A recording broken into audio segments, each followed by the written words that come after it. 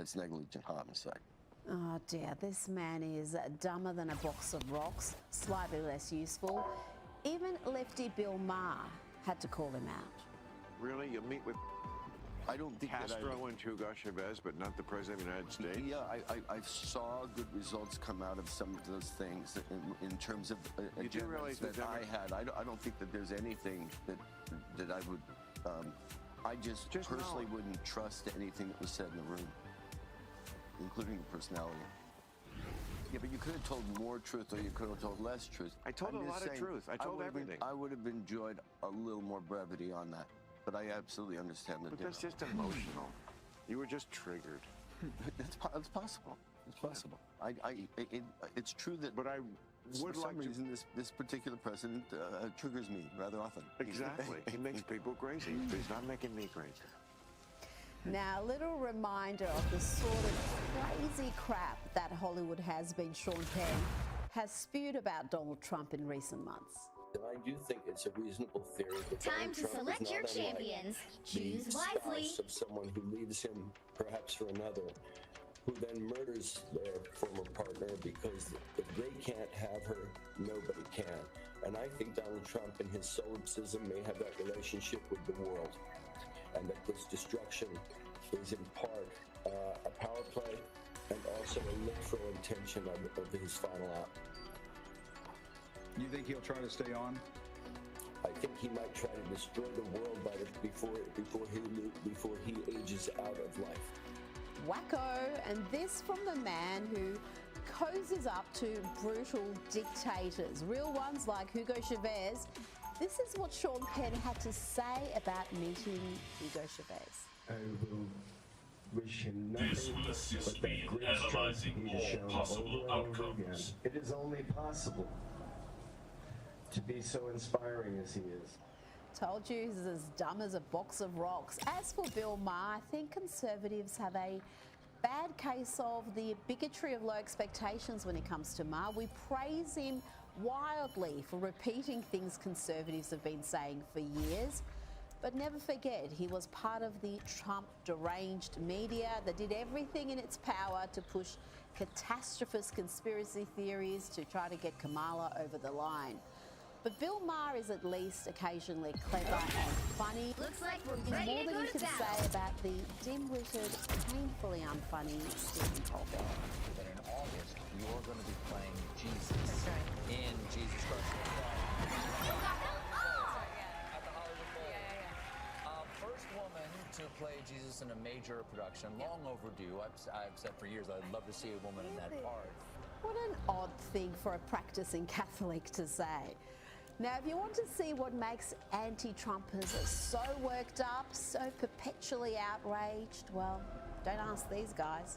Trump's a Why is that? I don't know. We don't like him. That's the word around here. Any particular reason why you don't like him? No clue at all. Just going with everybody else saying. Would you say any immigration law is an unjust law? I'm for open borders, man. No people are illegal anywhere. This is all our planet. Let's hear from this leftist lady, a classic awful. AWFL, affluent white female liberals. They're a scourge. Here she explains what has got her and her friends so angry. So I'm in my beautiful city, LA, and I have friends texting me like all morning.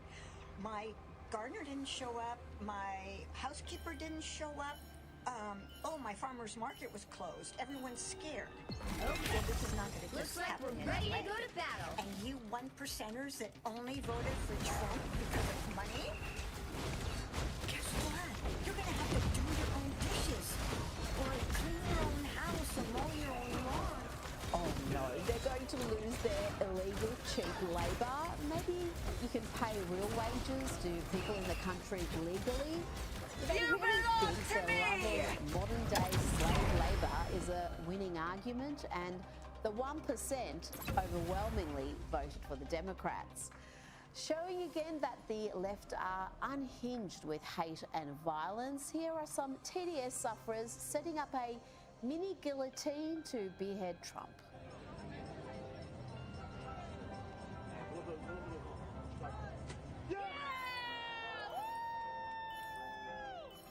And here are parents encouraging their kids to behave like hate-filled TDS sufferers.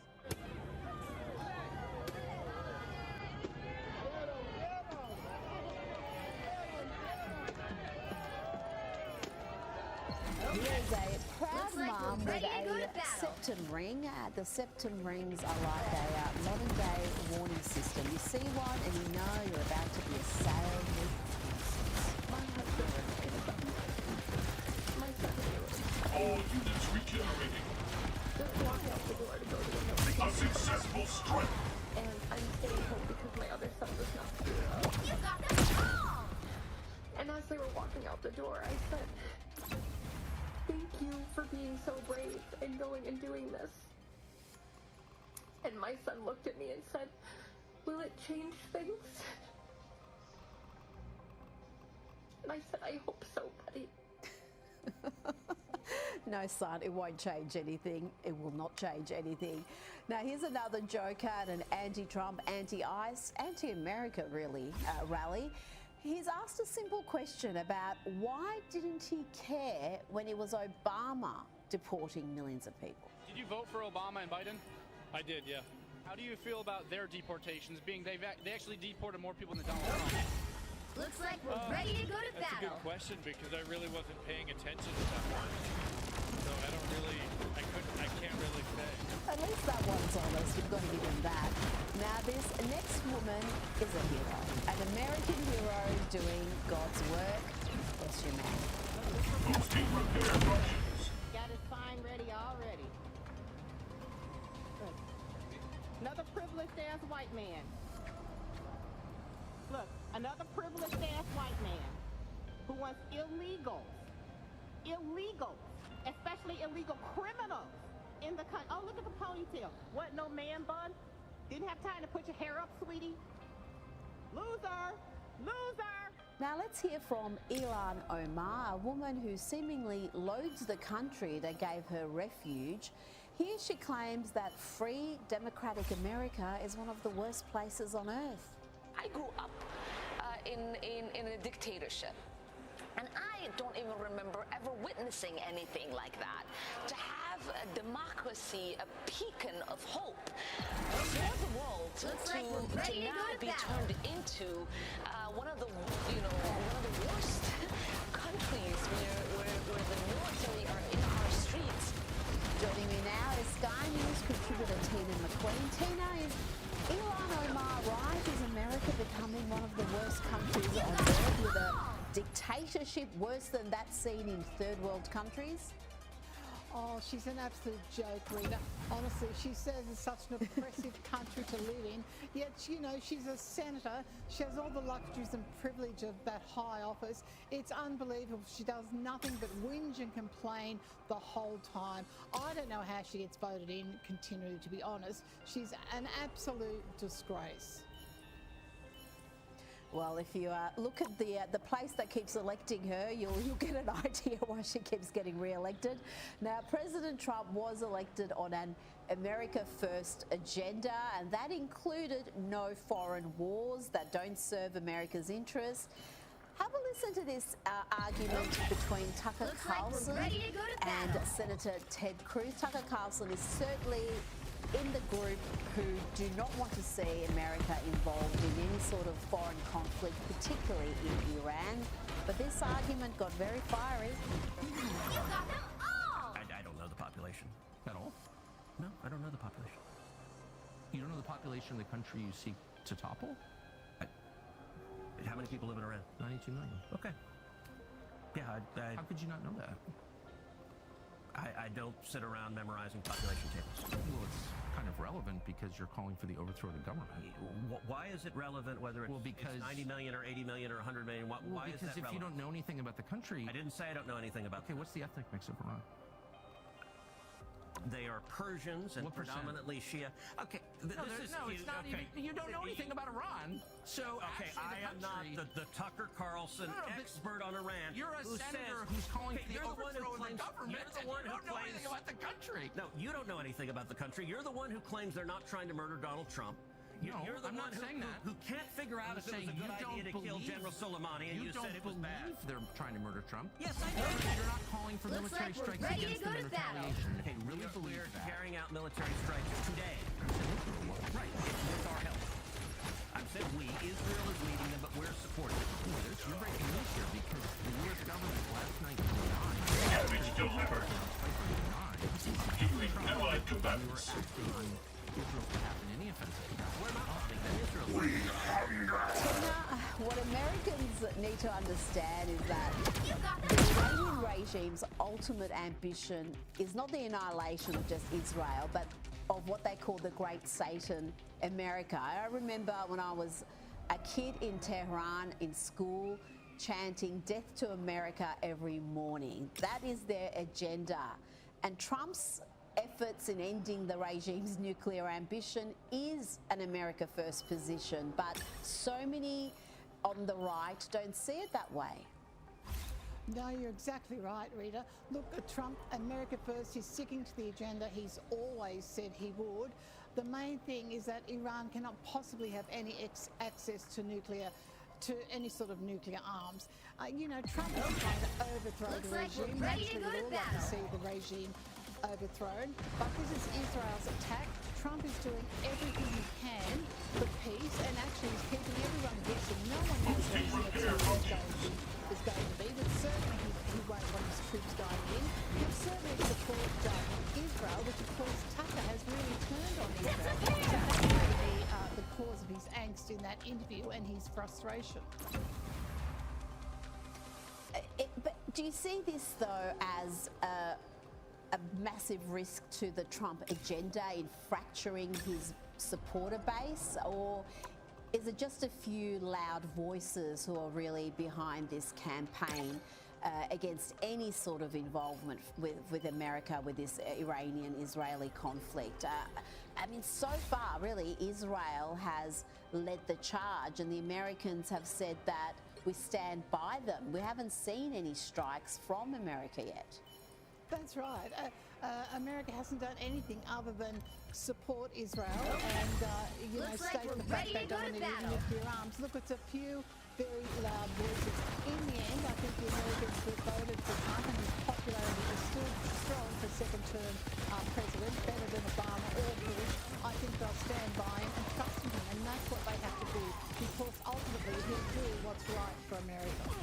And there are some loud voices who supported Donald Trump who now want to see him impeached. They're not many, but they are loud, like comedian Dave Smith, who, by the way, has been calling for Trump to be impeached and imprisoned for years. He supported Trump for all of 5 minutes and is back to wanting him impeached. I would be very happy for to see Donald Trump impeached for the illegal, immoral, borderline war of genocide that he's been helping the Saudis conduct in Yemen. Even grading on a curve. He is a war criminal who deserves to be tried and buried under the prison just right alongside Barack Obama and George W. Bush and John McCain and all the rest of them. Let me just tell this real quick. Donald Trump should be in prison for war crimes for what he did to the people of Yemen. How's that for taking on the right?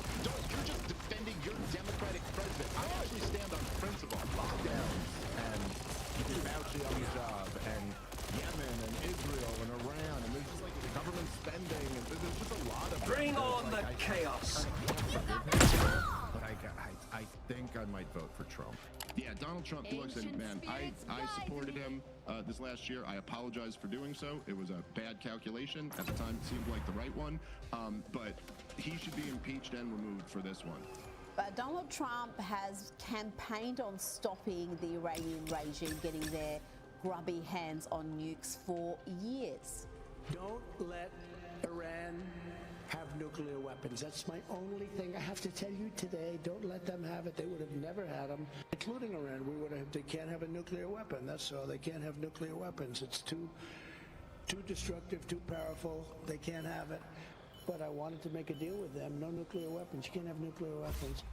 Tina, I've got another 16 minutes of vision of Donald Trump saying that over the years. Just hundreds of times he has said this publicly, that he doesn't want to see the Iranian regime get nukes. They can't get nukes. It would be disastrous for the world. And yet, it seems like his position at the moment is being treated as some backflip when it's always been what he's campaigned on. It's always been the case. You know, the nuclear threat is not only to Israel, as you said, Rita, it's to the whole of the Western world. So he's been very consistent on this, and I think it's he's been right to do so. Now let's go to the New York Post reporting that Border Patrol agents didn't release a single migrant into the US last month, a staggering drop after the Biden administration allowed 62,000 illegal immigrants crosses into the country in May 2024. So just, you can't get much better than that, a drop to zero within a year. And it just shows, Tina, that everything the political pundits and activists told us was untrue. They said there were push factors behind this. There was nothing the Biden administration could do, when really, as soon as you took the sugar off the table and you enforced some tough policies, the flood of illegal immigrants stopped. Unbelievable. A 95% drop since May 24. So different to what the Biden administration, who actively encouraged these illegal immigrants. It was always, oh, don't worry about going through legal channels, come in the easy way. It's insane. And Donald Trump and his administration should be given great credit for this. It's saving the country a fortune, and not to mention the, keeping those dangerous illegal, a lot of them, out of the country.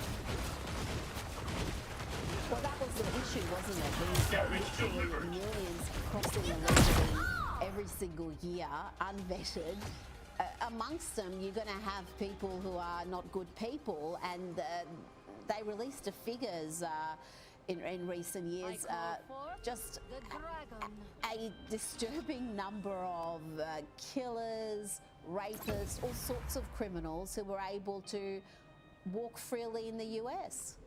And not to mention those sanctuary cities, they were giving accommodation, phones, credit cards, all sorts of things that veterans and homeless Americans never had access to, Rita. Now, this is another win for the MAHA movement, Make America Healthy Again. Kraft Heinz has announced that it will remove artificial food dyes from its products within the next 2 years. And another major manufacturer, General Mills, announced a similar measure. They've pledged to remove artificial colours from its full US retail portfolio by the end of 2027. Good news for the US, but I wonder if we're consuming some of these artificial colourings, Tina, right here in Australia. But this is really what RFK Jr. has been on about, to get some of these ultra-processed foods to be a little bit more healthy for the human body. Well, what a great appointment. Bring on the chaos. Together to victory. The obesity rates amongst children and adolescents in America is just as and he wants to make America healthy again. These are the right steps, and if he continues down this path, he will turn around the health crisis America does have at the moment, Rita.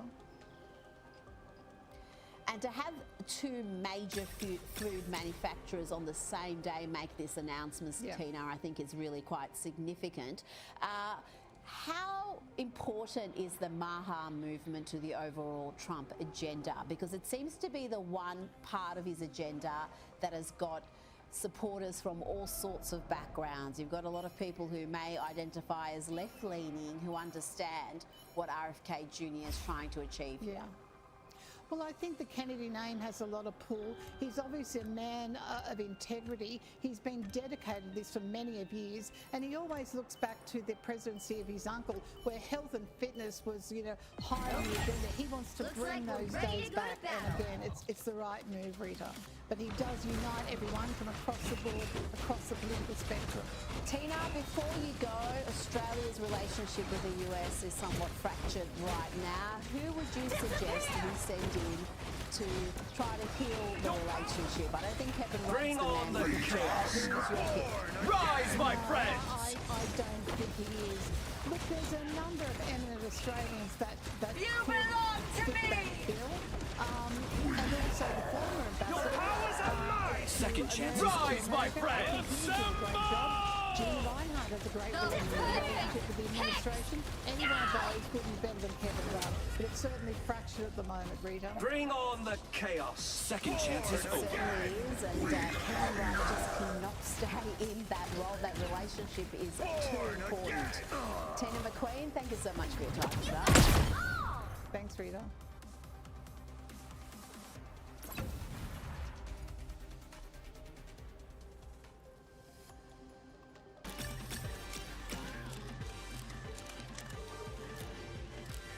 Good evening and welcome to a program devoted entirely to lefties losing it.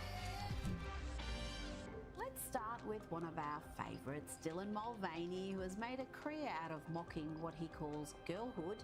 And despite causing more than $1 billion worth of damage and almost destroying Bud Light with an endorsement, he is now promoting another iconic brand, Versace. So pretty. I've never seen you in that dress. Sure you have, honey. This is the one that I always pull out when my relationship starts to get a little serious. Some boys kiss me, some boys hug me. Looks like we're ready to go to Yes, battle. I'm sure they'll have the ladies flocking to buy those overpriced Versace garments. Well done, Donatella. Let's check in on a protest that took place in recent days where masked anti-Israeli Bring on the activists chaos. stormed Columbia University, Rise, my hacking into friends. the library. They may have learned something. You belong to me! You got them all.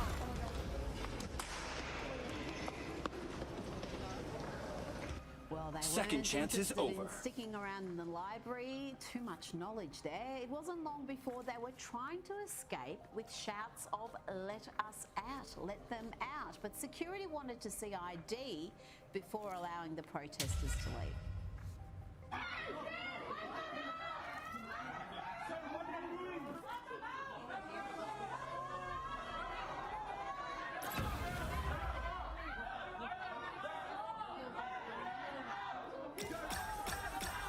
Remember the days when you needed to have an IQ above room temperature to attend university?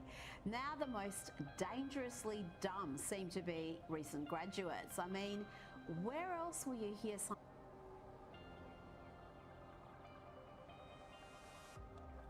This happened earlier today. Let's take a look at it. All right, so Fox News alert, President Trump is back in Washington after cutting his time at the G7 summit in Canada short. The commander-in-chief saying he has not reached out to Iran for peace talks.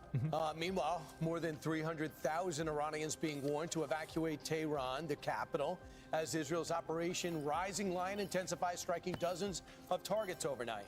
We have live team coverage. Mark Meredith is at the White House tracking the administration's response. But first we go to Mike Tobin. He is live in Israel and Tel Aviv as the Israelis assess damage from Iranian missile strikes to military and civilian targets. Hey, Mike.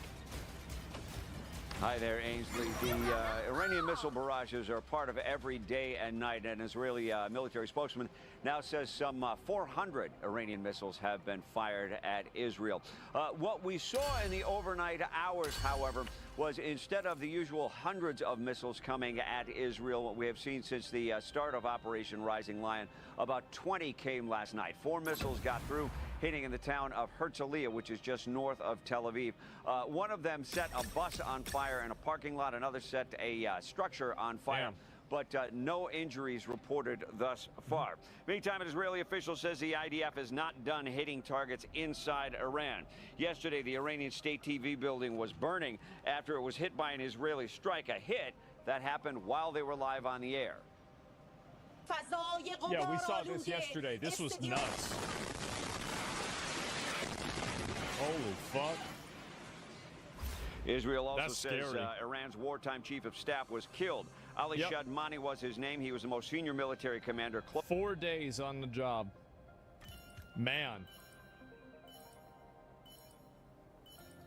The Supreme Leader Ayatollah Ali Khamenei, but he only had the job for 4 days. He was appointed after his predecessor was killed in the early days of Operation Rising Lion.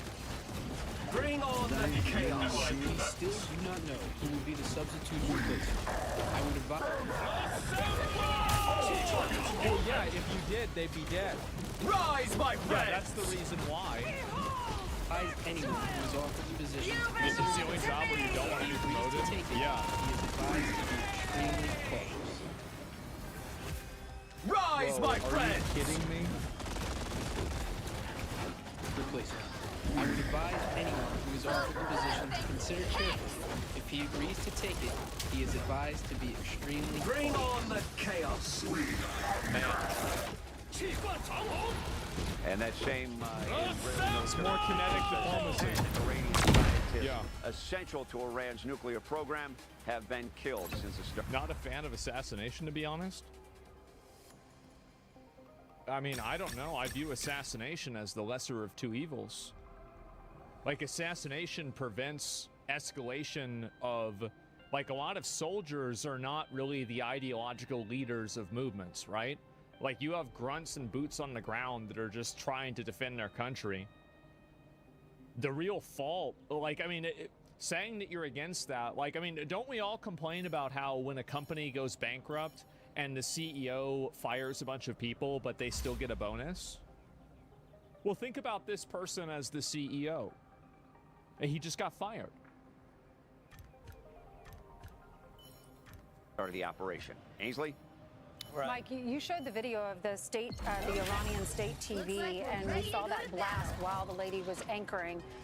She was speaking Farsi during that explosion.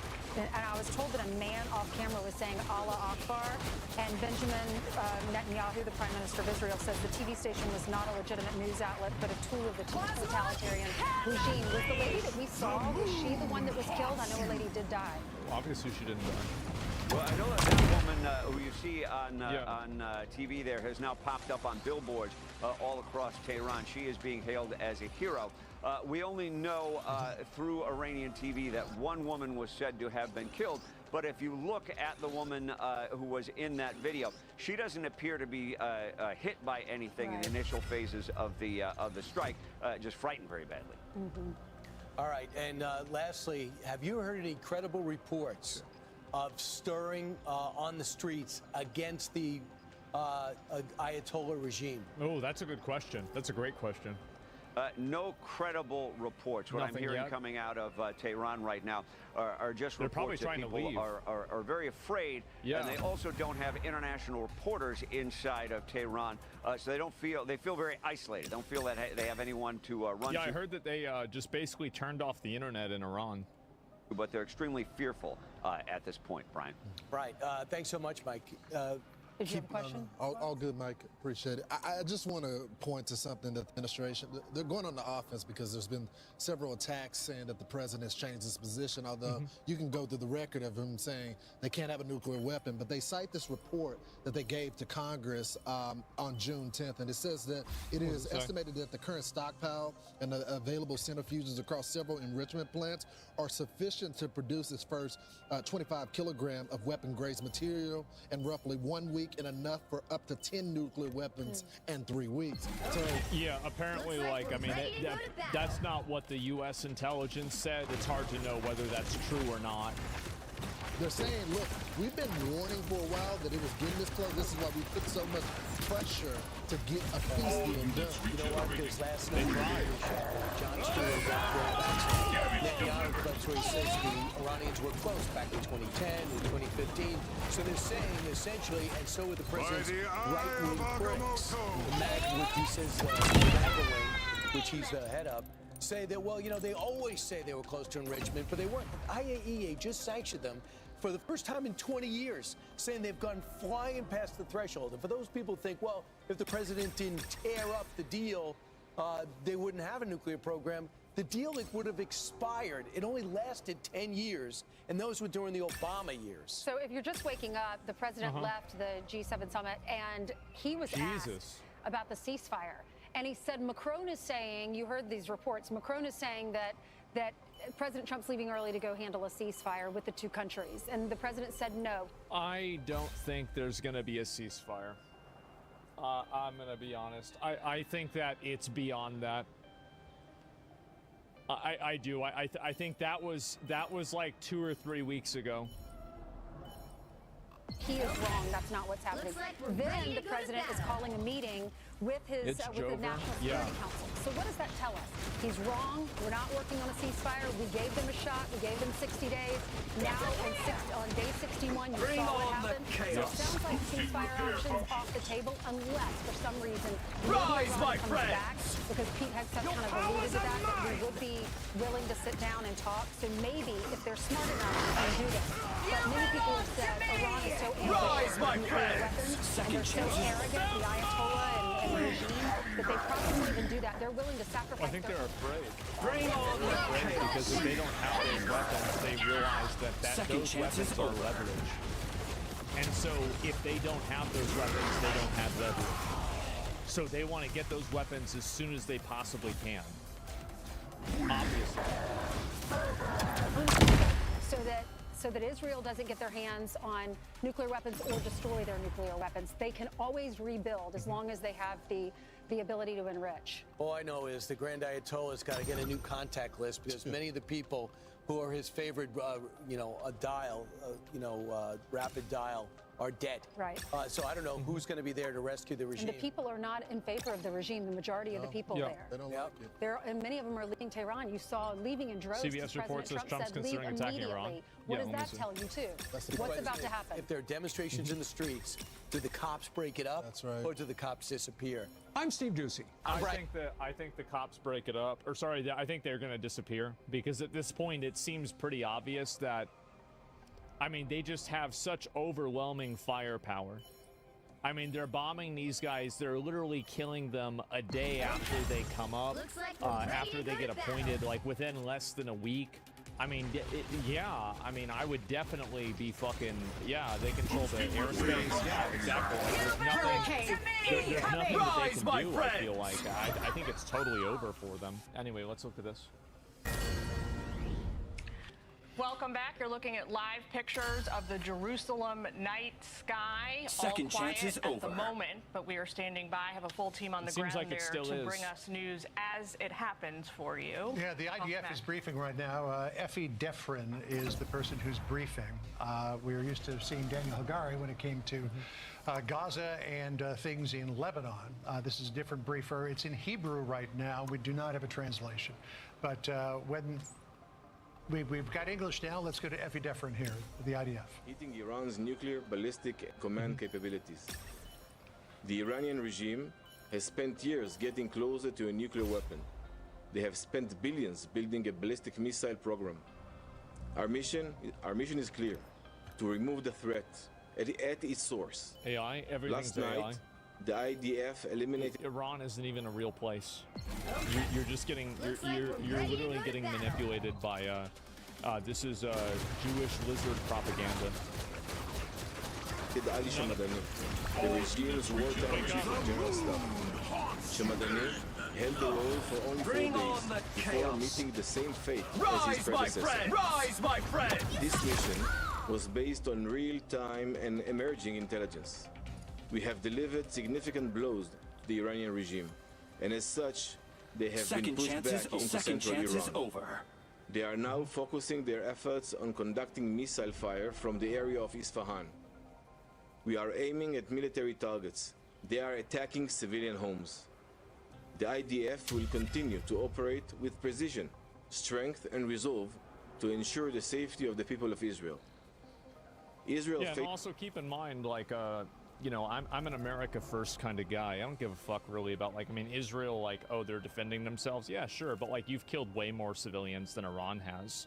And yeah, that's because Iran doesn't have the Iron Dome. And if every missile that Iran shot at Israel had hit, yeah, they probably would have killed way more civilians than Israel did. But yeah, I mean, I'm not really on their side either. That's how I see it. Faces threats on many fronts. Numbers don't matter. While we are working to remove threats from Iran. Of course they matter.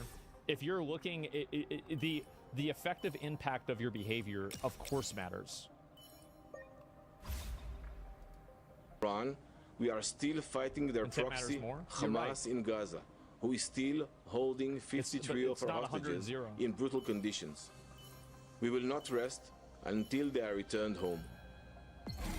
Thank you very much. Looks like we're ready to go to battle.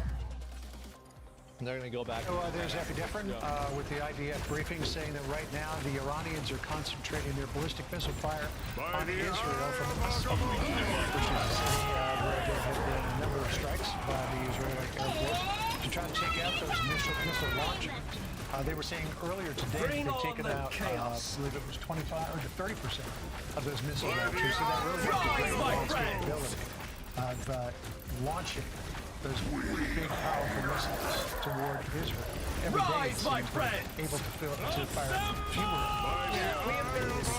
We've been widely airing satellite images that they've been the past 2 days. They have. Like, that's it. our newsroom obtained yesterday and today that show before and after images of Iran's three main missile facilities inside the country. Severe damage to all three of them, as well as Natanz, the infamous nuclear weapons facility there on the ground. So these capabilities, super important to degrading Iranians, not just their nuclear capability, but their military might and the threat they pose to the rest of the world. Click here to subscribe to the Fox News YouTube page to catch Trump's our hottest gone mad. interviews and most compelling. You think he went crazy? I mean, I don't know if he did or not. I'm pretty sure he hasn't. Do you think Iran doesn't have the firepower? Why aren't they sending everything they have? Why the limp ticking? I don't know. And that's the honest question. I legitimately do not know the answer to that. And yeah.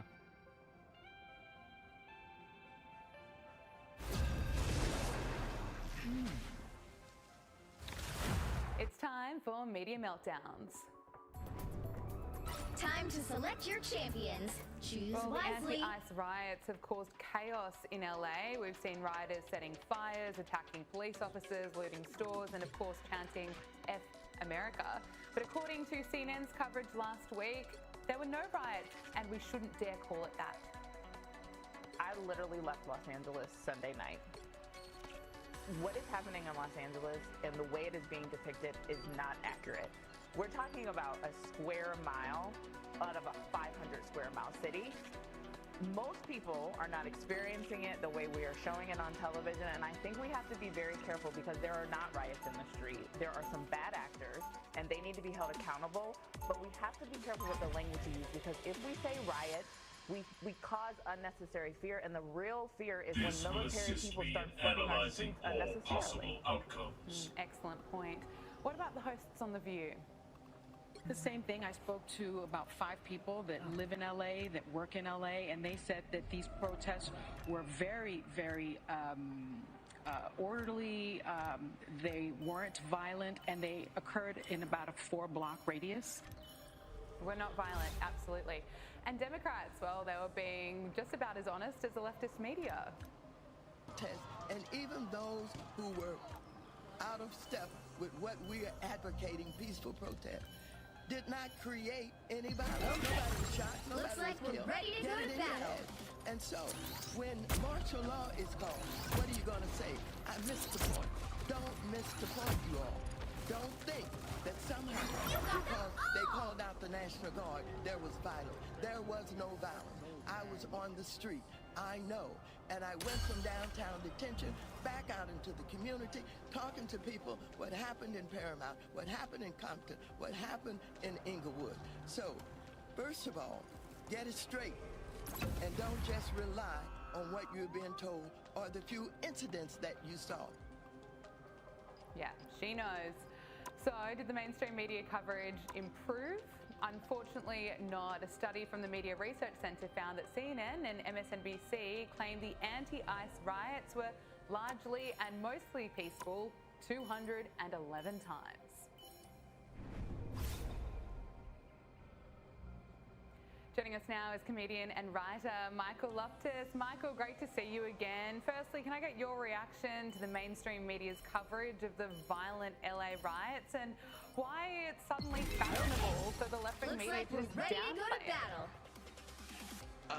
My back with you, and thanks for that lovely birthday gift you sent. Oh, that's right. Happy birthday from Down Under. That is coming. It's in the mail. Is just in complete and total denial of reality. Like, there can be a car on fire in the background. They're like, mostly peaceful. It's mostly, I think their actual arm could be on fire and be like, you know what? That's a good skin treatment. I was getting ashy there anyway. So yeah, they don't matter. Legacy media is over here. It's really over. It's unbelievable. Every time you think it couldn't possibly get any worse, it does. And Governor Gavin Newsom and LA Mayor Karen Bass, well, they were also suggesting that LA was under control. They had it covered while, of course, LA was essentially burning. And they've been blaming Donald Trump for all the chaos in LA, while Gavin Newsom has been trying to emerge as the strong leader of the Democrats as he eyes off the presidency in 3 years' time. But actor Mel Gibson has spoken out, blasting the governor and the mayor, rightfully so, for Looks their like we're ready to go to disastrous battle. Gavin Newsom and Karen Bass have already proven their competence and poor leadership during the Los Angeles wildfires. Now, as we experience rampant lawlessness and civil unrest, it's never been more clear they're unable to respond effectively and responsibly during calamities. Whether it's sheer incompetence or outright malevolence, the reality is stark. California's in a state of turmoil, and I asked my fellow Angelinos, why are Gavin Newsom and Karen Bass still in office? How much more hits do we get to see next for ratings leadership?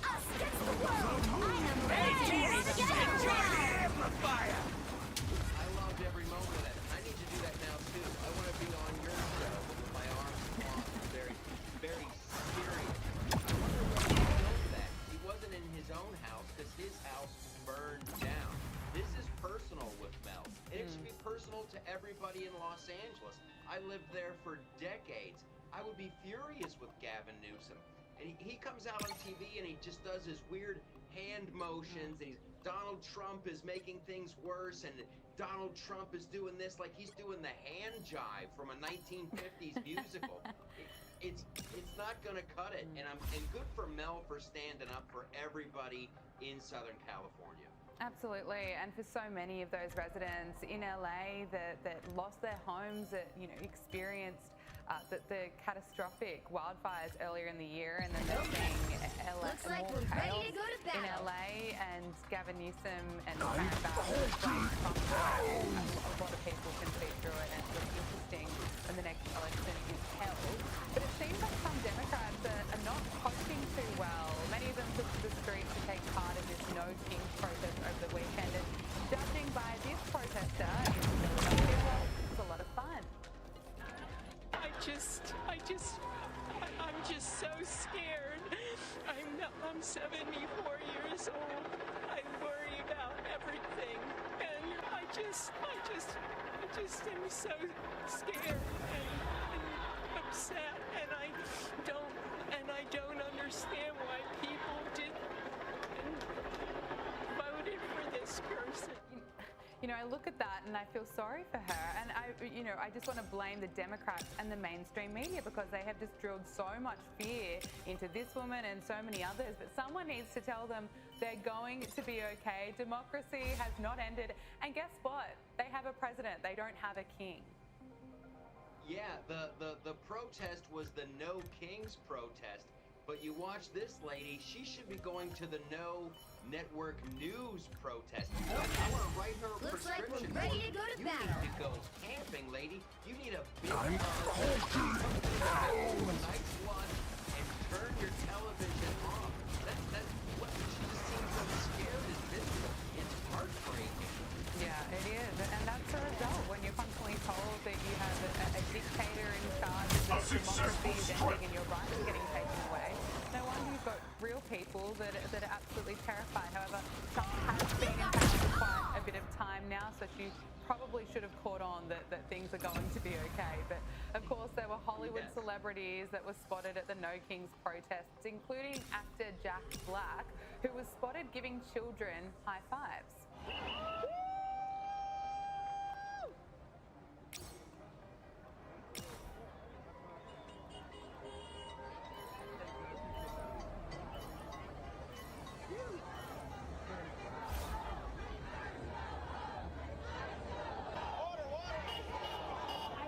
Yeah, I really don't know how I feel about children attending these protests. Is that really going to help the cause, having Jack Black there and giving them high fives?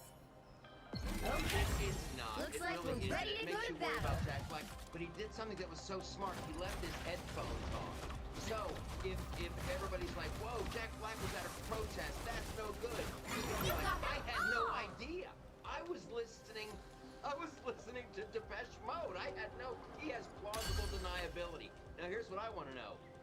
What was in his backpack? That was a heavy backpack. I don't think that was full of carrots. I think Jack Black is cheating on his diet. He's out there pretending to protest and eating ding-dongs. He needs to come clean with America. All right, we'll get someone to put the questions to him. But Jane Fonda is here in Australia, and she's offered some words of wisdom to her audience. She described the President of the United States as that effer. And although she admitted that 78 million people voted for Donald Trump, she claimed that, those people must be having some buyer's remorse by now. And her rant continued. She said, F those non-liberals and fascists and people who don't move to love. We have to move to love and empathy. Interesting. Would you say calling the President of the United States that effer and saying F non-liberals is a way we move to love? Right? You can't do it. We need to move to love. I hate that guy. That's her. It's a sad existence for Jane Fonda.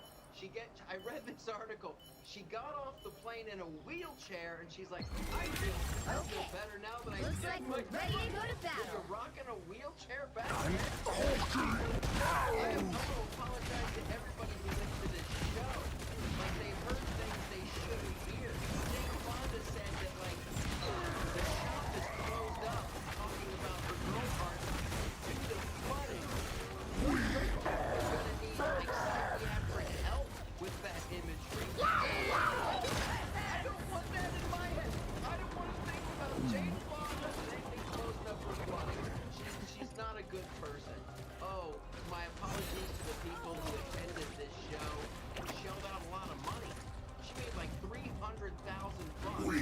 And just drop a couple F-bombs and talk about how she's in control of the flood. That's not movie star behavior. Look, you might need to help out Tampon Tim at the moment. He was asked a very simple question that he just could not understand.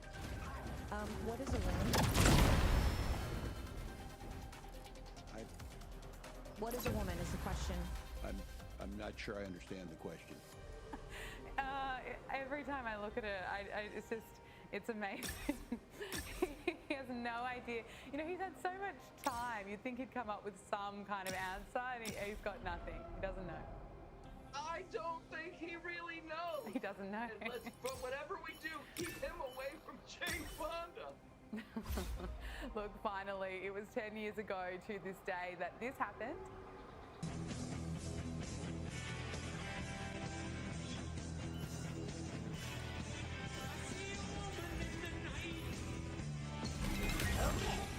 Looks like we're ready to go to battle. I'm Hulking now! 10 years ago to the day, Donald Trump announced his presidential bid. Wow, it's been a pretty wild decade. It really has. And what an iconic moment. And at the top of that escalator, he's still Damage delivered! They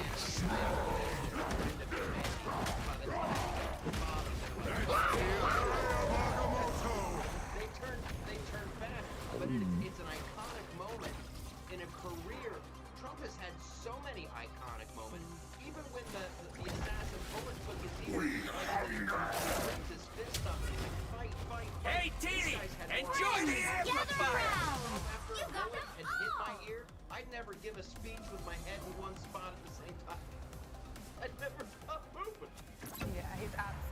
incredible. That was an iconic moment for sure, but should not have happened. Comedian and writer Michael Loftus, thank you so much for joining us and speaking to us here on Power Hour. Thank you, and I hope you get my birthday gift to you.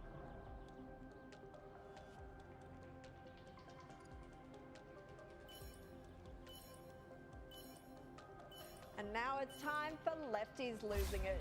First, let's do a welfare check on those US protesters, starting with a grown man losing it at a doll of Donald Trump.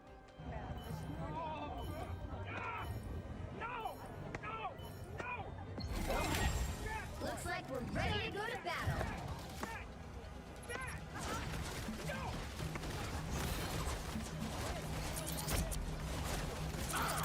Yes, entirely sane behavior, just like this next protester who claims Hitler and the Nazis got their Damage delivered. This is real firepower! I need us to remember it was not born out of 1940s Germany. I am ready to put on a show.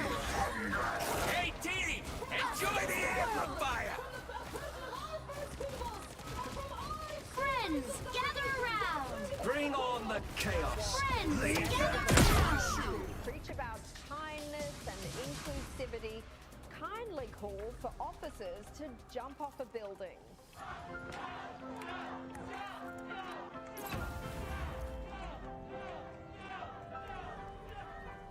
And the kindness continued after protesters found out which accommodation ICE agents were staying at and held a little demonstration they called No Sleep for ICE.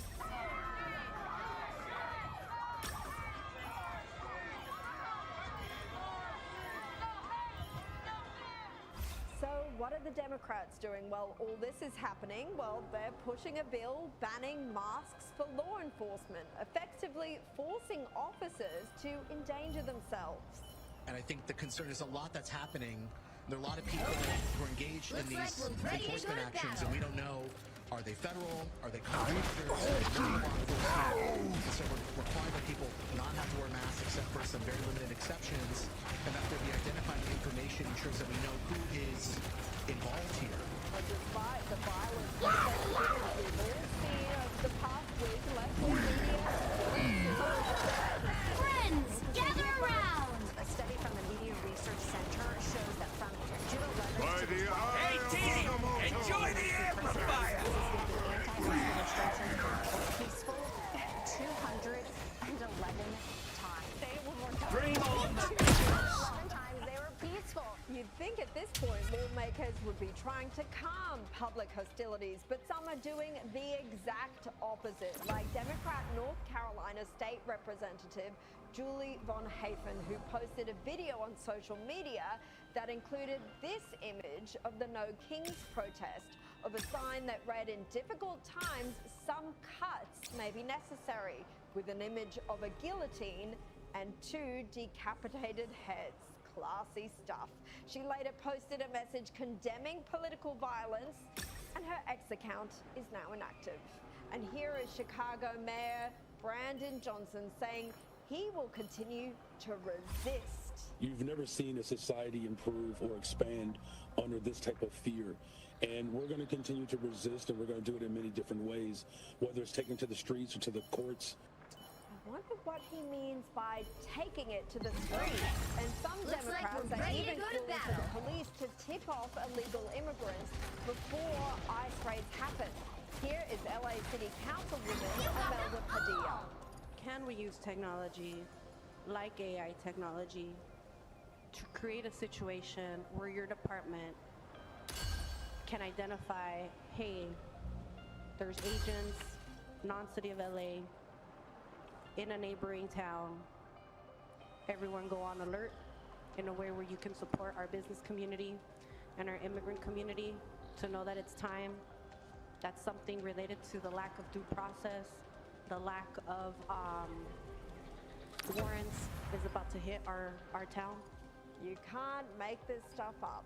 Even LAPD Chief Jim McDonnell seemed fed up with the lunacy. So you're asking me to warn you about an enforcement action being taken by another agency before it happens? Yeah. Yeah, we can't do that. Why not? That would be obstruction of justice. You may want to talk to the city attorney about that. And if you've ever wondered how these protests have become so violent, you need to look no further than lefties who have time and time again called for exactly that. I just don't even know why there aren't uprisings all over the country, and maybe there will be. People need to start taking to the streets. This is a dictator. You know, there needs to be unrest in the streets for as long as there's unrest in our lives. Enemies of the state. Show me where it says that protests are supposed to be polite. How do you resist the temptation to run up and ring The biggest terror in this country is white men, most of them radicalized, right up to the right. I have thought an awful lot. I am ready to put on a show. Joining me now is Kanye. Leave them to concede! Enjoy the amplifier! Evacuate immediately, then left the G7 early. It's Defense Secretary time! has confirmed the US is sending more forces to the region. What do you think the level of US involvement will be in this conflict now? And do you think the US will give Israel the bunker buster bombs it needs to properly damage Iran's nuclear capabilities? Helen, great to be with you. You know, that is the central question on everybody's mind right now. And honestly, it is a difficult one to answer because it is exposing a clear divide in American politics right now, and particularly on the right of the Trump base, Trump's electorate and his constituency. And that is that by and large, they are very supportive of Israel's sovereignty, Israel's right to defend itself and to do what it deems is in its national interest. I think there's full agreement there. But where that line starts to break and the divide appears is what the level of U.S. involvement should be. And Trump's core base is staunchly opposed to it. They are war weary. The U.S. is coming off of 20, 25 years of really failed or very anemic interventions in the Middle East. Don't want to get dragged back into it. And then the question is, if you start to give a little bit of artillery or these types of bombs, is that defensive or offensive? Is that taking us down the slippery slope of greater involvement? And right now, that does not seem to be where the need of the country is. And I would have to think that it's not where Trump's instincts are based on everything he's ever said. I am ready to put on a show. Yeah, it's such a hard one for him to straddle, especially with Hey, Dee! Enjoy the amplifier!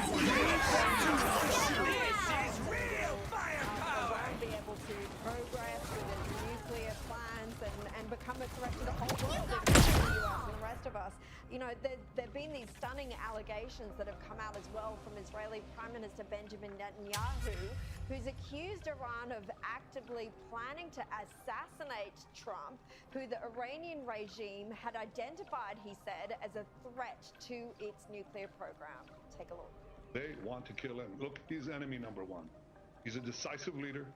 He never took the path that others took to try to bargain with him in a way that is weak, giving them basically a pathway to enrich uranium, which means a pathway to the bomb, padding it with billions and billions of dollars. Is this Israel trying to get more help from Trump in this conflict? Or do you think this could actually explain all the unanswered questions that still linger over the 2 assassination plots against Trump? You know, it's another example of where it's so tricky or even impossible to know that for sure. In the fog of war that we're in, you know, there are lots of reports out there, some conflicting, some true, some untrue, some partially true. And the reality is that we will never know probably the true extent of how much is true or not in there. But it is certainly conceivable. I mean, we know that many people have tried to and continue to try to assassinate Trump or any leader, especially for many, many issues, globally and domestically. And it's a violent world out there. So it is certainly not outside the realm of possibility. It is also possible that these things are part of the stage path for different leaders and nations that are simply mixing things out there in the Hey, friends, gather around! So it's probably somewhere in between, but I think the overall about this really fundamental he's a peacemaker by nature. He doesn't like war, he doesn't like U.S. involvement. He's very much focused on domestic policy. But the world is on fire right now, and each day that goes by, he is getting a little bit sucked into that picture and high mortality. Yeah, he has talked a big talk with Iran, with Hamas saying, if you don't do what I say, in Hamas's case, there will be hell to pay. We didn't quite see that from the US perspective. And with Iran, you know, if you don't hit that 60-day mark to make a deal, then you're going to have to face the consequences as well. Meanwhile, Israeli bombs have hit Iranian state media studios in Tehran, causing one of their television hosts to flee the set.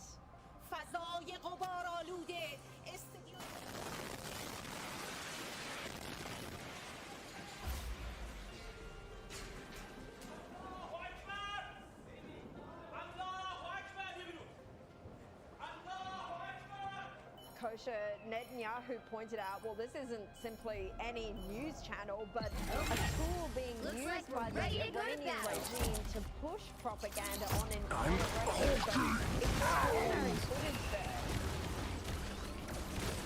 Really not something you see every day for sure. I mean, back to our theme of how the fog of war, it's really hard to know exactly what's going on. I am ready to enjoy the chaos. Hey, Didi, enjoy the amplifier! Leave them to consume! Coupled with their military might to what happened the last few days, so for sure, see that. It is also, I'm sure, possible that the Iranian government is promoting, you know, footage like this on purpose to try and again affect public opinion, not just domestically but globally, in terms of what Israel is doing, why are they striking media outlets as opposed to nuclear facilities or the missile bomb and things like that.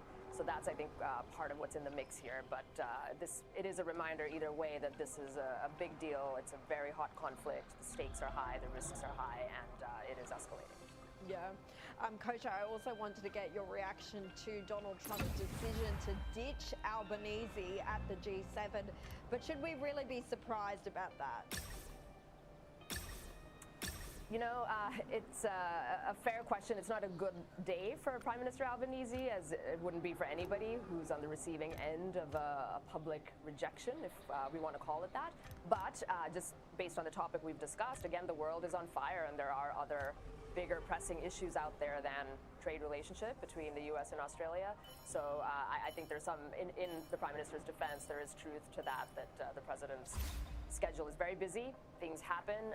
He also canceled a meeting with Prime Minister Modi of India, for example, another very important country and important relationship. So I wouldn't read too much into it, but it does show that if this administration here is not able to be more proactive in developing diplomatic relationships and getting it through with the Trump administration, then sort of spills out onto the world stage and certainly doesn't. Well, look, let's look more closely at US politics now. And 57-year-old Vance Fulter, the man suspected of shooting 2 state Democrat politicians in Minnesota, has been arrested after a 2-day manhunt, which saw authorities track him into rural woodlands. What more do we know, Kosher? Are there any more insights at this stage into his motivation for these attacks? So the story is still unfolding and developing. Different officials have come out and said that they have reason to believe that it certainly was politically motivated. They're being a little bit tight-lipped about what more that means underneath it. Allegedly, reportedly, there was a notebook that had been recovered from his possessions that had a target hit list of other political leaders that apparently he wanted to come after or was thinking about going after. Those names haven't been released yet officially, so we don't know. There's different reports and rumors out there of who it might be, which might shed some more light. I think one of the most curious things about this case is that the state senator from Minnesota that he did assassinate and her husband, she is a Democrat, a lifelong Democrat. However, she just came out hours before her assassination and voted as the sole Democrat in favor of a Republican majority bill in the state Senate. So read into that what one may.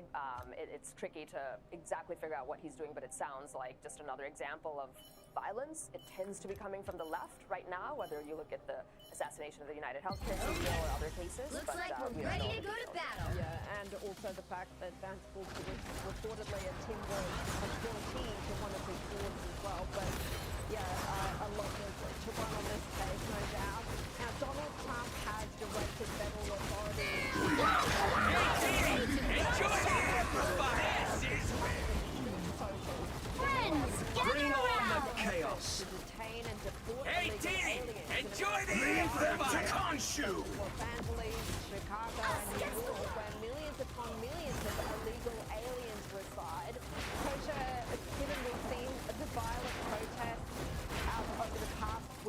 US. How do you think this move will go down there? Continue to be the firestorm that it is. I think it's a stark reminder to everybody how difficult this is. Again, like the big picture is America has something like 40+ million illegals in its country. About 10 million of them came in the last 4 years under Biden willfully because that was the policy. It's the only thing we can interpret from that. And look how difficult it is to get them out once they come in. The public sentiment has completely shifted. Even lifelong Democrats, moderates, center-left independents are all in favor of mass deportations. It's a shift that I haven't seen in my lifetime in terms of how quickly that's happened.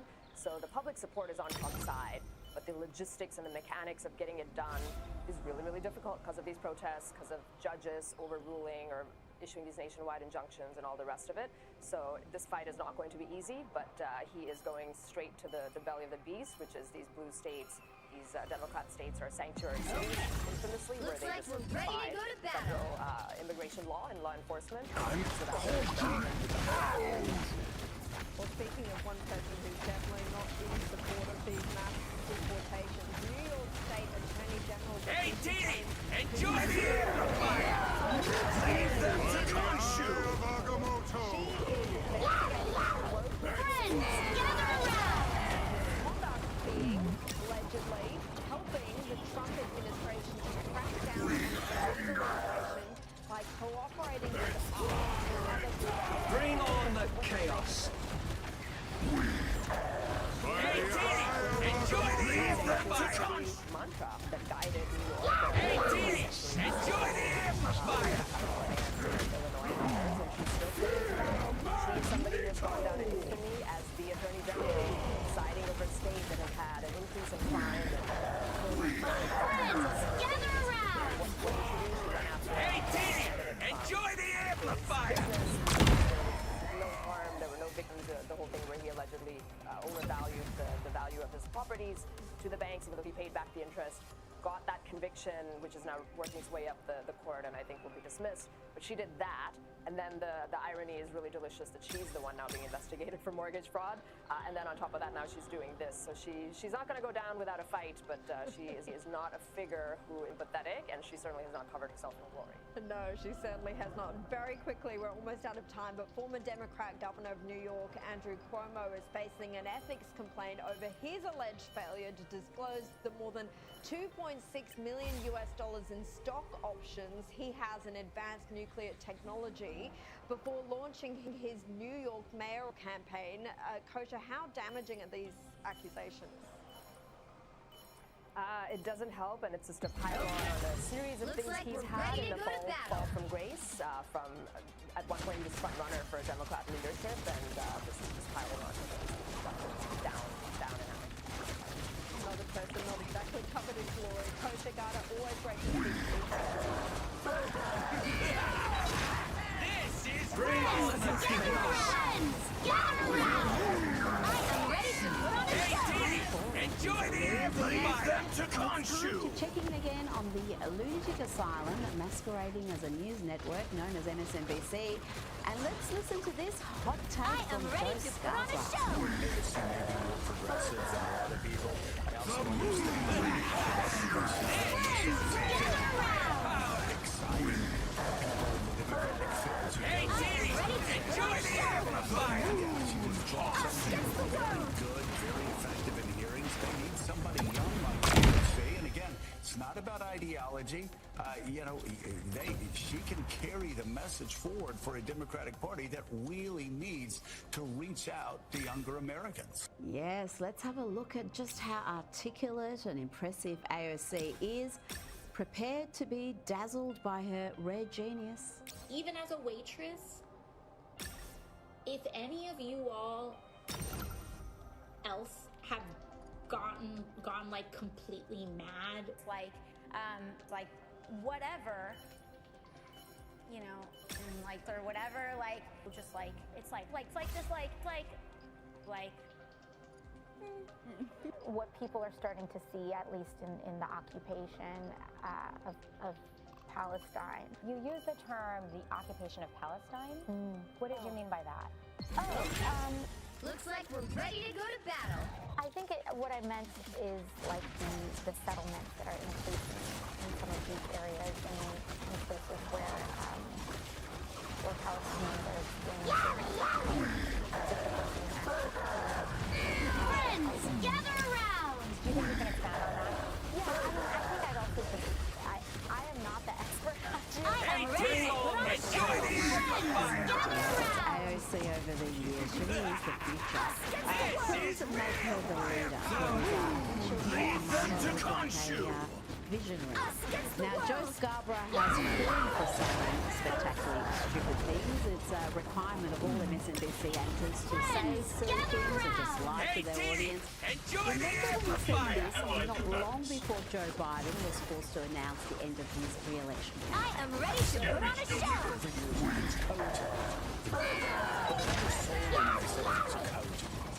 He's far beyond coaching. In fact, I think he's better than he's ever been. Intellectually, analytically, because he's been around for 50 years. Start your tape right now, because I'm about to tell you the truth. And F you if you can't handle the truth.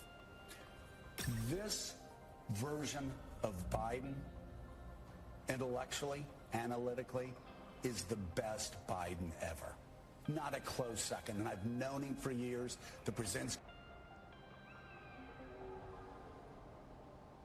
Looks like MSNBC is pretty much dying, like totally dying. And it's time for Lefties Losing It. What is this? And bad news for MSNBC. Their ratings were already low, but they have plummeted even further in the crucial 25 to 54 age demographic. MSNBC. They're probably so happy about today's crash out because it means they can justify having their job for one more week.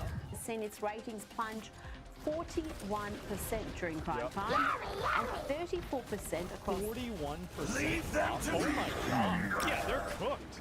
The total broadcast day compared with just a year ago. Now, this is according to leaked ratings figures, and I can't imagine why. Damn. We finished it's a wrap. It's a wrap. It's a wrap. I need a drink. I need a drink. It's a wrap. It's a wrap. And we gonna eat. We gonna drink. We gonna party. We gonna eat. We gonna drink. And we gonna be back tomorrow. Meanwhile, in the back, they're like working. Okay, come back. Well, why? Well, that was something, wasn't it? Wow. Isn't there a rating? It's a mystery. Yeah. And the host to suffer the most humiliating collapse is Jen Psaki. Let's have a look. The speeches are getting much more disturbing and much more unhinged, and we should all hear it that way. Uh-oh. Now to CNN, who... It's not even true. He just says the same shit every single time. Like, I've watched all of Trump's speeches. They're not getting more unhinged. It's the exact...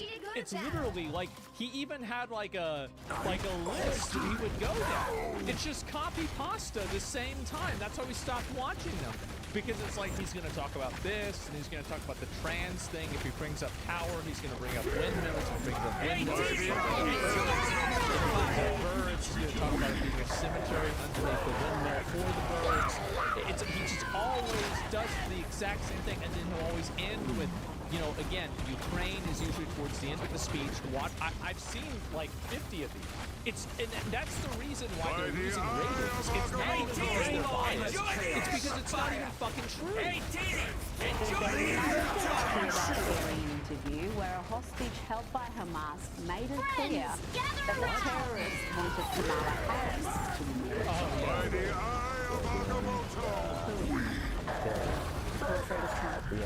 I bet.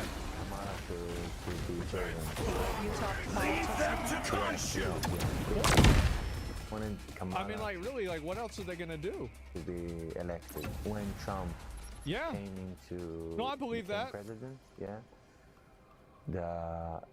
the way they treated us changed for me personally. This is what I think felt. because they anticipated that a deal would come to. Yeah. And that's when they started giving you more food. Exactly. More food, treated me better, you know, stop cursing me, stop spitting on me. Now to the Hollywood elite. Here are some pearls of wisdom from Idris Elba, who thinks he knows how to stop knife crime in the UK.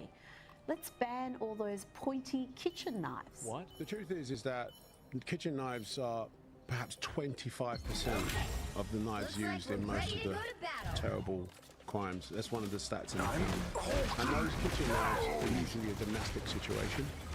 Okay. So kitchen knives, of course, is very difficult. They're domestic knives. I do think there is areas of innovation that we can do with kitchen knives. I hate to say it, not all kitchen knives need to have a point in them. That sounds like a crazy thing to say, but actually... Well, what if they did something... This is a good idea. What if they made every kitchen knife magnetic? And then they made every shirt Bring on the chaos. Friends, gather around. Yeah. It would reduce. You know, you can still cut your food without the point on the knife. It's an innovative way to sort of look at it. In a country in crisis, I'm sorry, but yeah, let's look at that. Gina's idea there, maybe we can ban forks next. Now to Dylan Mulvaney, he's back, and this time he's promoted fashion label Gaultier. Oh, God.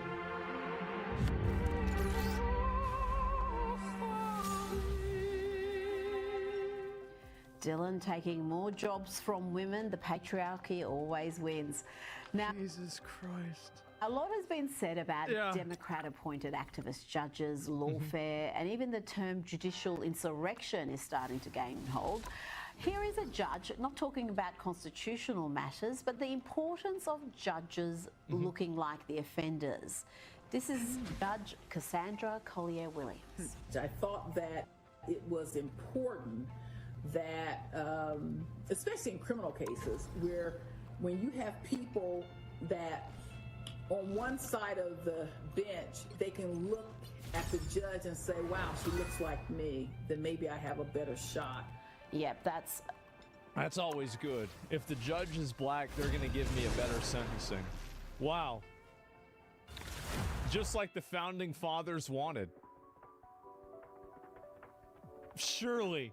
Time to select your champions. Oh wow, what a good what a wisely. good way to do things. Really important. By the way, the judge's own son is in jail for murdering his wife, shooting her in the head 3 times. Let's check in now. 3 times? What the hell do you need to do it 3 times for? What an idiot. 3 times? With brave women's rights warrior Kelly J. King. She is a great champion of women, and she's in the US to fight against the excesses of the trans movement. Oh, no. But the young woman interviewing her here insists that Kelly J. King call men trans women. A man who calls himself a woman is not one, that you shouldn't transition children. So, how are trans women infringing on cis women's spaces? So men in women's spaces makes it no longer a women's space, so we don't have a right to a women's space if a man is allowed in it. Have you ever felt personally unsafe with a trans woman in your presence? Have I felt unsafe with men in my presence? Yes, 100%. Trans women? Yeah, men. So that would be free speech. If you say you're for free speech and you're trying to police my speech to call a man, then you wouldn't be for free speech, would you? Are you for free speech? Why is there a Palestine flag here? I thought this was about trans stuff. The hell is this? I guess not. Looks like we're Very ready to go to upsetting. battle. And here is Kelly J. King telling women in burqas, those dehumanizing Muslim modesty garments, to free themselves. You gotta love it. Free yourselves, ladies. Free your faces. Free yourselves. Okay. And exciting news, folks. There's a new pronoun in town. Yes, it's flow and flows. Here's how you use it. Today's pronoun of the day is flows. Remember that these pronouns were requested by someone who does currently use them or intends to use them in the future. Word flow suggests fluidity, movement, change, which can be important symbols for gender. Alright, now let's see how to use these pronouns in a conversation. I miss Kim so much. Have you seen Flo today? Yeah, I ran into Flo at the library earlier today. Flo was working on Flo's presentation for tomorrow. Oh, This is the girl from Progressive. That's confusing. nice. I've been meaning to ask if Flo needs any help with Oh my I think Flo God. would really appreciate that. Flo said that it's been really hard to handle all by Flo's self. Now to Boulder, Colorado. Earlier Jesus. today, the site of an act of terrorism, domestic terrorism, What is wrong with these against people? a pro-Israel demonstration. Oh my God. People were set alight with a number It's of Flo Rida? individuals seriously Oh, hurt, shit. some with life-threatening injuries. This was among the first clips after the attack. In the chaos, you can see people running towards and away from the attack, and you can see the alleged attacker, Mohammed Solomon, to the left of your screen, topless and meters away from victims. I just want to watch this part about the news stuff. This is about something separate, but I'll pause it here. The thing is that your automata Reddit's removing hundreds of posts. You know why? It's because you guys, like, let me just address this first, okay? Let me address this first. The media, I think, is losing a tremendous amount of its power. And I think the reason why the media is losing its power isn't necessarily because of like any cringe stuff like this. It's because they're putting out information that's not newsworthy and it's not informational and it doesn't help people. So why is the news failing? Well, the news is failing because it's no longer news. That's the reason why it's failing. And so, like, for example, like the unhinged Trump does the same speech every single time, but now we need to be afraid of Trump's speeches. He's been doing the same thing every single time. And so that's the real issue that happens, right? And you're correct. Yeah, 100%. Like I said, this is considered news. Well, I do think it's very newsworthy that MSNBC, like, I mean, 41% collapse is fucking insane, though. Like, that is a crazy level of fucking collapse. It's unreal. Yeah, absolutely. You're supposed to be scared of everything. Well, the reason why they want you to be scared of everything is because if you're scared of everything, you're going to tune into the news to find out how to avoid it the next time. And that's the whole reason why it happens. And so a lot of people might not understand this. They might not get it. But that is the reason. That is their goal. They want to keep you paranoid, freaked out, worried. And that way you keep tuning in to find out what happens next. So yeah, that's it. So there's 6 people watching instead of 4, instead of 10. Yeah, that's basically about it. Yeah. So for every 10 people that were watching, there's now only 6. And that's a really bad ratio, by the way. That is a crazy bad ratio. And Asmongold News Network, #1. Well, the reason why a lot of people watch me is that I think I at least try to get things right, and I don't actively try to put a spin on things that's unfair. Like, for example, like I think that there's a lot of, like, whenever Elon Musk was talking today about how, like, is there time for a new political party? I think the answer to this is yes. But I don't. The problem is that every political party usually ends up pulling from one side more than the others, and so it ends up being counterproductive. Like the Bull Moose or the Whig Party or like Libertarians. People blame the Green Party on Kamala Harris losing, and so that's really why it happens. But yeah, the Gold Party, I like that. That sounds really good. Do you think people are getting bored of being afraid all the time? I think there is that too. Like, there's a degree of fatigue that people have where, like, if everything is an emergency and everything is a constitutional crisis and everything is a threat to our democracy and everything, like, every single day, like, the country is on fire. Eventually, people just get used to the fight. Yeah, that's really great. I love that term, fear fatigue. People have fear fatigue. They're just exhausted from having everything be this constant, highly elevated, extremely emotional situation. I think they're totally out of their fucking mind dealing with that shit. And so that's really what it is. Do you think the entire world is tired of Trump? Well, I know Elon is. I'll tell you that.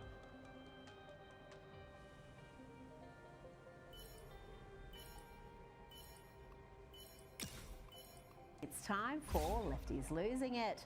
And bad news for MSNBC. Their ratings were already low, but they have plummeted even further. In the crucial 25 to 54 age demographic, MSNBC has seen its ratings plunge 41% during prime time and 34% across the total broadcast day, compared with just a year ago. Now, this is according to leaked ratings figures, and I can't imagine why.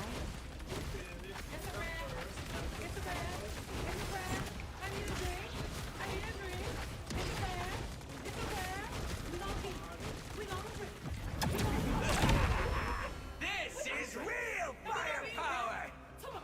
Meanwhile, in the back, they're like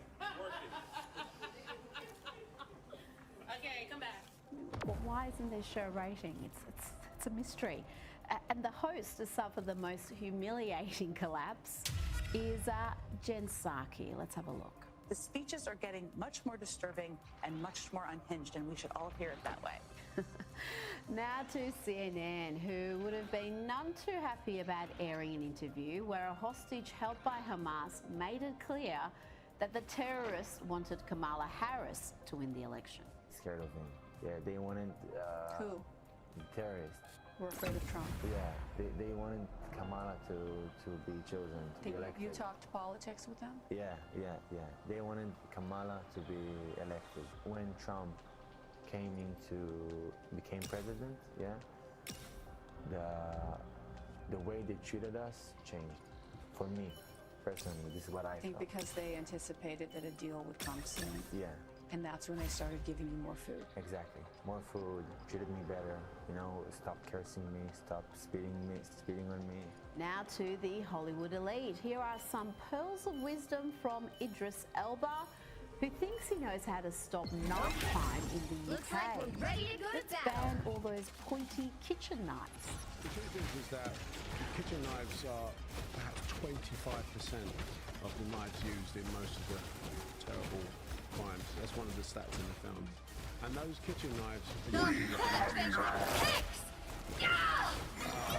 so kitchen knives, of course, it's very difficult. They're domestic knife. I do think there is areas of innovation that we can do with kitchen knives. I hate to say it, not all kitchen knives need to have a point on them. That sounds like a crazy thing to say, but actually it would reduce. You can still cut your food without the point on the knife, which is an innovative way to sort of look at it. And in a country in crisis, I'm sorry, but yeah, let's look at that. Oh yes, genius idea there. Maybe we can ban forks next. Now to Dylan Mulvaney. He's back, and this time he's promoting fashion label Jean Paul Gaultier.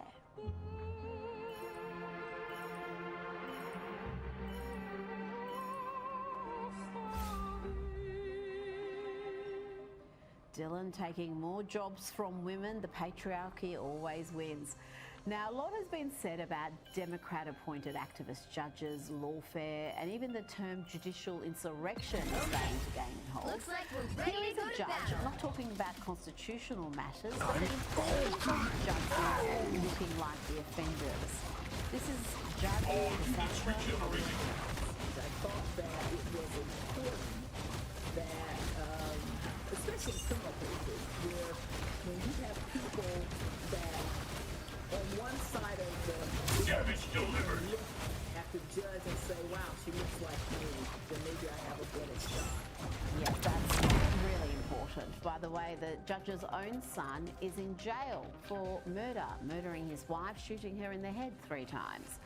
Let's check in now with brave women's rights warrior Kelly J. Keane. She is a great champion of women, and she's in the US to fight against the excesses of the trans movement.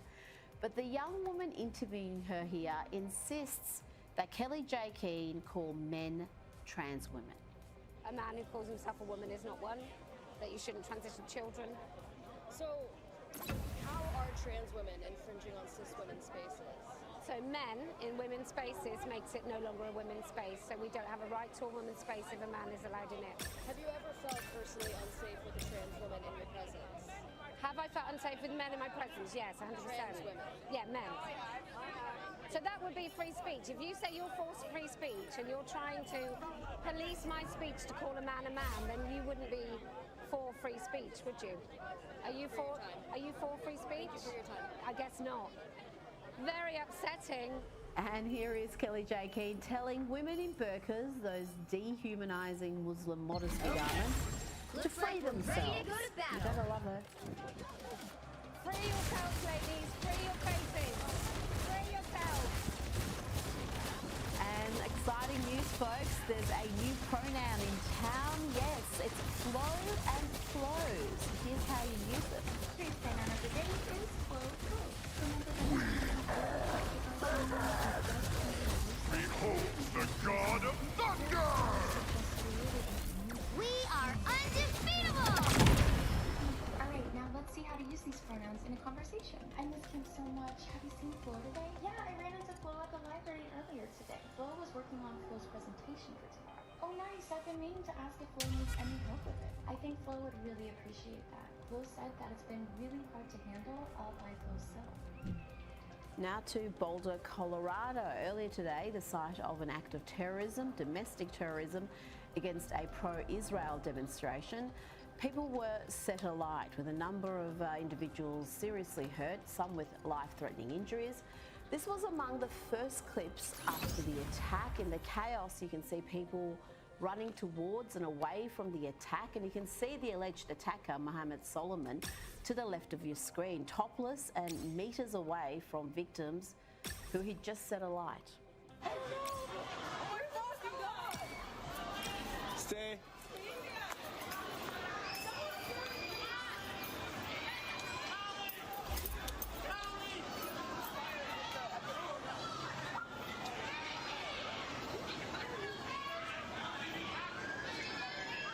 FBI Director Kash Patel said the incident was a targeted terror attack. Let's have a look at this footage of the alleged terrorist shouting about Zionists as a badly injured woman is helped by brave individuals.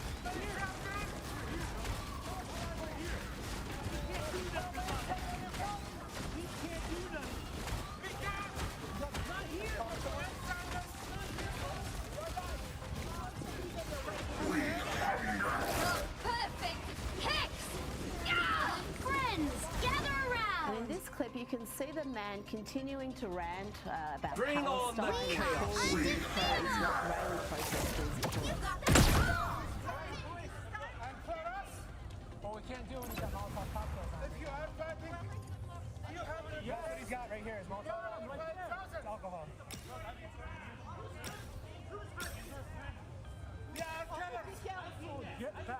Joining me now is author and commentator Shamika Michelle. Shamika, it's hard to believe that that's America, but there's no doubt that the anti-Jewish, anti-Israel sentiment has intensified in recent weeks. You know, Rita, it's really sad. As you said, this is America, and this isn't something that I'm used to seeing, you know, being here all of my life, about Looks like we're 25 ready to go to years. battle. I'm just kidding. But, you know, it's just sad that we have to witness this, and it's sad that people just going out for a peaceful protest have to be harmed in this manner. And it really makes me upset that people would go out and do this to fellow Americans. I don't understand why both Bring on the chaos. Enjoy the amplifier. But it just Friends, gather around. Rise, my friends! They never say exactly what it is. Born again! Well, you're right about that, because it seems to be a clear case of domestic terrorism. Second chances so over. much footage of the incident and the alleged assailant saying what he's saying. I am ready to put on a The show. FBI labelled it a terror attack. Local authorities in Colorado were reluctant to do so. Let's listen to our Boulder police chief, Stephen Redford. FBI is already calling it a targeted terror attack. Would you also refer to it as a terror attack? So I've been in contact with our local FBI multiple times. We are in contact with them here. We're not calling it a terror attack at this point. Again, it's way too early to speculate motive. You know, I know there's a lot out there on social media, but I ask people just to give us a little bit of patience while we work through a really complex scene. Shamika, why do you think this is? They are so reluctant to call a spade, even after it identifies itself as a spade. I think they're just so used to lying. This is what mainstream media does, and they promote this type of behavior because someone behind the camera or behind the microphone should have called him on his foolishness. Because if the FBI has already determined this is what it is, what do you mean you don't know what the motive is? The man Looks was like we're hollering ready to go to free battle. Palestine. I just don't understand why we have to be so silly and pretend like we don't know his motive when it's clear. You got them all! Well, there were anti-Israel speeches at a number of universities across the US in recent days, including MIT. Let's listen here to the class president, Miga Vamuri, who spent her graduation speech advocating for Palestine and bashing Israel. Last spring, MIT's undergraduate body and graduate student union voted overwhelmingly to cut ties with the genocidal Israeli military. You called for a permanent ceasefire in Gaza. And you stood in solidarity with the pro-Palestine activists on campus. We are watching Israel try to wipe Palestine off the face of the earth, and it is a shame that MIT is a part of it. The Israeli occupation forces are the only foreign military that MIT has research ties with. This means that Israel's assault on the Palestinian people is not only aided and abetted by our country, but our school. Shamika, these protests across university campuses are ongoing. We're seeing some of their top students using a moment where they're supposed to be celebrating academic excellence, devoting it to activism. What is happening in American universities? I thought the Trump administration was really looking at tackling some of these issues. You know, I know it's going to take time, but I am so excited about them tackling these issues. The universities here are really just indoctrination camps. And I'm so glad this wasn't at my daughter's school. My two youngest just graduated college a couple of weeks ago. And I am so grateful that the speakers during their graduation ceremony, Pulse charge! Fire! They applauded them for their accomplishments, told them how to go out into the world. It was not a political rally or something that had absolutely nothing to do with it. Rise, my friends! It makes me upset that she took this time when other people were graduating as well to use this for her own, special soapbox. I Second chance is over. In the audience booing her and telling her to shut it up because this was just not the time or the place.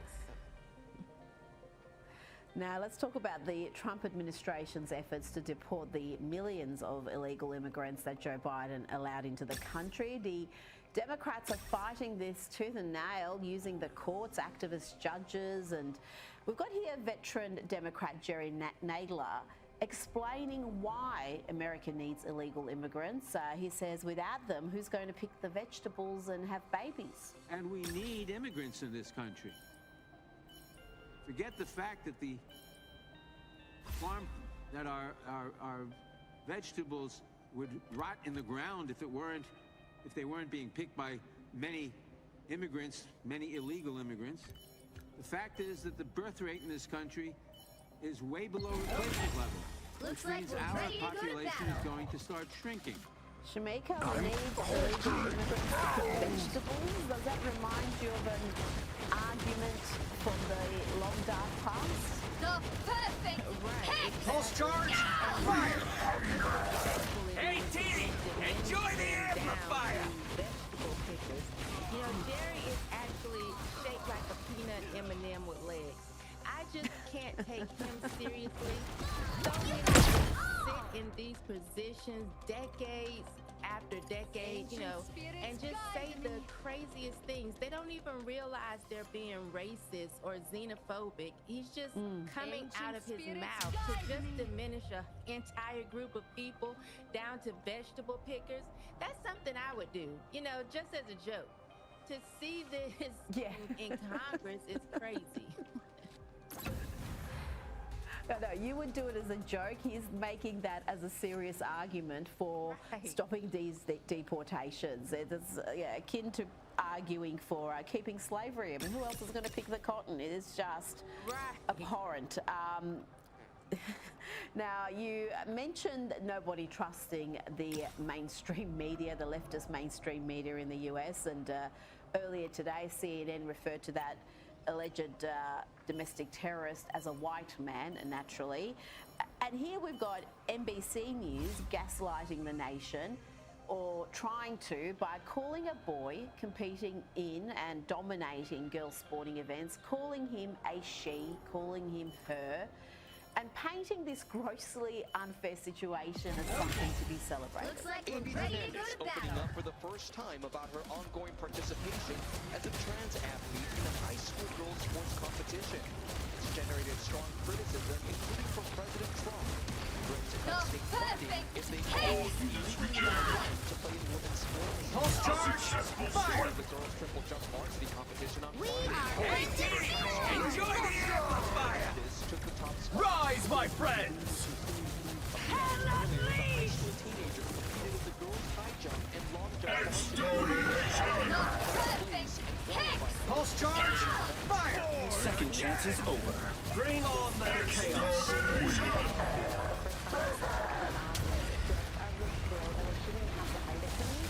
Rise, my friends! Pulse charge! So boy is happy, but Shamika, what about the girls who lose out after years Pulse of charge! training? Right, the actual girls aren't happy at all. And this is why I could never be a part of mainstream media, because I would actually call the boy a boy. You know, if it walks like a duck, looks like a duck, quacks like a duck, it's a duck. That's a boy. I don't care how long he grows his hair. I don't care that he wears makeup. I don't even care if he takes his male parts and sit them on a mantle and pray to him. You're a boy. And so it just makes me upset that we have these grown adults that won't lead these kids in the right direction to say, look, this is the way you were created. This is what you are. You can't change it. You can't change your chromosomes. Therefore, you cannot change your gender. You are what you are, and that's just the bottom line. We would never be promoting this if he said, I want to be Spider-Man. We would never say, while Looks going like to we're the ready to tallest go to building battle. and climb out the window and let's see you scale down. We would never say that to him. So I don't understand why we are allowing children or even adults to think that something. Pulse charge! Fire! Shamika Michelle, thank you so much for your time tonight.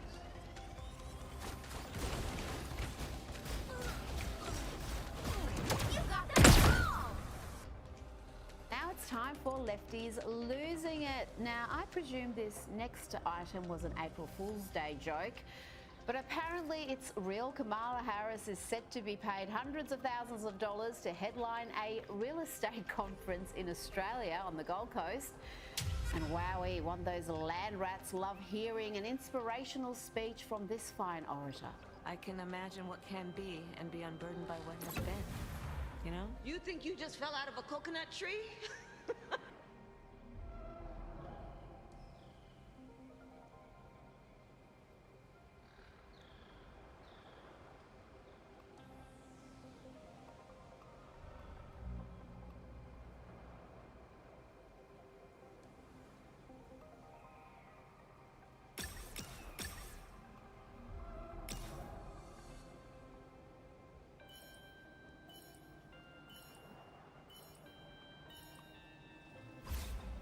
If there's one thing beyond doubt after having played well over 100 hours of Dune Awakening, it's that Funcom has done its homework in crafting the most authentic take on the Duneverse imaginable.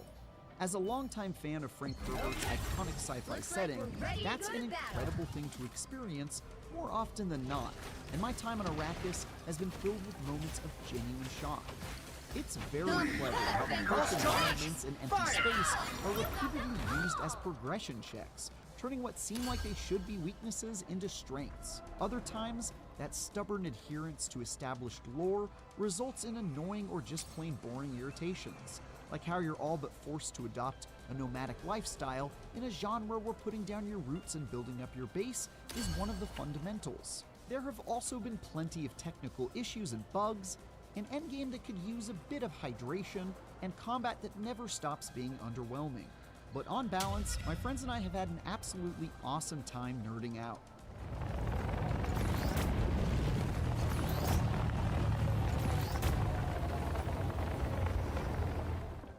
If you've ever played a survival game and have read a Dune book or seen the movies before, you'll know most of what you need to feel at home among the giant sandworms. You gather materials from the world, build your own ugly as heck home, and upgrade your equipment to gain access to more dangerous areas with rarer materials.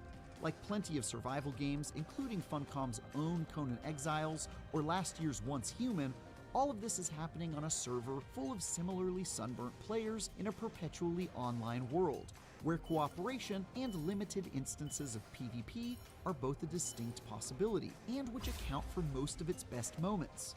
Tactical or fanatical, we have the tools to suit your every murder need, my friend. The story is an interesting twist on the Dune world that takes place in an alternate reality, where Paul Atreides was never born and House Atreides doesn't collapse as a result. In this other universe, my mother, Lady Jessica, consort to Duke Leto Atreides, gave birth to a daughter, a girl named... I am ready to put on a show! It's a smart Pulse decision charge, that allows for fire! Awakening's developers to Enjoy or being obligated to kill off the various fan-favorite characters that the novels dispose of with reckless abandon. The plot is full of lore, Rise, my friend! and a sweet and plain but unfortunately, each of those chapters is separated by about a dozen hours of gameplay and grinding that makes it pretty hard to keep track of or enjoy in any comprehensive way. Because of the forewarning of his betrayal, House Atreides survived the Battle of Arrakeen. Where this game really sets itself apart, though, is by just how much it adheres to its legendary setting, and that has a major impact on just about everything you do. For example, clever use is made of Arrakis' harsh environment, which is weaponized against you quite literally every second you stay within its atmosphere. Standing directly in sunlight unprotected will bake you alive in a matter of seconds. Sandstorms blow on a regular basis and will kill you if you aren't able to get to shelter first. And most notably, there's the issue of these pesky, enormous man-eating worms which gobble you up if you dare tread upon their domain for too long. By leaning into the unforgiving world as much as it does, Awakening puts you in a constant battle against the planet itself. So instead of casually trotting around, collecting resources at your leisure, and settling your own little piece of the world, you're frantically ducking behind rocks to avoid the sun's harsh rays and drink what little water you have left, and playing a never-ending game of the floor is lava, with a Rise, my friends! Hey, Teeny! Enjoy the air! There are also times where this fanatical Pulse charge! Fire! can be Bring on the chaos! How you're encouraged Second chances over. to move your base of operations from place to place as you unlock access to higher level regions. Pulling up Rise, my friends! built up to that point, or tediously relocate as much of your equipment as you can piece by piece.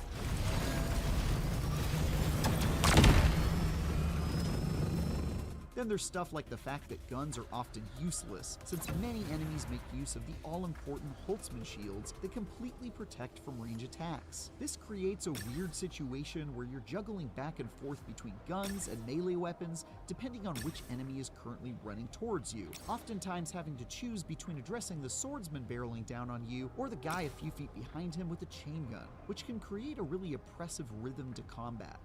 Incoming! Take cover! That's just part of the reason that, like almost every single one of its peers, Dune Awakening has pretty awful combat. I knew going into a survival MMO that would be the case, but it's still a particularly bitter pill that never gets any easier to swallow. I spent half of my time playing with ranged weapons before switching to a vastly more effective melee build, but both look, well, like this. Okay. Looks like we're ready to go to battle. There are at least some neat little tricks, like Bene Gesserit powers that let you command enemies to stop or grab a grenade that suspends every this stuff messes things up enough to make up for the hours of grinding it's supposed to be. And it never gets much better or varied after 100 plus hours of leveling up.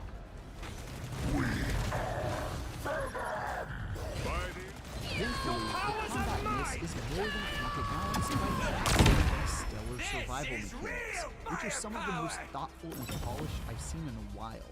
There's a constant stream of new technologies to research, equipment to craft, and material to hunt for with almost no filler or repetitive grind along the way. Every time I collected the right materials to craft the latest shiny thing I wanted, I immediately had another enticing item to chase, and with unique schematics dropping left and right, I was always making interesting decisions on whether to spend my rarest materials on a cool item with special effects versus taking the more conservative route and just crafting common items to save those resources for a rainy day. There are some instances where the exact amount of materials needed to craft something and the time it takes for those recipes to be cooked up are a bit much, especially in the endgame where you can go through ornithopters quite quickly during PvP. But aside from these more extreme late-game examples, the progression is incredibly well-paced. Though it took me over 80 hours to complete the campaign and master the main map, I am ready to put on a show! Pulse charge! Fire! Desert to begin the endgame. Hey, This Teeny, PvP enjoy the zone air! is the only source of the materials necessary to reach the highest heights currently available. Pulse charge! It has some really great ideas, like how the Coriolis storm sweeps through each week and destroys everything in its path, leaving behind a new procedurally generated map to explore and fight other players to build settlements on. Unfortunately, those maps are absolutely massive and largely empty, and not in a good way like the Haga Basin. And what structures and shipwrecks there are to explore are mostly carbon copies of one another and almost instantly become a chore to explore.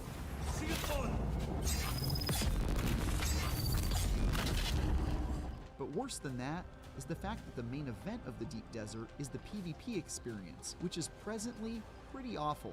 And not just because combat in general isn't great in Awakening. The current meta involves everyone on the map flying around in ornithopters, carpet bombing one another into oblivion as they fight for a small amount of minerals needed for crafting. There's very little in the way of gunplay, and hand-to-hand combat is fairly rare unless you get caught inside a shipwreck or cave, which isn't all that likely when so much of the map is barren dunes. It's a massively unrewarding experience that leaves those without guilds or powerful ships to live under the oppressive regime of their fellow players. If your ornithopter is destroyed in a dogfight, which is fairly likely, then you'll need to haul your defeated butt back to Haga Basin for another few hours of grinding to make a new ship, just for the chance to get your teeth kicked in and your mouth filled with sand all over again.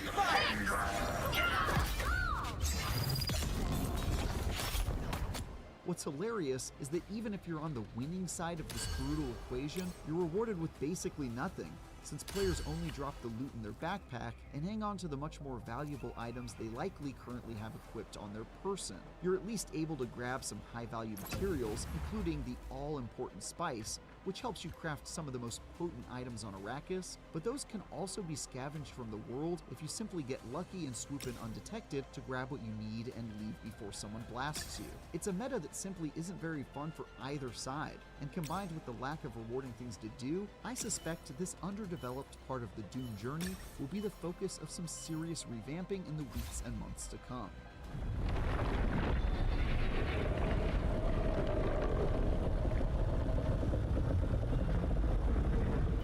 Speaking of which, there's still some technical work to be done as well. It's certainly better than it was during the beta, but even as improved as it is, I've had disconnects, seen entire mountains disappear and reappear before my eyes, and even had a few hours where all sandworms just up and deleted themselves from existence, making it normally protected by their constant threats. It's not been the smoothest launch by any stretch, but also far from the worst. Dune Awakening is an excellent survival MMO that captures great verdicts of our world and its mostly to its occasion, and occasionally to its death. The survival climb from dehydrated peasant to powerful warlord of Arrakis is a joy almost every step of the way, and the story and world building fill this mode with absolute joy. There's still plenty of Awakening for you, as its combat never really Rise, my friend! Not worth the effort, and there's quite a few technical bugs and squad. But even these captures stuff like Desert Mice, Bring on the chaos! By dudes are the survival game's wonderful successes. Executive Reviews editor Tom Marks here with Travis Northam. Once again, Travis, if you don't know, is our most prolific reviewer at IGN, reviews the most stuff more than anybody else, including Aloft, Satisfactory, Pal World, Lord of the Rings, Return to Moria, a bunch of survival games. I feel like the last couple times we've had you on to chat, it's been about cozy life sim sort of things, and now we're going into the dunes, quite literally. Let's talk about Dune Awakening. Why'd you want to review this one? Yes, well, I am a nerd. I'm sure that is not surprising given my everything. about me. So I like a lot of nerds. I grew up reading Frank Herbert's iconic sci-fi novel Dune, and the books that followed it, which get progressively weirder. But I obviously am a big Dune guy. I've also loved the movies, and it's been a couple years since riding a bike. You get in there and you're like, oh yeah, we got worms, we got politics, we got super greedy folks stabbing each other in the back. Very cool stuff. I'm also the person who's running this game reviewing this game, so that helps. Let's talk about your survival game case specifically. It's cool to get an entry with the series, but Bring on the what chaos. are some of your favorite survival games? Rise, my friends! I think my favorite survival game of all time is Minecraft, which is kind of no surprise. To me, it's the best game of all time, and it's also one of the first survival games that really got me hooked to the genre. I would have been in college when that was in like beta, and I don't think I even really understood what a survival game was or why those games could be fun. I remember distinctly playing Minecraft for like 10 hours and being like, why am I playing this game? Like, I don't understand what the end game is. I don't know why I'm building like a house. Like, what's the goal here? I was just very confused. When you're used to playing the linear games, that can happen. But then somewhere between hour 10 and 11, something clicked and I got it. And I was building minecart rails like all up and down the world, and I was just like, okay, I get it. And I've just basically been a survival game simp ever since. So some of my favorites, Grounded, which I'm very excited about the announcement of Grounded 2, by the way. Grounded, I got to review maybe 2 years ago or whenever it was it came out. Absolutely fell in love with that game. I'm a really big fan of Subnautica. That's a really good game, I think, kind of underrated. I also reviewed for IGN Palworld, which is a fantastic survival game. No Man's Sky is really good right now. And then, some of the other ones that are less about base building, and more about like resource gathering and crafting, State of Decay. I also Conan important to this review because it's made by the same developer, Funcom, and this is very much like their evolution of the ideas and the stuff that they want to do next. What strikes me about the games is No Man's Sky is so different than Subnautica, it's so different than Second Chance is over. Conan, it's so different than Rust, right? Survival game as a genre is this very broad term in a lot of ways where it's like, when you see it, they have these similarities, but they can be so many different things. So what part of that formula appeals to you the most? Do you really want a survival game to have that base building aspect to it? Do you want it to have the challenge of surviving in the dark? Do you want it to just be a cool map you can explore? Like, what is the part that you would want to be the most focused on, I guess, in your ideal survival? Yeah, I think maybe the reason that survival games click with me is that there's not a lot of uniformity to how they work. Like, as you mentioned, like a lot of them are kind of different, and so when you enter a survival game, you're kind of, at least myself, I'm like really curious about like how they're gonna sell me on wanting to play this game for 100 hours. Like, what is going to be their hook? And it's sort of different in every game, because I wouldn't say that like Grounded's base building is like the reason I stuck with that. That one was weirdly more like the unique idea, the premise of being shrunken, and also the story, which like story is very rarely the reason you stick around for a survival game. In Minecraft, it's like the freedom and creativity and stuff and the art components of that game that are kind of hidden. It's like little secrets and mysteries and stuff like that. And then you use something like Subnautica, so it was kind of like a level of like surprise, where it's just like, I get the basics, like I'm gonna have to craft things, and it's gonna have kind of that scaling where it's like, alright, I crafted this thing, so now I can do this higher tier thing I wasn't able to do before, which lets me craft this thing, and sort of gets you into this like really addictive like machine of building and rise, my friend! Whether it's your base or your loadout or whatever.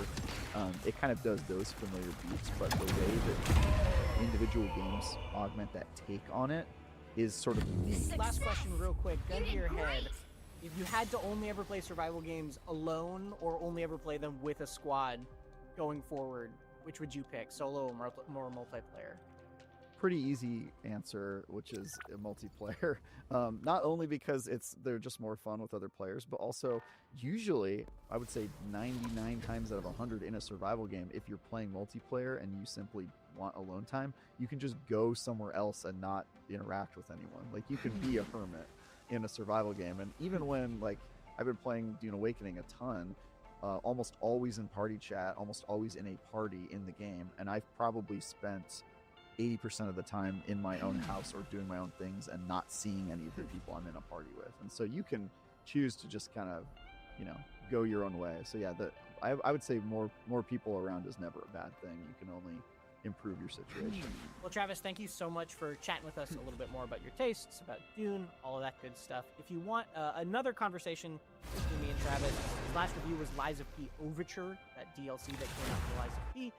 And if you want a different sort of game that's maybe not as glowing of a recommendation, we just reviewed Mind's Eye, so you can check that out as well. Choose And wisely. for everything else, keep it right here on IGN.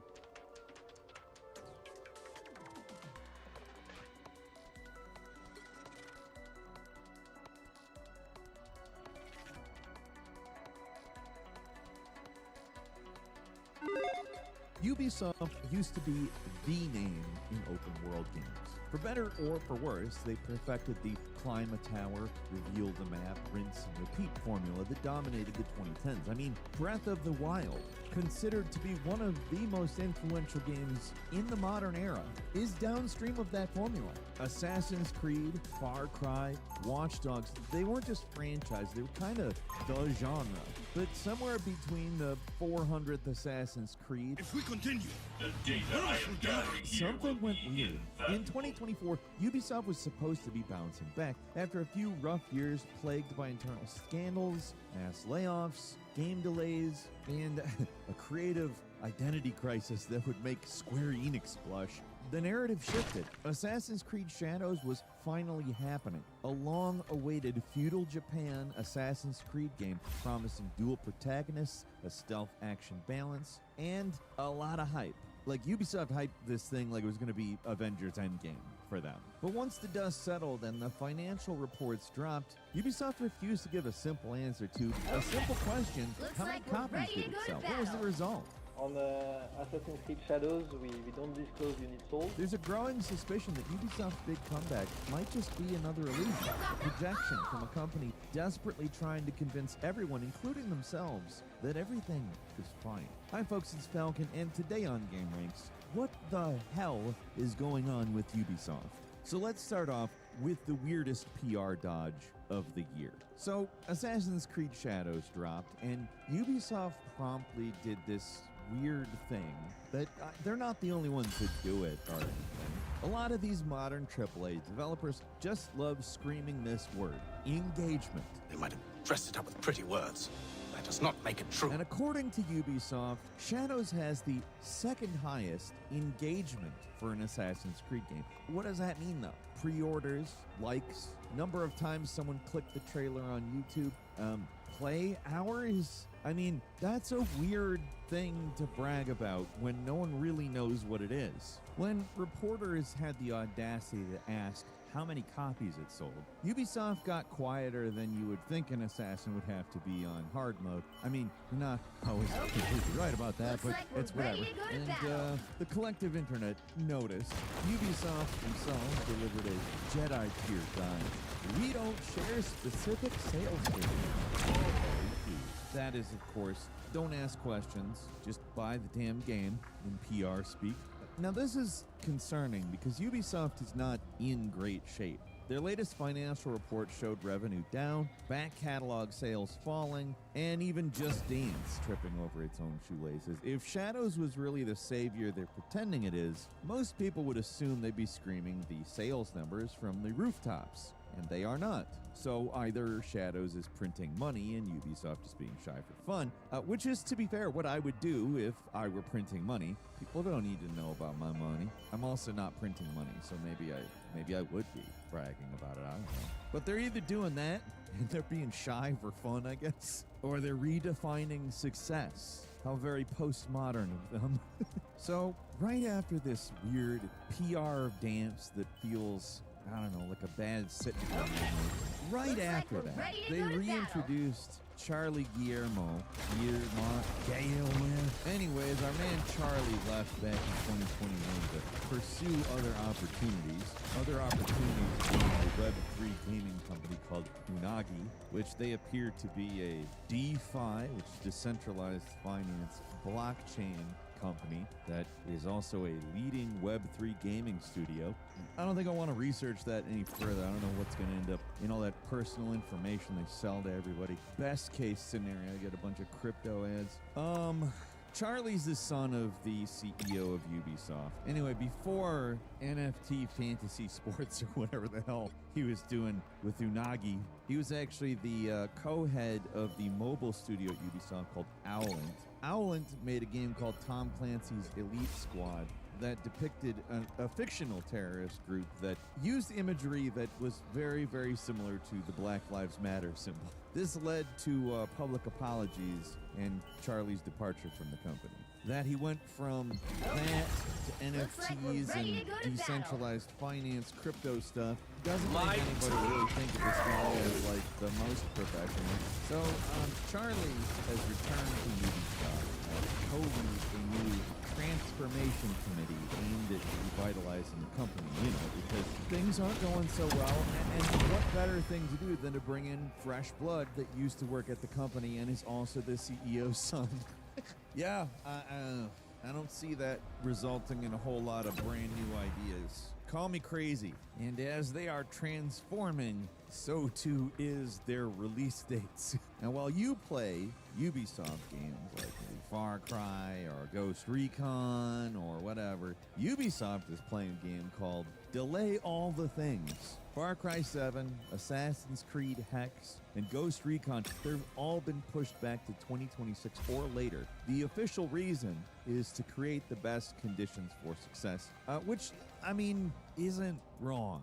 While they've been pretty dodgy about telling us exactly how Assassin's Creed Shadows did, it's pretty likely it did better than Assassin's Creed Mirage. And part of that is definitely because rather than release it a year ago in whatever state it was in, they released it after another year of work in that state, which is a lot of steps in the right direction for Assassin's Creed, whether you think that it was all the steps that needed to be taken or not.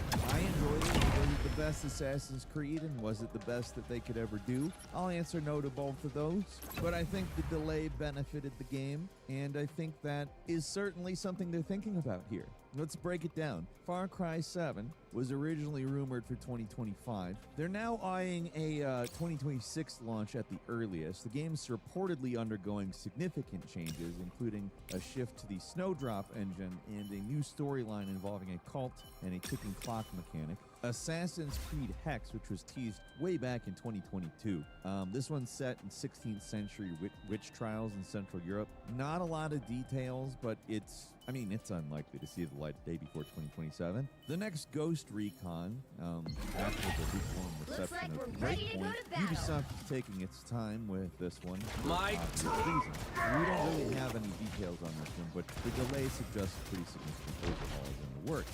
Like I said, Ubisoft is banking on the idea these delays are going to lead to better quality games, and while that's a noble goal, it is a risky move in an industry where long development cycles can lead to increased costs and waning player interest. And, well, nothing says that better than the next 3 words: Sands of Time. Remember when Ubisoft announced the Prince of Persia Sands of Time remake back in 2020? It was going to be a nostalgia trip down memory lane, slated for release in January 2021. It is May, as of this recording, in 2025. This game has been delayed many times. It's switched development studios, and it has undergone significant overhauls. Honestly, it's like Ubisoft is thinking that they're using the dagger of time and rewinding, except for they're not, because that's not how time works, at least in real life. Wouldn't it be funny if they added like a storyline where you use the dagger of time to develop a video game? We can take as long as we want. Anyway, Initially, it was handled by Ubisoft Kun by, and it faced criticism for visual and overall quality. So they handed the reins over to Ubisoft Montreal in 2022, the studio behind the original 2002 classic. It was seen as a positive step. Probably was. We don't know, because we really haven't heard it.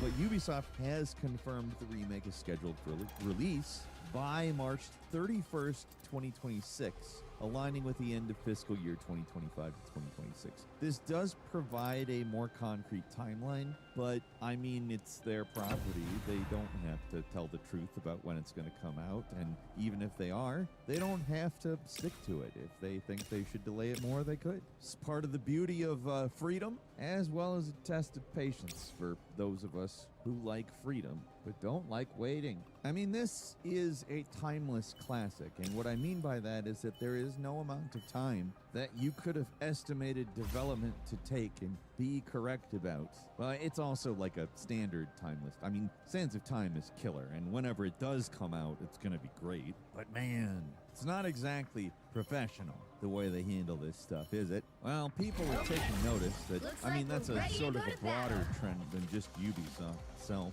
There is a problem that many are calling de-professionalization in the AAA gaming industry. I mean, it's the elephant in the Ubisoft boardroom, but you can see it elsewhere too. It's not just a buzzword, it's kind of this unsettling reality that's turning game development from a job, nay, a profession, into a gig economy free-for-all. At events like PAX East 2025, the shift was absolutely palpable. The show floor was once dominated by major publishers and felt like a ghost town, to be frank. Attendees noticed the absence of significant exhibitors and a lack of engaging content, and honestly, a lot of people call it one of the saddest conventions they can remember. And everyone still remembers DashCon. We haven't forgot DashCon. Doesn't mean PAX East 2025 was chipper, but it's not really about an event per se. The event is kind of the forward-facing evidence of the thing that's happening. Ubisoft, for instance, has laid off over 3,000 employees between September 2023 and December 2024. They've replaced these stable, long-term employment opportunities with short-term contracts and freelance gigs. This is, of course, not even exclusive to gaming. If you wonder what the hell ever happened to unions, benefits, and stability, the words that you can easily answer this with are gig work. Gig work allows employers to, well, not have employees, more or less. They have people that act like employees, but legally speaking, they're sole proprietors of small businesses that are being contracted out to work. And big companies that do business with small businesses don't usually give a shit about the small businesses. They're doing it because it's a matter of necessity. And the second they can find somebody who can do it cheaper, they do. This creates a race to the bottom that is draining the talent from the video game industry. Not just the video game industry, but there's no reason to talk about other industries within the context of this video, of course. Junior developers in particular are finding it extremely difficult to secure positions, which is leading to a lack of not only fresh perspectives and innovation, but retained talent and expertise being something that a studio develops over time.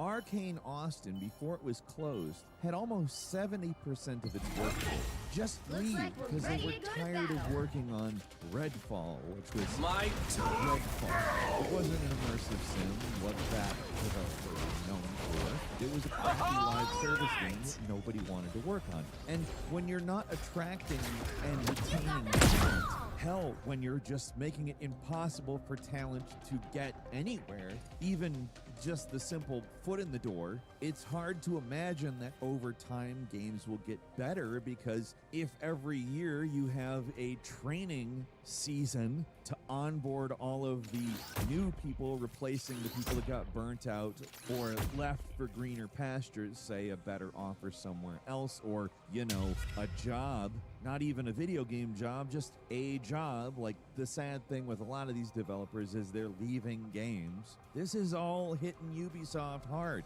I mean, it's hitting everybody hard, but Ubisoft laid off over 3,000 employees since September 2023. That is an obscene number of employees. And honestly, the proof is in the pudding with all these development resets. Even if you have a game that's going well, if you lose important members of the staff mid-development, you essentially have to reboot development, even if technically you're just continuing development, because you have to find a team of people and have them figure out what the hell's going on with the game.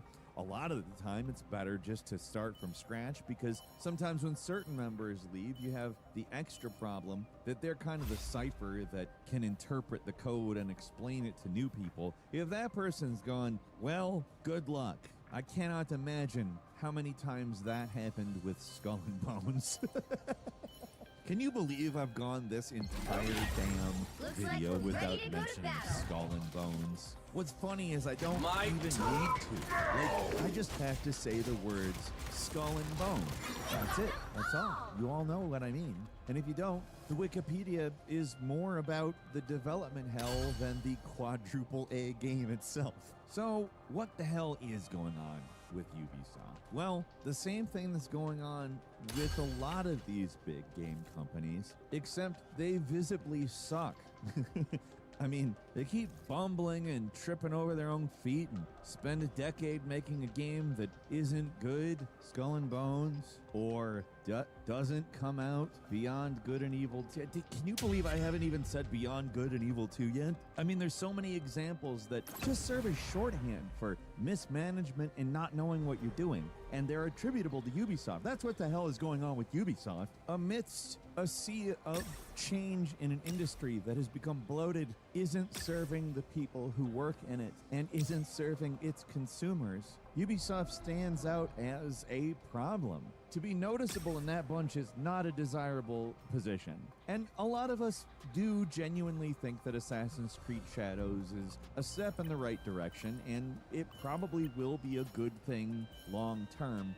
We don't know how much of a good thing, and that feels really weird. These delays, also probably the right moves for those games, but we also have to keep in mind these guys are not in the best of condition. I think the bigger question, and maybe one that we'll try to answer another day, is what the hell is going to happen? What do you think? Leave us a comment, let us know. If you like this video, click like. If you're not subscribed, now's a great time to do so. We upload brand new videos every day of the week. The best way to see them first is, of course, a subscription, so click subscribe. Don't forget to enable notifications, and as always, we thank you very much for watching this video. I'm Falcon. You can follow me on Twitter and book me on Cameo at Falcon the Hero, and we'll see you next time right here on Game Ranks.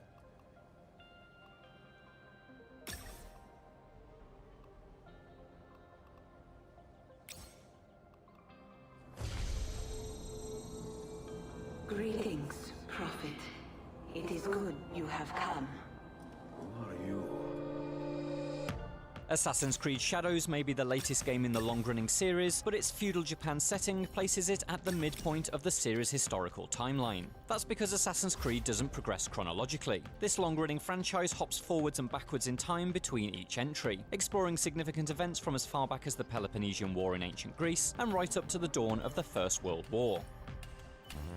With 14 games in the mainline series and counting, the timeline of these events is increasingly complex. That's why IGN has pored over every scrap of lore to make sense of the series' century-spanning timeline, the overarching story, and how the games all fit together. The result is this timeline, which covers all the key events in the Assassin's calendar in chronological order. What are you? See for yourself. Before we can jump into the timeline, we need to cover a little bit of lore.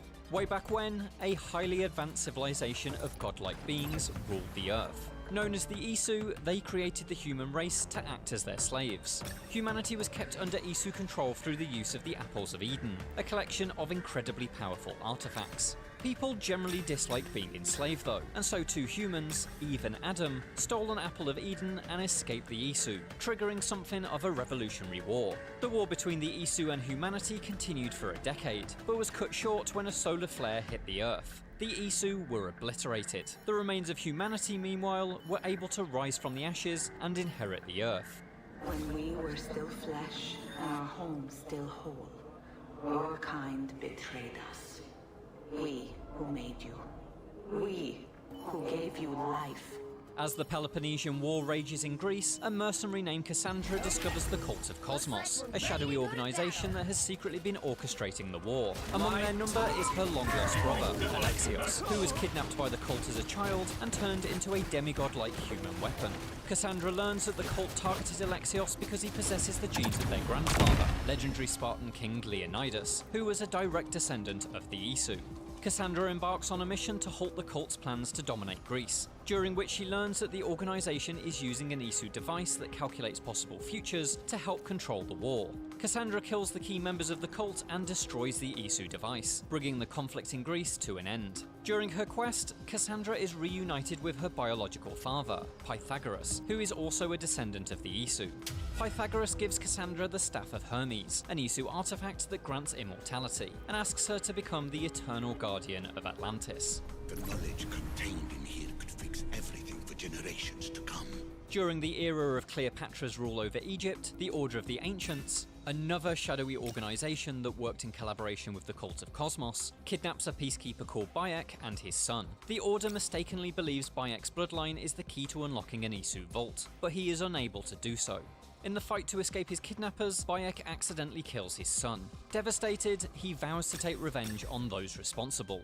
Bayek and his wife Aya work to dismantle the Order, which establishes control over Egypt using its puppet pharaoh Ptolemy, and by bringing both Cleopatra and Julius Caesar into their ranks. While the couple are able to track down and kill the men who wronged them, they learn that the Order is not a local villain, but in fact a globe-spanning conspiracy intent on controlling politics and religion by finding and using the Isu's Apples of Eden.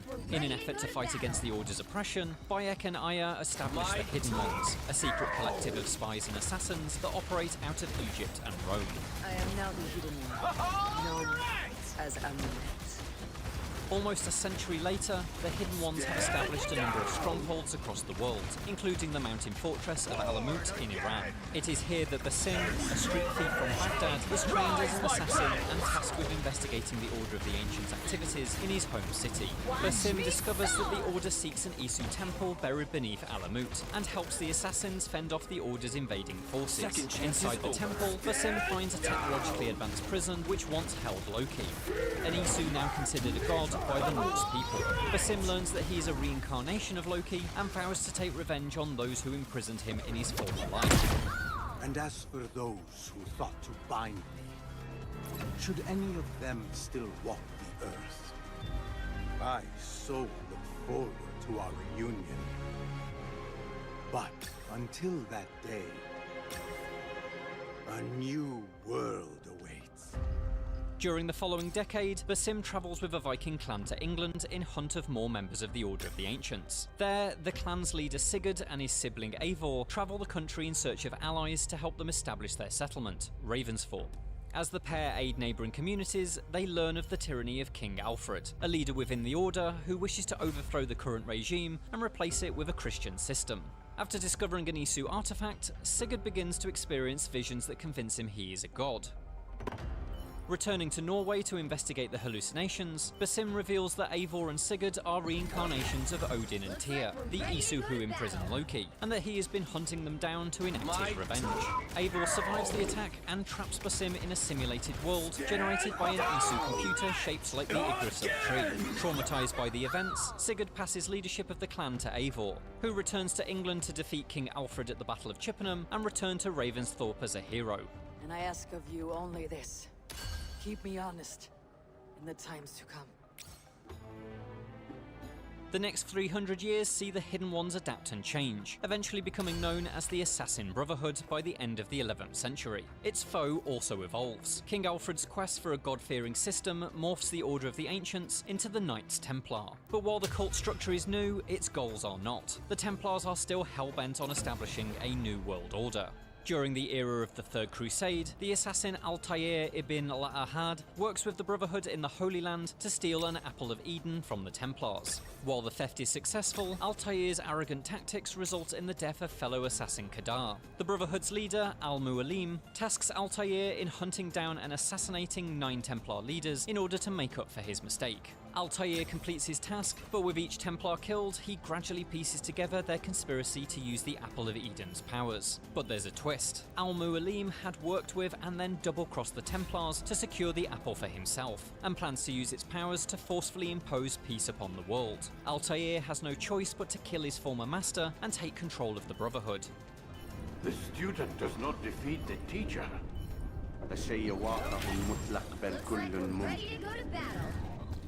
So it seems. My turn. You have won then. Go and claim your prize.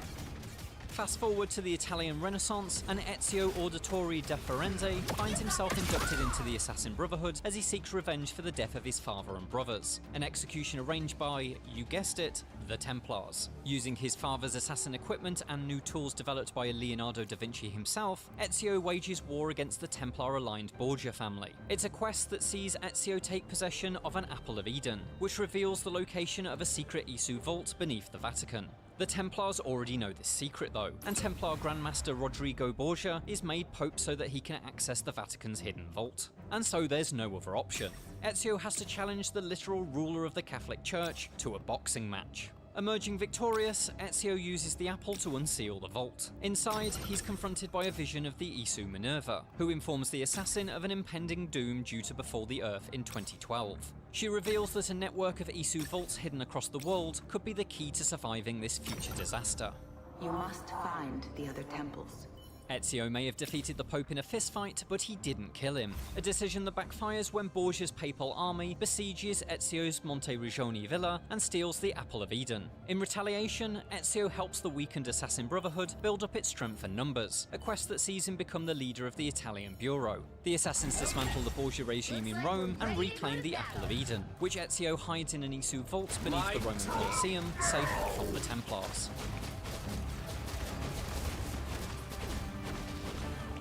In search of more information about the mysterious Isu, Ezio travels to the former Assassin's Brotherhood headquarters, Masayan, to investigate a library built by Altair. Annoyingly, the Templars have already discovered the library and begun to collect the 5 keys required to unlock it. To halt their progress, Ezio travels to Constantinople, where he allies with the Ottoman assassins against the local Byzantine Templars. His efforts disrupt the Templars' efforts to re-establish the Byzantine Empire and secure the library keys that they had claimed. Inside the library, Ezio discovers Altair's remains. The former assassin leader had locked himself inside with his own Apple of Eden, in an effort to keep it out of the hands of the Templars. The apple projects a message from Jupiter, another Isu, who reveals that important data that could aid humanity survive the apocalypse has been collected in the Grand Temple. Understanding that this knowledge is not meant for him, but instead a mysterious observer, Ezio leaves the library and keeps the apple locked inside as Altair had intended. He retires from his duty, but shortly thereafter dies due to the injuries accumulated over his 3 decades working with the Brotherhood. I have lived my life as best I could. We currently know very little about the storyline of Assassin's Creed Shadows, but what we do know is that in the 16th century, an African mercenary travels with a Catholic Jesuit missionary to Japan. There he meets Oda Nobunaga, a powerful lord in the process of politically unifying the country's warring clans. Nobunaga makes the African man one of his samurai, naming him Yasuke. In 1581, Yasuke helps invade the Iga province as part of Nobunaga's campaign. Iga is the home of Naue, the daughter of shinobi master Fujibayashi Nagato. Despite coming from opposing sides of the conflict, Yasuke and Naue eventually unite in pursuit of a shared goal. My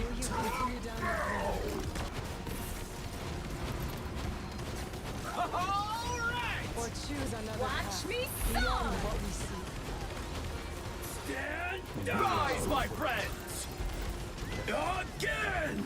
During the Golden Age of piracy, scoundrel Edward Fenway finds himself caught up in a new Templar conspiracy after killing an assassin and taking their place. He attends a secret meeting where he learns that the Templars have arrived in the Caribbean in search of the Observatory, an Isu machine capable of spying on any human. With it, they hope to blackmail world leaders. However, only the Sage can unlock the Observatory, a human reincarnation of the Isu Aita. The Templars seek the current reincarnation of Aita, a pirate named Bartholomew Roberts. Seeing an opportunity to use the observatory for profit, Edward embarks on a quest to find Roberts and disrupt the Templars. He allies with a group of pirates and helps establish an independent pirate republic before finally uniting with Roberts. The pair unlock the observatory but disagree on what to do with it. Edward is soon betrayed by Roberts, who takes the skull-shaped artifact powering the device and locks Edward inside. Proving savvy enough to escape, Edward soon tracks down Roberts to retrieve the stolen artifact and take his bloody revenge.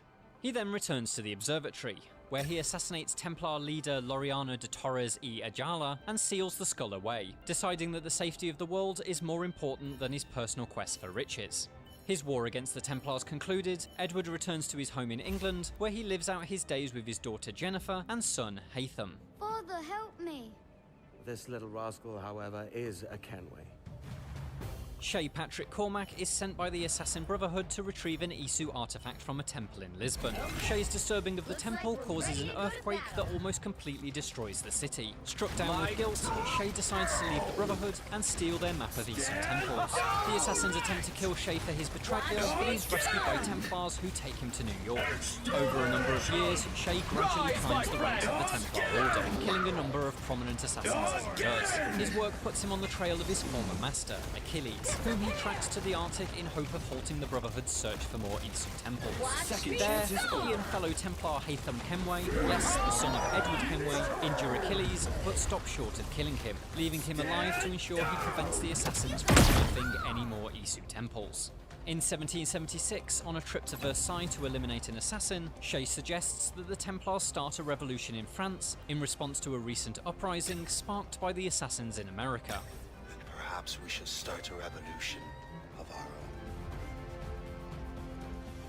The Templars set their sights on unlocking the Isu's Grand Temple. Haytham Kenway murders a man in London to obtain the key, and then travels to the Mohawk-guarded site of the temple in the American colonies. Haytham fails to work out how to unlock the temple, but finds himself falling in love with a Mohawk woman called Kenethio. Together they have a child, but Haytham eventually abandons his new family. Years later, the Mohawk settlement is burned to the ground and Kenethio is killed.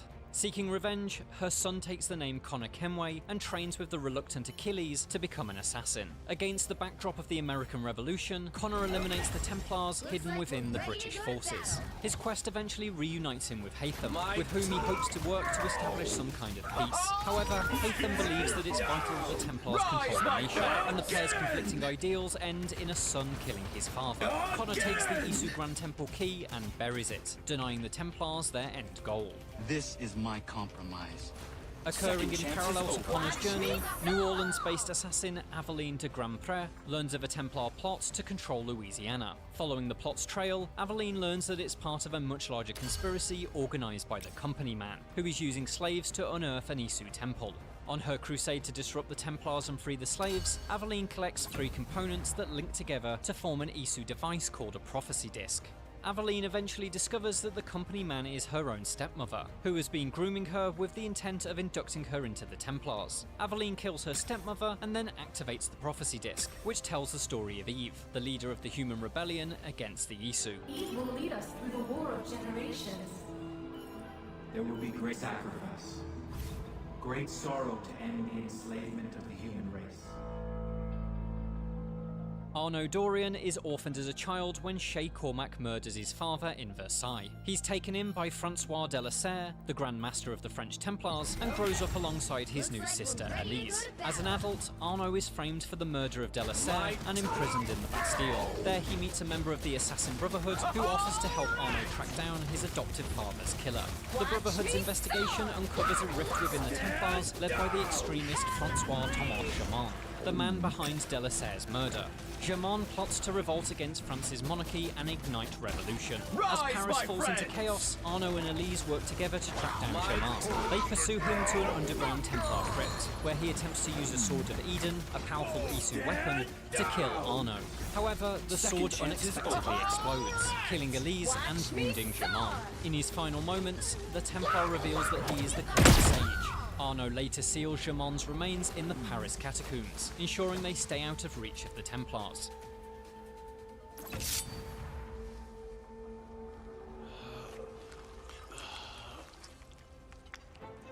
In 1868, twin assassins Jacob and Evie Fry arrive in London in search of the Shroud, another Isu device. They soon discover that the Templars have seized complete control over the city through the use of industry figures, political leaders, and organised crime. The twins split up to complete parallel goals. Jacob focuses on assassinating the Templars' leadership, while Evie attempts to beat the Templars in the race to find the Shroud. While all of his lieutenants are killed during Jacob's bloody spree, Templar leader Crawford Starrick still manages to learn that the Shroud is being held in a vault beneath Buckingham Palace.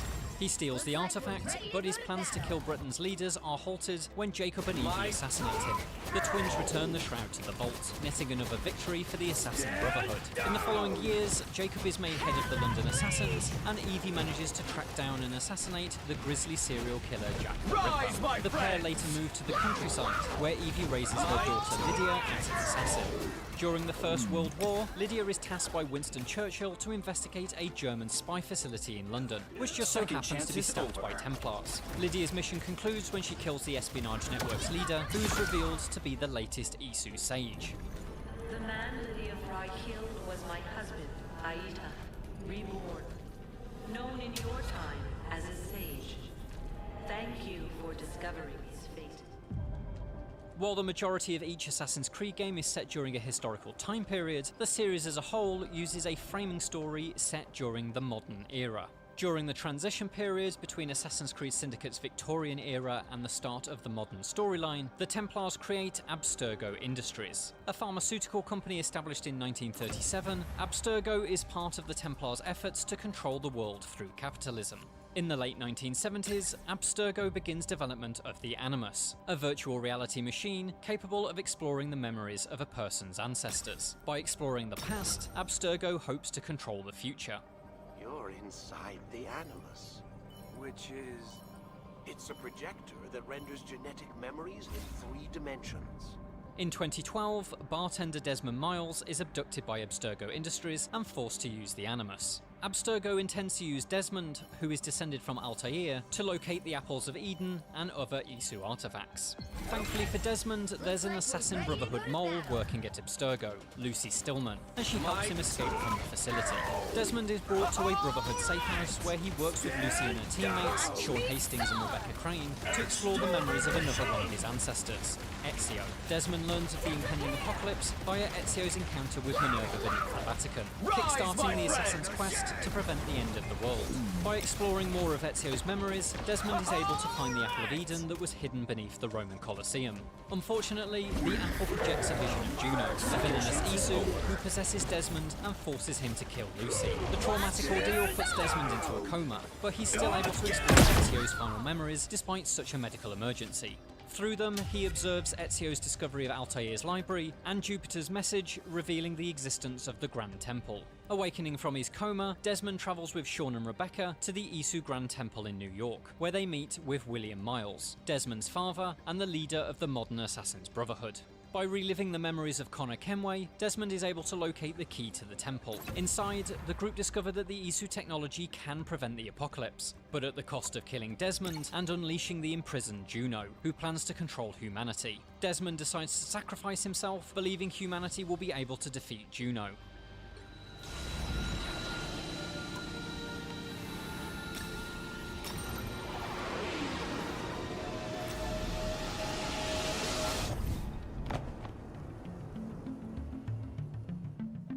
Abstergo uses samples taken from Desmond's body to continue their hunt for Isu technology via his ancestors' memories. In hopes of discovering the location of the observatory, Abstergo assigns the Noob, an unnamed researcher, to explore the memories of Edward Kenway. During their assignment, the Noob is tasked by the company's head of IT, John Standish, to hack Abstergo's computers in hunt of information on the assassins. Standish is eventually revealed to be the modern-day Sage, and he intends to use the Noob as a host for Juno. However, it turns out that Juno is not yet ready to emerge into the world, and so Standish attempts to murder the Noob to keep her existence a secret. Unfortunately for him, he's killed by Abstergo security, who believe him responsible for the hacks. In a bold attempt to track down the remains of the former sages, Abstergo releases Helix to the public, a video game-like software that allows players to experience genetic memories. Guided by an assassin called Bishop, an unnamed initiate relives the life of Arnaud Dorian in search of the remains of Francois Thomas Germain, a sage from the 1700s. Learning that Arnaud sealed Germain's bones away in the Paris catacombs, Bishop believes they are safe from Abstergo's grasp. The following year, the Initiate is tasked with finding the Shroud, an Isu device hidden in London. By exploring the memories of Jacob and Evie Fry, the Initiate learns that the Shroud is hidden beneath Buckingham Palace. Sean Hastings and Rebecca Crane are sent to retrieve it, but Abstergo beats them to it. By hacking a senior Templar's computer, the assassins learn that Abstergo intends to use the Shroud to create a living Isu. It is revealed that Juno also has her eyes on the Shroud, and has been manipulating Abstergo employees in an attempt to sabotage the Templars' plans. Anyone finds out what you've been doing. You have played your part, my instrument. I will save you. I will save you all. Layla Hassan, a researcher for Abstergo, has ambitions of joining the company's Animus project. In an attempt to prove her talent, she develops a new version of the Animus capable of exploring memories via DNA sample, completely skipping the need to find a biological descendant. On a trip to Egypt, she discovers the mummified remains of Bayek and Aya and uses their DNA to relive the origins of the Hidden Ones. Layla is then contacted by William Miles, who offers her a position in the Assassin Brotherhood. There's no going back to your old life, Layla. I never planned to. Using DNA samples recovered from the Spear of Leonidas, Layla is able to relive the memories of Cassandra and discover the location of Atlantis. In the mythical city, she comes face to face with the Greek mercenary, kept alive for centuries thanks to the Staff of Hermes. Cassandra explains that the world needs balance between the Templars and Assassins to prevent disaster, and reveals that Layla is prophesied to bring that balance. As her final act, Cassandra gifts Layla the Staff of Hermes. Relieved of her duty to guard Atlantis, she dies in Layla's arms.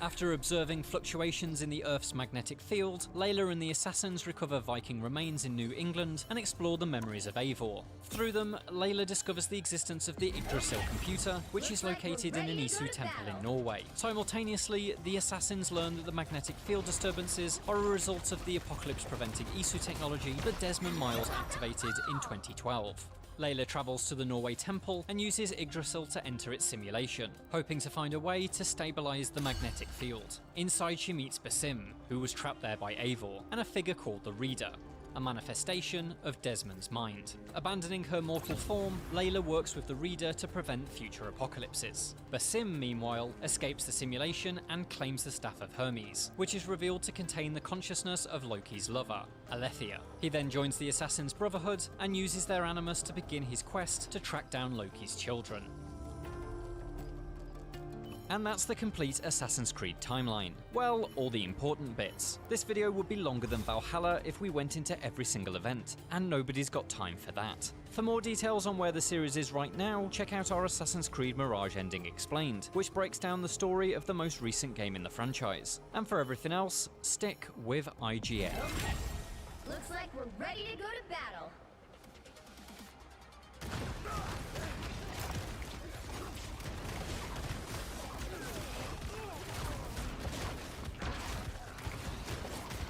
Assassin's Creed is a franchise that has been on the go for more than 15 years at this point, and with a once annual release schedule, we have just about the same number of individual games to the series make. As the series seems to be entering a new phase as we continue to the 9th generation of consoles, this massive backlog of story and content could understandably turn you off experiencing the series, because of the sheer volume of lore, narrative, as well as game hours you'd have to go through to fully understand the series is simply ridiculous. Thankfully though, I've had both the pleasure and displeasures of following Assassin's Creed from its very first game back in 2007, and since then I've kept fully up to date not only with the game but with the novels, side stories and lore, and so I have simply too much knowledge about this series without anything to do with it. So today I thought I'd finally put all of this knowledge and experience to good use by looking back throughout the entire story of the series and look at all the ups and downs so anyone who wants to can easily understand this vast network of stories. Before we do get into the video, it would really be appreciated if you could hit like, and if you're new here, make sure to subscribe with post notifications turned on. And without further ado, let's get into the entire story of Assassin's Creed. We begin our story in 2012 with Desmond Miles, the son of the mentor of the Assassin's Brotherhood, an organization that's protected the free will of people from oppression and tyranny for over 2 millennia. Desmond, rebellious in his youth, broke away from the Brotherhood. However, Abstergo, the modern-day face of the Templar Order, kidnapped him from his meek life as a New York bartender in order to further the Animus Project, a scientific division of the tech giant that explores the genetic memories of subjects through means of the Animus, a machine built using ancient and advanced technology. What is a memory, Mr. Miles? It's the recollection of a past event. Specific to the individual remembering the event. Yeah, sure.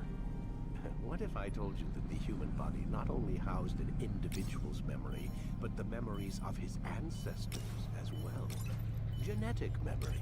This technology, native to a race of beings known as the Isu, is referred to as pieces of Eden, and the Animus Project, unbeknownst to Desmond, is secretly intended to uncover lost pieces of Eden via the memories of various people's ancestors. For Desmond itself, it's Altair ibn La'ahad, a 12th century warrior born into the Assassin Order, which by 1192 is established in the Mountain of Demacia. After betraying tenets of the Creed on a mission to Solomon's Temple, Altair is stripped of his rank, and in order to regain his Master Assassin status, he is sent by his mentor Al-Mualim to kill 9 targets around the Holy Land. Hunting down each target, it's revealed to Altair through conversations with these men that Al-Mualim himself has been corrupted, targeting Templars involved in the Crusades that act as a threat to him taking control of the land for himself, and so Altair confronts his master. It's here when we first see the Apple of Eden, a machine created by the Isu to control the minds of the human slaves they created, which can go as far as to make mortal men take their own lives. With this power, Al-Mualim controls his brotherhood to obey and worship him, and it's up to Altair to kill his master and free the minds of his assassin brethren. Unbeknownst to Altair though, he himself, through Isu human interbreeding, has a percentage of Isu DNA that not only makes him impervious to the apple's effects, but also allows him to link to the apple, which reveals to him a map of the world that highlights numerous ancient Isu temples scattered across it. It's at this point where Desmond is removed from the Animus, as the Templars have uncovered the information they were looking for, and after his purpose is fulfilled, the company prepares to execute him. However, an assassin insider, Lucy Stillman, is able to prevent his death long enough for her and Desmond to escape Abstergo's Rome facility and return to the Assassin Order. Escaping his kidnappers, Desmond and Lucy rendezvous with an assassin cell in Italy, comprised of Rebecca Crane and Sean Hastings, who together with Lucy would set up a headquarters where Desmond to continue reliving the memories of his ancestors in order to train him the skills of an assassin via the DNA. Desmond would enter Rebecca's self-proclaimed Animus 2.0, where he'd relive the memories of Ezio Auditore da Ferragni, a Florentine noble and banker's son who, along with his brother Federico, saw himself in constant feuds with rival family the Pazzis. After the Templar Francesco Pazzi was accused of murder in 1776, the Templar Order in Italy would target Ezio's family, as his father Giovanni was a known assassin and an influence on Francesco's imprisonment. Through political influence, the Templars would have the Auditore family accused of conspiracy against Francesco and executed in front of the Palazzo della Signoria. Thankfully, Ezio was able to escape this execution, with his mother and sister escaping to a local brothel, where Ezio would learn survival skills from Paolo. After utilizing these skills, as well as a repaired hidden blade, to find and kill the man responsible for his family's betrayal, Uberto Alberti, Ezio would get the rest of his family out of Florence and to his uncle's villa in the Tuscan town of Monteregione. Don't you recognize me? It's a me, Mario! Where his heritage as an assassin and the wider Templar conspiracy would be revealed to him. As his uncle Mario trained him in combat, he would reveal to Ezio a plethora of codex pages written by Altair with the aid of the Apple of Eden centuries prior. And although Ezio paid little mind to it, he would be slowly convinced to stay in Italy and fight to honor his heritage by avenging his father and brothers. We sail for Spain in 3 days. But Nipote, I have given you these skills that you might be better prepared to strike against our enemies. And if they find me, I will. You want to leave Ezio? To throw away everything your father fought and died for? To deny your heritage? Fine! Come voi. Arrivederci e buona fortuna. Uncle, wait! Why is he so upset? How can he not be? Vieri's been harassing us ever since you first arrived. To be expected, I suppose, given his heritage. Over the next decade, Ezio would travel throughout Italy, from Tuscany to Venice, and with the help of numerous mentors and contacts, would hunt down the Templars who played a part in his family's collapse, until finally, in 1486 with Leonardo da Vinci's help, he would come to realize the Templars' larger plan, to uncover a piece of Eden and take full control of Italy. Tracking down the apple that the Templars found, Ezio would come face to face with Rodrigo Borgia, the leader of the Templar Order, and in the midst of fighting him, he would be joined by the many mentors he met over the prior 10 years. As Niccolo Machiavelli would reveal to him, each of these mentors were members of the Assassin's Brotherhood, and not only was Ezio destined to join them, but he was also the fourth old prophet written of in Altair's Codex. I couldn't care less about your prophet. He never showed up, no? But you did. What? A prophet's arrival was foretold. And unbeknownst to us, here you are. Perhaps all along, you were the one we sought. After being fully inducted into the Brotherhood, Ezio would be tasked with finding the remaining codex pages scattered around Italy, and after another decade of training, he would eventually come into possession of them thanks to a map obtained by Caterina Sforza during the occupation of Romagna. After aligning each of the pages, the apple would reveal to Ezio a map of the world, similar to the original map shown to Altair, with temples highlighted across it, most importantly one in the center of Rome. Rodrigo Borgia, who by 1499 had used his resources to become Pope, sat with the Staff of Eden, aka the Papal Staff, in his possession. And so Ezio would be tasked with infiltrating the Vatican, where he would defeat but spare the leader of the Templars, as well as uncover a vault which showed him a message from the Isu scientist Minerva, which warned of an oncoming catastrophe, before directly communicating with Desmond himself. Done. The message is delivered. We are gone now from this world. All of us. Looks like we're ready to We go can to do no battle. more. The rest is up to you, Desmond. What? All units regenerating. Don't understand. Please, wait. I have so many questions. Before either Ezio or Desmond could comprehend this message, however, the Italian assassin's headquarters would be attacked by Abstergo, forcing the assassins back on the ground, where they'd eventually end up settling in the underground remains of the Auditore's Monteriggioni villa. During his first stint in the Animus 2.0, Desmond also came across a mysterious global file within the Animus software, left in a memory core by Clay Kazmarek, Abstergo's previous Animus subject. Decoding each file, Desmond would uncover a fully realized video file which showed a man and a woman sprinting through a futuristic factory. The file itself, a remnant of the world prior to the Great Catastrophe, when the Isu still controlled the world. The men and women, Adam and Eve, the first two humans to break the enslaving mind control of the Apple of Eden, and the catalysts for the human-Isu war. Within these files also lay a cryptic message from what seemed to be Subject 16 himself. Compiling subsystems, infrastructure, tendons, heart. Voice. Subject 16? Yes. Yes. Subject 17. We're ready to go to You're battle. dead. I saw your blood. No, time. It is far later than you know. Too late to save them. Who? She is not who you think she is. Everything you hope to become, everything you hold dear, it's already gone. Explain. Please. It is find the key. Her DNA. Tell me. Stand down! I cannot. I'm doing this my way! Enjoy Son. the fire! Your son. Too weak. Must replenish energy. Don't go! I am with you till the end. Find me in the darkness. As the gang reached safety, Desmond would be forced to re-enter the memories of Ezio to try to make sense of the message and uncover yet another piece of Eden before Abstergo found the group. In order to synchronize with his ancestor, Desmond would return to the Vatican's vault, where Ezio was left to fight his way back to his hometown. Reaching Monteriggioni, it seemed to Ezio for a while as if his battles were finally at an end, but after reporting back to Machiavelli and the rest of the assassins, it was clear that his decision to spare Rodrigo Borgia would be one with dire consequences. Consequences which would come only the next day, with the papal army striking the villa and Rodrigo's son and head of the papal guard Cesare Borgia taking the apple from Ezio's uncle Mario before executing the man in the street. Ezio would be able to evacuate a large portion of the town's civilians using its hidden password, and began making his way to Rome in order to regroup with Machiavelli.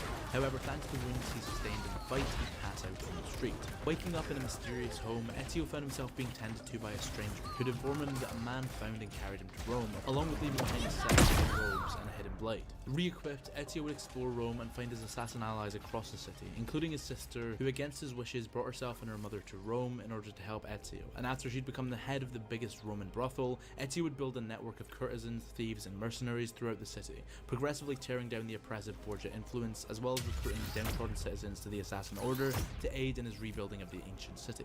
Over the next 7 years, Ezio and his rebuilt Brotherhood would play an underground part in the Italian Wars, aiding efforts against Cesare's tyrannous conquest of the country, before Ezio would finally infiltrate the Castello Sant'Angelo to find the head of the Papal Guard killing his own father. Following Cesare, Ezio would uncover the stolen Apple of Eden, giving the assassins a powerful tool in fighting the Borgia's forces, as Cesare would fall seriously ill and eventually be arrested by Fabio Orsini under instructions from the new Pope.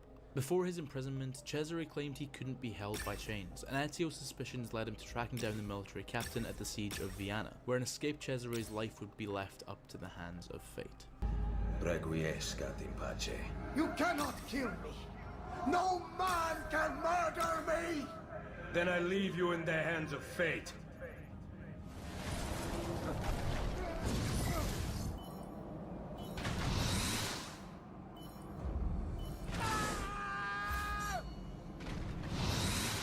Seeing the chaos and destruction the apple caused, Ezio felt it best to keep it out the hands of men until it was truly needed, and so hid it within a vault in the Temple of Juno, where the apple would sit for 500 years, until Desmond and the team, with the aid of cryptic messages left by Desmond's ancestor, would uncover the vault.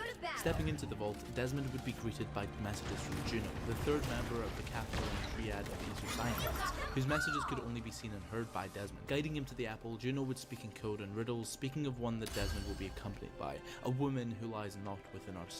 As Desmond took the apple from his podium, the rest of the gang froze in time, and he lost control of his own joints, as Juno would use the apple to manipulate Desmond, forcing him to walk to Lucy before igniting his hidden blade and striking her down before collapsing into a coma. Who we abhor and honor. The final journey commences. There is one who would accompany you through the gate. She lies not within our sight. The cross darkens the horizon. Doing? The path must be opened. You cannot escape your part in this. The scales shall be balanced. Stop, please. You know very little. We must guide you.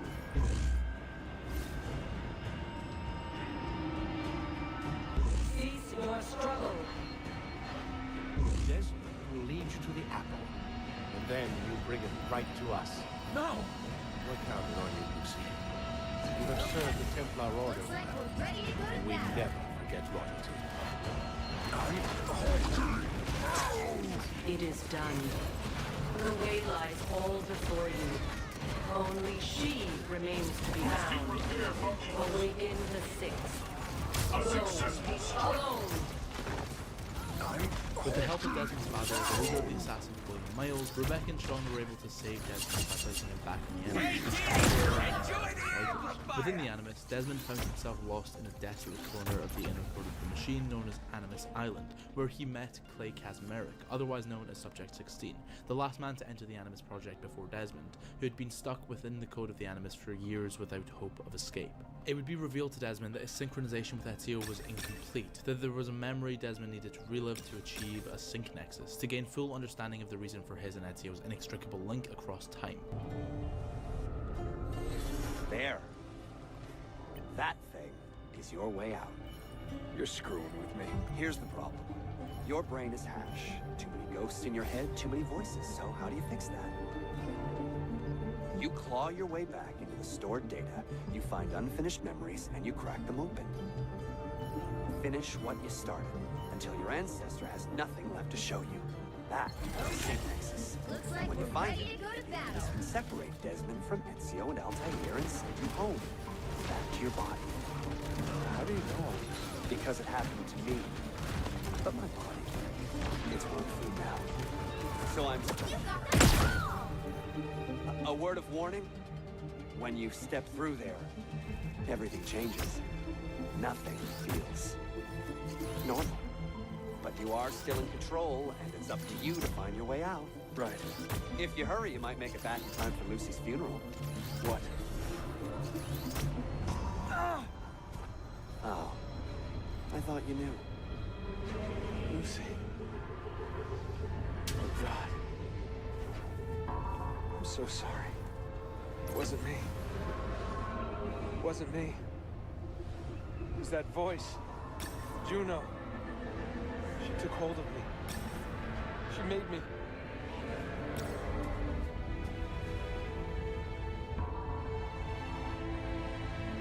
am I doing? What have I done?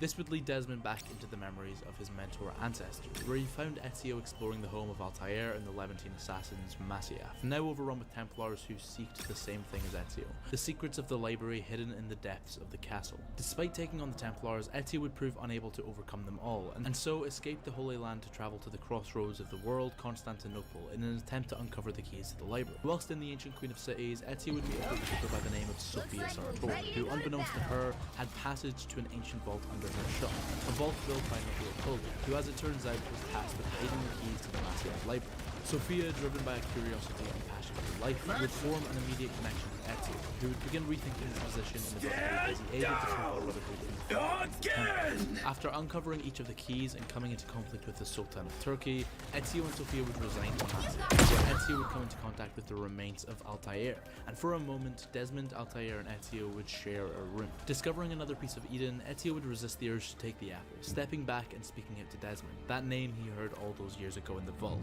Ezio would remove his bracers and weapons, declaring he finally understood his higher purpose in the world, and finally moving on from his life as an assassin after passing on the Isu's final message to Desmond, a warning of the oncoming catastrophe that could, if left unopposed, destroy the world. Do you hear me, Cypher? Can you see me? Ah, there you are. Good.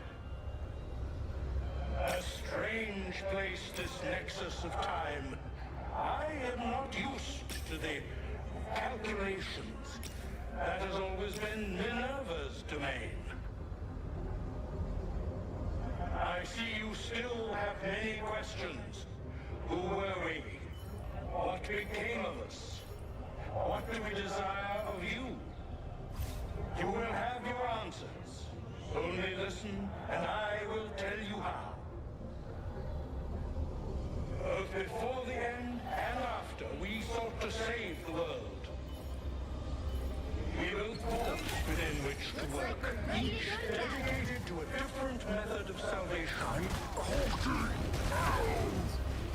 They were placed underground to avoid the war which raged above, and also as a precaution should we fail in our efforts.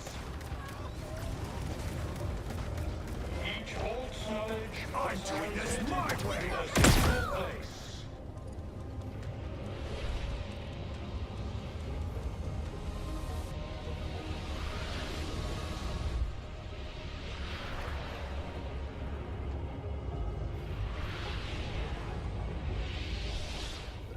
It was our duty, mine, Minerva's, and Juno's, to sort and... And now you seem very open to the idea of potentially taking U.S. action. Obviously, you're not going to tell us that. Can you walk us through what contributed to that change, how you got to where you are in making your decision now? Well, I think it started the first night. I mean, that first night was devastating. Yeah. And it really knocked the one side off, as you know. It was a devastating evening, day. Very and, devastating. Pretty much proceeded that way. I have a meeting in the war room in a little while. Especially, war is very bad. There was no reason for this to be a war. There was no reason for Russia, Ukraine. A lot of wars there was no reason for. You know? You look right up there, I don't know, see the Declaration of Independence, and I say, I wonder if the Civil War always seemed to me maybe that could have been solved without losing 600,000 plus people. So people say that. It's very sad to see. It's very sad to see what's happening. But with that being said, I would say right now, Israel, from the standpoint of winning a war, is doing pretty well. Yeah, please. Mr. President, in your meeting today with the Chief of Staff of the Pakistani Army, did you talk about Iran? Did that come up? Is there anything you can share from that? Well, they know Iran very well, better than most. And they're not happy about anything. It's not that they're bad with Israel. They know them both, actually, but they probably, maybe they know Iran better. But they see what's going on, and he agreed with me. The reason I had him here, I wanted to thank him for not going into the war, just, ending the war.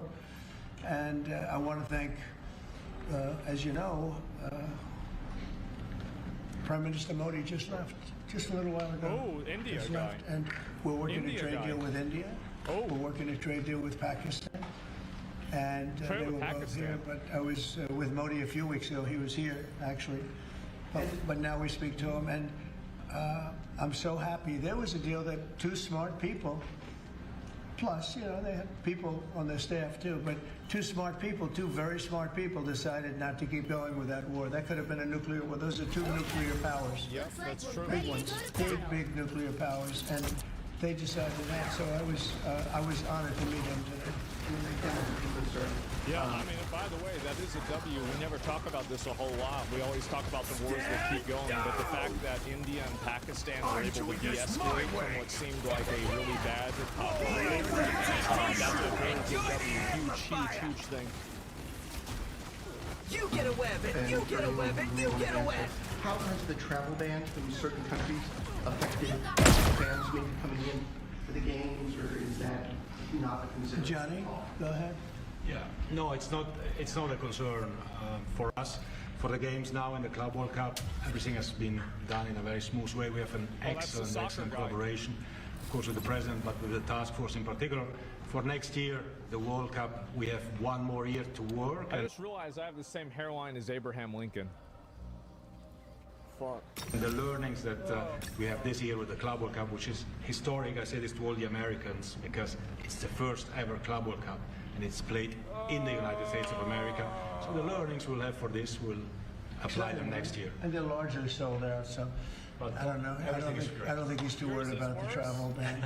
He doesn't know what the travel ban is, I don't think. Johnny, tell me what the travel ban is.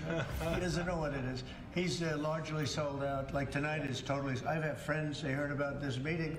They said, can you give me tickets? I don't know if I can get tickets. He won't give them to me. Maybe John will give them to me. Wait, so is he saying that he has friends, people that are hitting up the president to get him tickets for some sports game? Hey, Donald! Bro, can you get me locked in? I'm trying to see this game.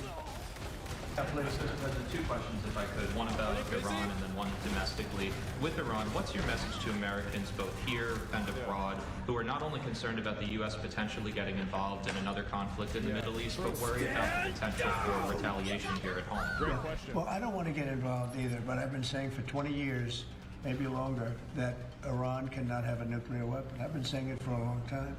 And I think they were a few weeks away from having one. And they had to sign a document. I think they wish they signed it now. It was a fair deal. And now it's a harder thing to sign, you know? In my opinion, I think this a few weeks away thing versus a few years away is a complete stupid thing to say. Because, like, really, why? Because I'm deciding if I'm going to say it. Everybody generally is under the agreement that aborting a baby earlier in the pregnancy is better than later, right? So, like, do you want to abort a baby in the 9th month or, like, the 3rd month? So, like, if we know that they're trying to do this, wouldn't it be better to nip this in the bud as soon as possible? Like, I feel like, really, I mean, I'm just thinking about, that's the way my brain works, okay? Now, should it work that way? Probably not, but it does. The moon damn. But, you know, it's really, I say it very simply. Iran can't have nuclear weapons. Too much devastation. They'd use it. You know, I believe they'd use it. Others won't use it, but I believe they'd use it. So that's it. It's very simple as far as I'm concerned. They can't have a nuclear weapon. And then domestically, Missouri Senator Josh Hawley came out this week as the lead sponsor of the bill to raise the federal minimum wage to $15 an hour. It stands out because he's a Republican. There's still 20 states that have it at $7.25. Do you support the legislation or the idea? Well, I haven't seen it. I'd have to speak to Josh. He's a very good friend of mine. Yeah. That's interesting that Josh did that. Should be $20 an hour. I'm going to have to think about that one. Some people agree with it, some people don't. You know, some people say it really turns away business. Restaurants close, and a lot of things happen. Other people agree. I'd have to speak to Josh. He's a good guy. I'm the kind of guy, I think if you can't pay people a living wage to do work, then maybe you don't have a good business model. For the Iran, the possibility of an Iran deal, is the destruction or the dismantling of the Fordow nuclear enrichment center, is that a prerequisite for a deal? Is that a red line? No, it's just something that people talk about having. We're the only ones that have the capability to do it, but that doesn't mean I'm going to do it at all. Doesn't mean we have the best military equipment in the world. You see that with this fight. We have planes that are undetectable, flying around like nobody's able to see stealth. You guys want to be stealthy tonight. You know, you can be stealth, you'll never lose, right? But these are incredible planes and weapons. We have the best weapons in the world, by far. Somebody said that we wouldn't have restaurants if we had $20 an hour minimum wage. Did you guys know that in some of the Nordic countries, they actually do have a wage that pays that much for a number of people, and it actually is totally fine. The false idea that the only way that restaurants can run is if they pay their employees slave wages. This is a lie that's been fed to you by capitalist, and I love capitalism, but these are, you know, cynical capitalist restaurant owners in order to have you continue on a tipping tradition that was precipitated by slavery. No. Looks like we're ready to go to battle. Do not live inside that framework. It's a lie. I'm doing this my way. I mean, certain countries take advantage of that. Israel has incredible weaponry, so we'll see what happens. I have not. I've been asked about it by everybody, but I haven't made a decision. Mr. President, you talked earlier today about having daily conversations with Prime Minister Netanyahu. Yeah. How have those conversations weighed on you in terms of getting more involved? He's been lobbying for the U.S. to get more involved. Has that had any impact on your evolution, sir? Look, we talk, and I'd like to see everything done. I would have preferred having just an agreement, a strong agreement, you know, verifiable agreement. Yeah. But it was such a shame. They were so close. You know, Iran was very close to signing what would have been a very good agreement for them. But in the end... And maybe that could still happen, I guess, you know. They do want to come and see us. They want to see me in the White House. That's a big statement. But it's very late. Is it enough of a statement? It's late. Wait. They want to go to the White House now? Ready to go to battle. Oh my God. We're going to see what happens. Look, we're going to see what happens. Ending it as soon as you can would be good. There's a door of meeting with them? No. Okay, so it's still open to them coming here in Europe? Yeah, I mean, they asked if they could come, and we'll see if that happens. It's not that easy for them to come. They can't get out. You know, they're in Iran, and in one case, the guy wanted to come so badly, but he can't get out because there's bombs dropping all over the place.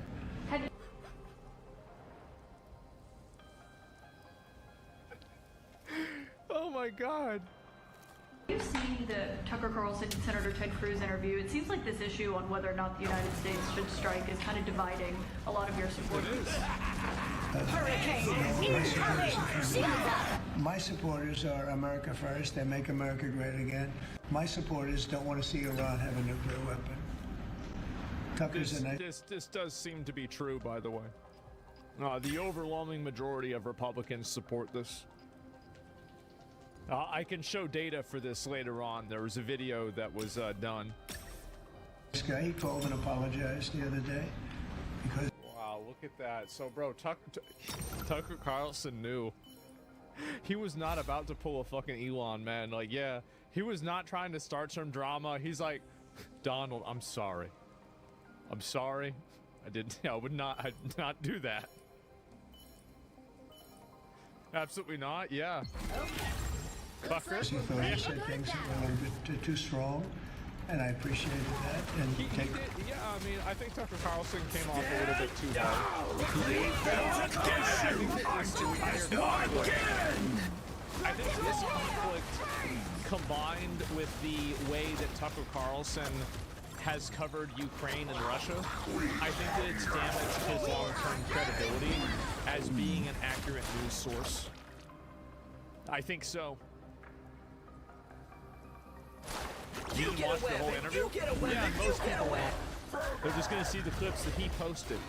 He posted the clips. Bruce is a nice guy. I mean, he's been with me for a long time. I'd say once the race was over, he's been with me ever since, right? Yeah. But very simple. If they think that it's okay for Iran to have a nuclear weapon, then they should oppose me. But nobody thinks it's okay. People that don't want, I don't want to fight either. I'm not looking to fight. But if it's a choice between fighting and them having a nuclear weapon, you have to do what you have to do. Maybe we won't. I think this is the right call, by the way. I think he's right about this. To fight. Don't forget, we haven't been fighting. We add a certain amount of genius to everything, but we haven't been fighting at all. Israel's done a very good job of that. But we'll see what happens.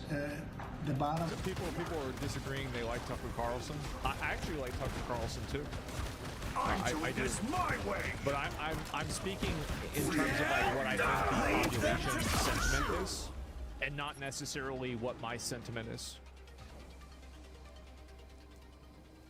Like, does that make sense? Like, I'm like on a scale of like 1 to 10, how much do I trust Tucker Carlson? I'd say like a 7. 6 to a 7. Which like for a journalist is like a 12. Executioner! Usually most journalists are around like the 2, maybe a 3. Usually a 2. Line is they can't have nuclear, and if Ted, I can't imagine that Ted Cruz said it's okay for Iran to have nuclear, including Tucker. I don't think Tucker says it's okay. The problem is then they get themselves into a thing. They don't want them to have nuclear, but then they say, well, we don't want to fight. Well, you're going to have to make a choice because it's possible that you're going to have to fight for them not to have nuclear. Yep. And it's interesting because I did ask Tucker, I said, well, are you okay with nuclear weapons being in the hands of Iran? And he sort of didn't like that. He didn't want to really, but he sort of didn't like that. And because I said, he knows, everybody knows. well, if it's okay with you, then you and I do have a difference. But it's really not okay with him. Therefore, you may have to maybe it'll end very quickly. But there's no way that you can allow, whether you have to fight or not, you can allow Iran to have a nuclear weapon because the entire... I think is there something that's keeping Trump awake at night?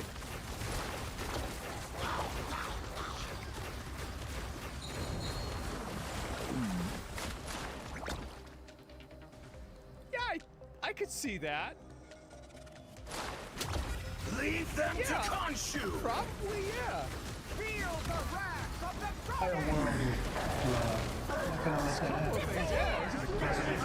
You had a bit of a row with President Emmanuel Macron of France the other day at the G7. No, it sounded like. he's a nice guy. Look, he said I was going back home to make a ceasefire. Not a ceasefire. We're long beyond ceasefire. And I said, why do you say that? Why would you say ceasefire? It's a bad term to use. Because a ceasefire means like everything's going swimmingly, we'll take a little time off. Yeah. It's not. We're not looking for a ceasefire. We're looking for a total, complete victory. Again, you know what the victory is. No nuclear weapon. Yep. Mr. President. So I thought it was a very badly worded statement by him, and obviously I let him know that.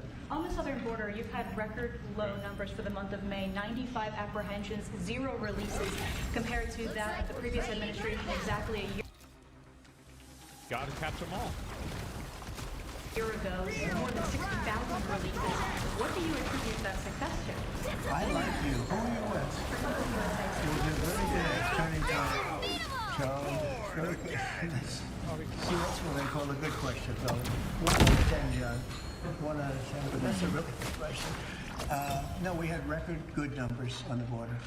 And people are coming in, but they have to come in legally. like some of these guys behind me. They have to come in legally. And if they come in legally, we want them. They have to say they love America. They love our country. That's right. And if they can't say that, we don't want them. Yep. Thank you very much. Very nice. Thank you very much, everybody. Thank you, press. Thank you. Thank you, guys. Thank you, guys. Thank you. Thanks. Thank you. Thank you, my brother. Thank you very much. Nice to cry. So this is a new one. It just got down 1 out of 10 questions. Yeah, it wasn't a whole lot, right? And I'm glad he gave up on the immigration membership stuff. Well, I don't know about that. Our economy is propped up by the military-industrial complex that require forever proxy wars to keep the country afloat. The political world makes a lot more sense when you know that. I think that their economy is, and for sure. But like, whenever you say the economy, you're talking about like this graph. Whenever you say the economy, this is this abstraction of wealth that is not observed by the average person. So whenever you think that, this is not our economy. This is their economy. And keep in mind, all you need to do is look at the amount of growth and the amount of money that the top 1% made following COVID.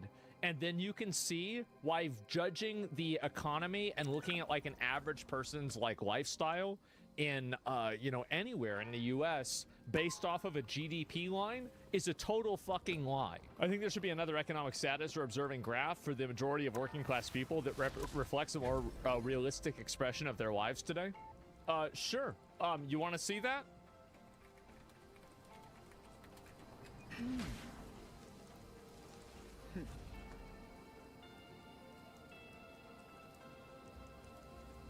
Say it ain't so.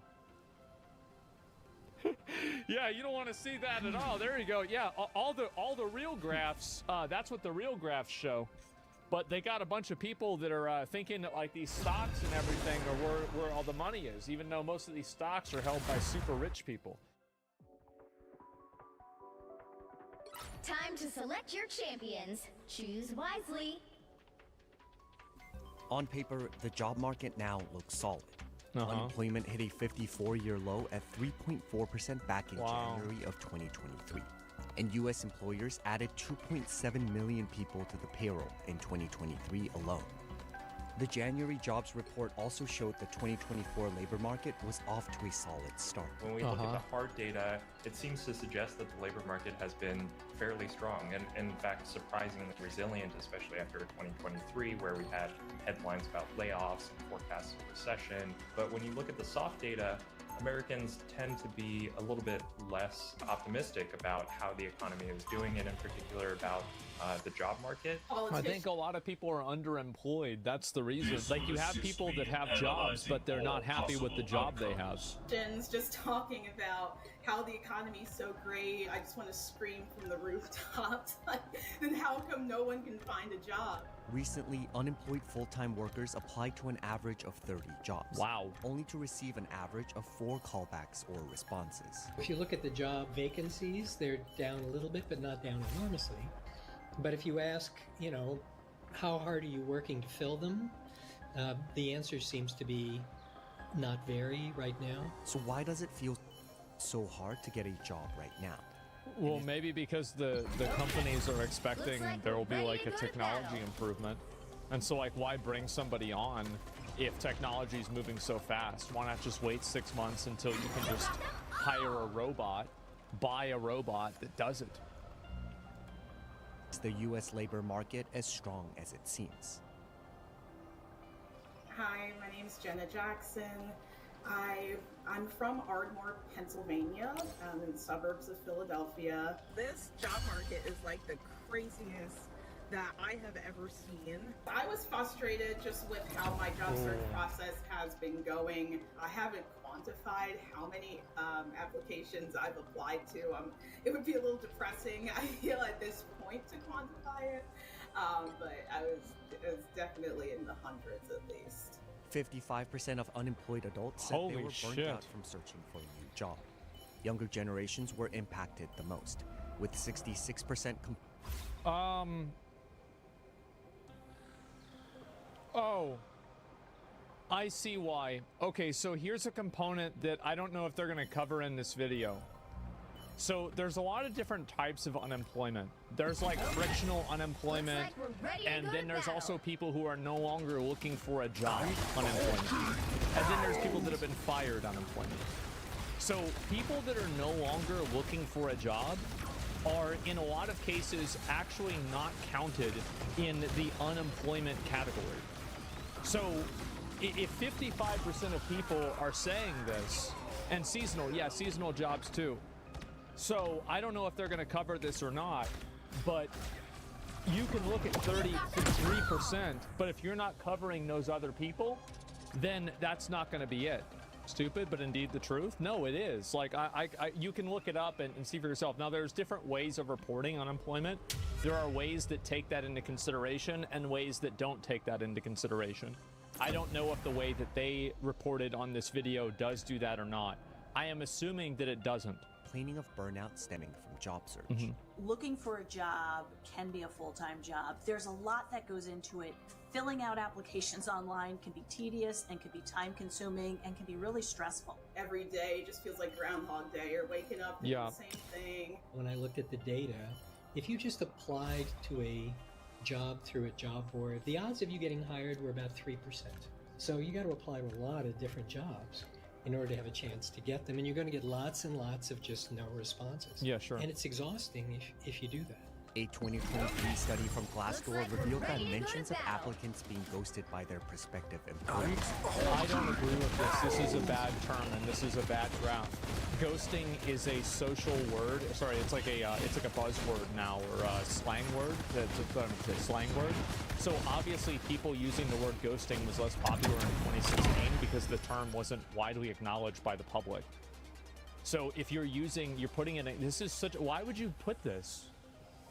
This is so bad. Substantially since before the COVID-19 pandemic. We often hear from job seekers that they send out tons and tons of applications and they don't even hear back, and that can be very emotionally and mentally taxing. It's unprofessional as well. It's like, especially if you're going to take the time to do an interview with them, you can at least let them know. I think it's because of technology. It's easy to put up a job, and so many people can see that job. So when you get such an overwhelming response, it's often very difficult to get back to every single solitary candidate. Certainly during the Great Resignation, when the market was at a fever pitch, companies were being ghosted by candidates, which is something that hadn't happened as much in the past. So we've seen it happen on both sides of the fence, and I think a lot of it is caused by just sheer volume. The time it takes for a company to hire an employee also hit an all-time high, at an average of 44 days for the first quarter of 2023, with some industries like the energy and defense sector taking more than 67 days to hire. The application process has been getting longer and longer, with going through multiple rounds and doing assessments. My first experience. I haven't looked for a job in over 10 years. How true is it? It's very true. Okay. And so far was with a large financial institution where I had a phone screen with them, and I also had a Zoom interview with one of the team members. After that, I had a case study where I was given very vague instructions. They got back to me and said that the team didn't feel like there was enough. They gave me another attempt. In the end, I just ended up just going back to the recruiter and saying, like, I'm sorry, I don't think this is the best fit. Because even if I did move forward and, they were okay with my revision, there still would have been 3 more interviews. A lot of employers Jesus Christ, that's insane. 3 more interviews. Oh my God. You can't make me believe there's a shortage of jobs in this country whenever there's 23 cash registers at Walmart and only 3 cashiers. What do you mean by that? Because I think that's actually evidence that there is a shortage. Because they don't need to hire 24 of them, because now they just have self-checkout. It's a company thing. Walmart decides to not open the registers or hire more people. Yeah, exactly. I wish I could have experienced the time when you could fucking walk into the building and ask if you could work there, and they go, nah, we're full, or yeah, sure, bro. Well, like Peaky Blinders or something like that. You just walk into the warehouse and say, hey, you guys hiring? And then that's it? Oh, fuck. I don't know, right? I mean, I'm sure there were problems then too. That doing more interviews is a good thing, and it's not a good thing. most job interviews are not doing anything important. They don't know that the questions they're asking are going to reveal anything about whether you're a good candidate or not. They don't know when they ask the question what the right answer is. And this is a development that's been going on for a while. It's not a good I've thing. always thought that job interviews were also like, unless you're getting a job at NASA, they're like a vibe check. It's like if this person is like obnoxious or weird, you just don't hire them. It's like, okay, yeah, I mean, like they got the questions right, but they're fucking annoying, and so I don't want to have this person. I don't want this person in the building again. Like that, yeah, a sanity check. I mean, fuck. That's my opinion. And Do even they if the smell labor bad? market was What do they look like? stronger, you would They still dress. We're ready to go to Yeah. battle. There are generally two terms economists use to describe the state of the job market: tight and loose. Usually when economists talk about a tight labor market, they mean hot, essentially. And mostly what that means is it is difficult for employers to find workers. And so in that context, employers tend to be more hesitant to lay off workers. They tend to try to be more aggressive about how they hire, whether that means offering bonuses or offering on-the-job training. By contrast, a loose labor market or cold labor market is one I'd where expect it was the there opposite. might be layoffs, it might Based be off the terms. hiring freezes, it might be difficult to find a job for Like workers loose, who you are just either let as many already people in the as possible, workforce or right? trying to enter the workforce. That's usually what it means. The American labor market has remained extremely tight following the end of the pandemic. So many companies had to scale back during the pandemic. And then all at once, companies were able to hire again as their businesses started to move. So you had so many job openings happening all at the same time. Job openings surged to historic highs, while the country continued to struggle from a devastating labor shortage. With so many plentiful job prospects, even working Americans quit their jobs at a record pace for new jobs, in a trend that came to be known as the Great Resignation. Smart. But the job market is beginning to show signs of improvement. There's less of a frenzy on the part of the employers. If you're somebody who wants a job, you would like a frenzy on the part of the employers. Of course. You would like to have lots of people trying to hire you. And then they're going to have better thing about the job market right now is that it is strong, but the hiring rate is low, and similar to the layoff. The layoff and discharge rate in the U.S. has been hovering near historic lows. Like if I was running a company and it was like a tech company, I would be extremely hesitant to hire hardly anybody because of just how fast technology is moving right now. Because like I feel like every 2 years they have to like completely readjust what's happening with like AI and automation right now. It's crazy. Like it's really fast, and so it would make sense that they're just kind of waiting and seeing. Don't you know Starforge? I mean, no. I mean, Starforge is like it's manufacturing primarily, right? Like you're putting things physically in a PC. You can't really automate that as easily as you can automate like a code or something. So yeah, no, I see what you're saying. Or like you can have like, you know, self-checkout. Like it's assembly. Yeah, I mean, it's not necessarily like that. For now, of course there's always a for now, right? But like I'm saying right now. Despite the barrage of layoffs reported specifically within the more visible tech and media sectors. Yeah, I think what might be going on here is that employers are hesitant to lay off workers. They're hesitant to push workers out because of their recent experience with labor shortages. But on the flip side, that also means that a lot of workers are sitting tight. They're not quitting. They're not being laid off. And so there aren't as many of those opportunities you would normally expect from attrition for folks who are trying to break into those roles. Meanwhile, research from LinkedIn found that job seekers' search intensity in the U.S. grew by 27% in 2023, compared to the year before. In 2022, there was one open job for every active applicant on the LinkedIn platform. Well, that seems pretty easy to solve. The ratio turned to one job for every 2 active applicants. Right now in the marketplace, what we're seeing is both employers and employees being a little bit more selective. It was search intensity. I would assume that the frequency of the searches and how in depth they go, like I don't know, I mean there's probably a different, like you can measure that in like 5 different ways that would make sense. Everybody's taking a little bit more of a measured approach right now, being a little bit more selective in their choices, and that's why we've seen a little bit of a cooling in the marketplace. Yeah. However, experts reassure that the cooling labor market is no reason for concern yet. it is important to have a perspective that's a little more historical on this. You know, if you're hunting for a job right now and you can't find one, it looks like a lousy job market to you. Compared to your it's going to be for anyone. parents' experience, it's a great job market. I think that sentiment is outcome of expectations. So in 2021, 2022, there were labor shortages, companies were hiring very aggressively, and so even if 2024 is shaping up to be a relatively healthy labor market, I think that he's talking to like a lot of his parents probably grew up in like the 70s. And I know, like, in the 70s, like, there was, like, a lot of really bad economic problems then, too. And, like, the, late 70s and shit. So, yeah, Jimmy Carter, basically. So, I do think that what he's saying does track. I don't think he's out of pocket for saying that. Okay, so? Well, what he's saying is that their situation was also very bad as well. By recent comparison, it doesn't feel quite as strong. The cool down in the labor market was also what the Federal Reserve had intended with its series of interest rate hikes. If you are the Federal Reserve and you want to slow the economy down, that means you want to slow the markets down a bit.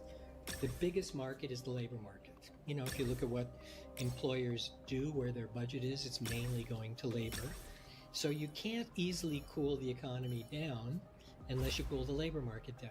Experts also noted that the health of the labor market will largely rely on where the economy is headed next. If the economy does slow down more significantly in 2024, if we see a recession in 2024, the labor market can be somewhat resilient, but it can't fully buck the broader economic trends. And so that's definitely something we want to watch out for in 2024. It's not a guarantee that the job market is going to remain.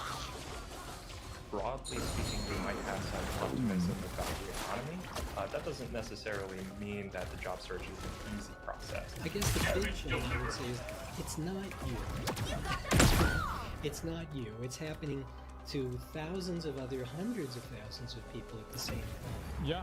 And it has to do with what's going on in the bigger economy. It has to do with uncertainty.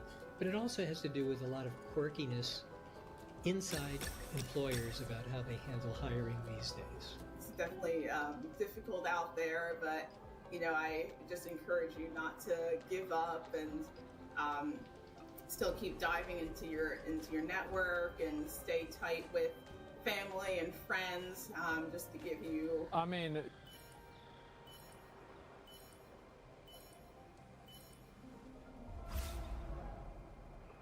Hello and welcome to the PC Gaming Show 2025. My name is Sean Daynide Plott, and once again, I am thrilled to be here with you, showing you the latest game trailers, previews, and world-exclusive first looks at what's ahead in the world of PC gaming. But even more importantly, I'm delighted to be joined again by the co-host with the most, Mika Burton. Hey, Sean, it is great to be back on the PC Gaming Show, especially since we're cooking up something extra special this year. As you can see, Sean and I are broadcasting today's show from a crucible of clandestine accoutrements. Oh, that's right. Here in our high-tech hardware workshop, we've assembled some of the finest PC gadgetry for some of the world's smoothest secret operatives. You know where all the spies get all their coolest toys? Look from us. That looks like the thrift store. That double as wall-climbing suction cups. We've made keyboards that can turn into cars that turn into boats. We've also built a laptop that's a crossbow that's also a blunderbuss, and I'm afraid to touch it. That's how you know it's good. We made a gamer Must have been chair that turns Alienware. completely invisible thanks to cloaking technology.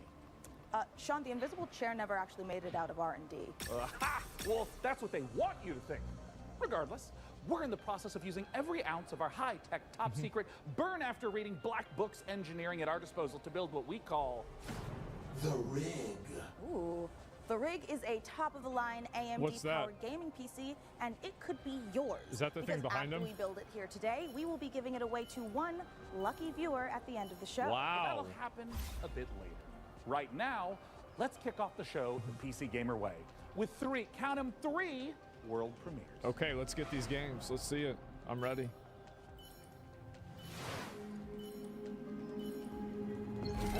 Dahlia, I know you're nervous about going home. It's Mars. I'm home. You're going to be fine. We don't know the state of the crisis. Okay.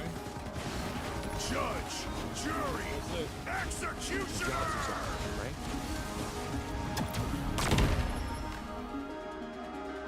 Get in, get out. Don't get sucked back in.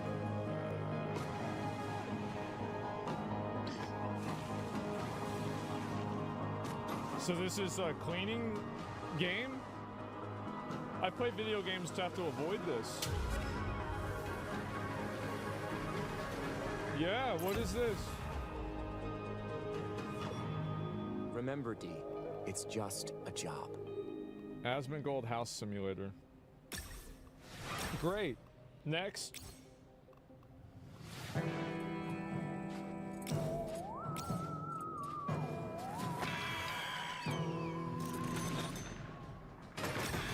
That's cool. All right.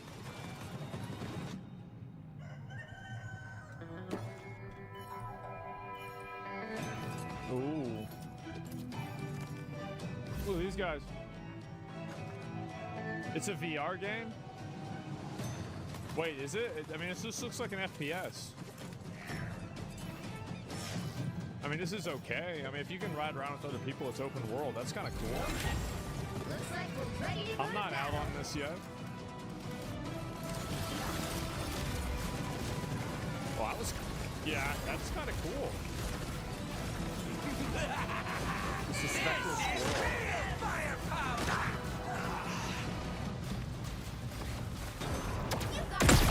Far west. Isn't that like the Pacific Ocean? It's in the water, right? Far west, yeah. What is this?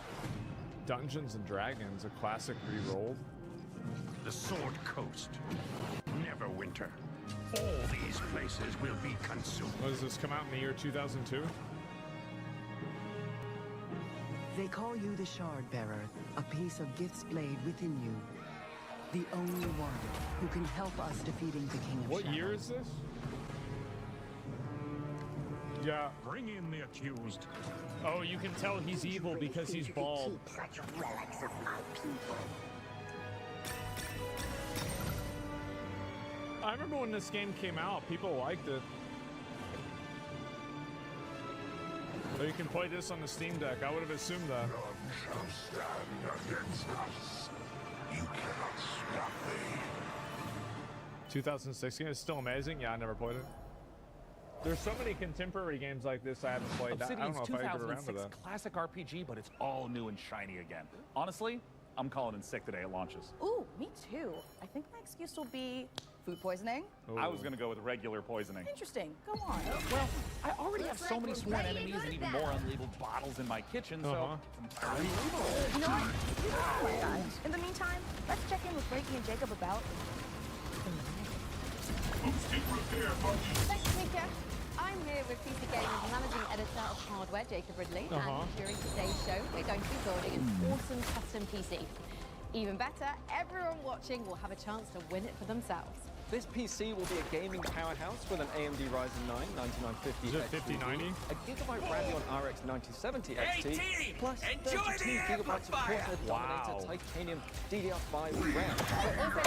32? K70 Pro keyboard, Asus ROG Swift OLED monitor, and a Corsair Nightsword RGB mouse, all handpicked by Jacob. We didn't forget a thing. We're even including a mouse pad. That's where your mouse lives, sleeps, and entertains other mice. Let's get to work. Okay. Hey there, PC Gaming Show. Check out this next trailer. It's fabulous. Fresh tracks, or I will get you. How do you stop that which never ends? In the endless. All right. No two journeys unfold the same way. Come, remain by the fire, and hear the tale of Norwind's greatest champion. What is this? Oh, so it's Beat Sabers, but there's not a saber. It's just a sword. Looks like we're ready. All right. Well, I've never played these games before. It's not really my thing, but I'm sure people like this. I'm not a rhythm game guy. I don't have any rhythm. I was so bad at that, even in school. There's no one I would rather die alongside than you, my champion. Ooh. No motion? Yeah.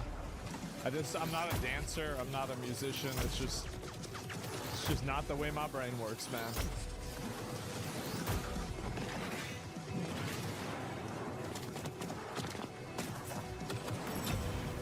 This is cool.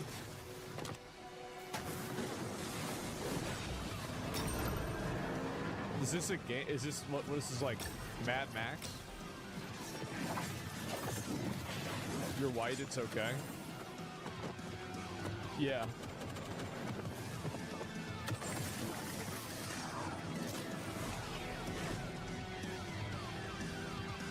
Too much blur? Yeah, I don't even know what the hell's going on in this game. You know what's really...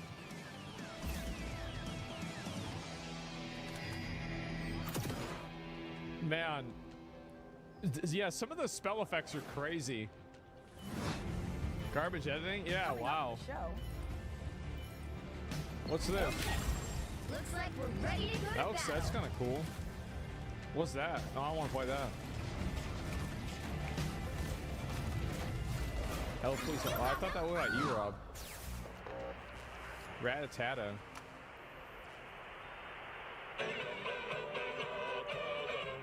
Damn.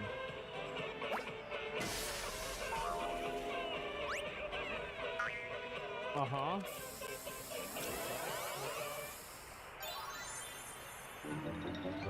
Demo available. Wait, this is a game? Rhythm fuels your fight? Oh no. It's another, dude. Dude, I can't do it. I just can't. It's the same game. It's close, right?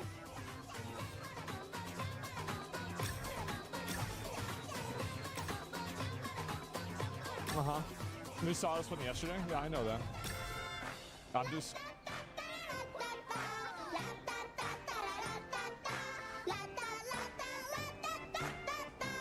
Wow.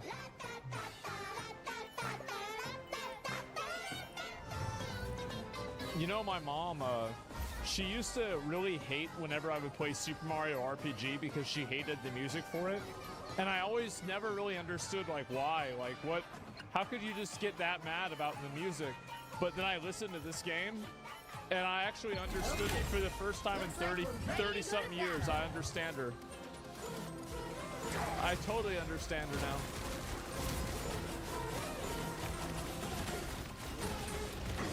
Man. People said this game was good. I don't know how I can believe that, but that's what they said.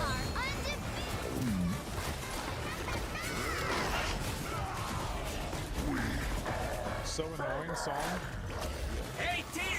Enjoy the amplifier!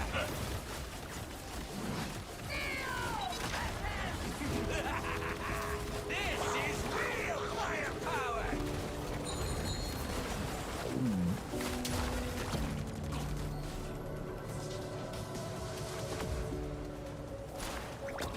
Leave them to Khonshu!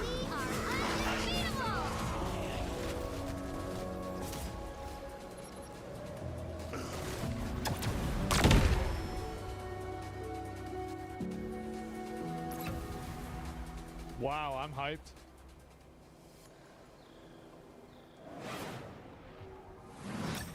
What's this? This reminds me of a Core Keeper. I played Core Keeper a lot. I beat that whole game. I beat every boss. Even that stupid thing that goes around the outside of the game. Core Keeper's so good. Yeah, I should play DLC. No, I haven't come back.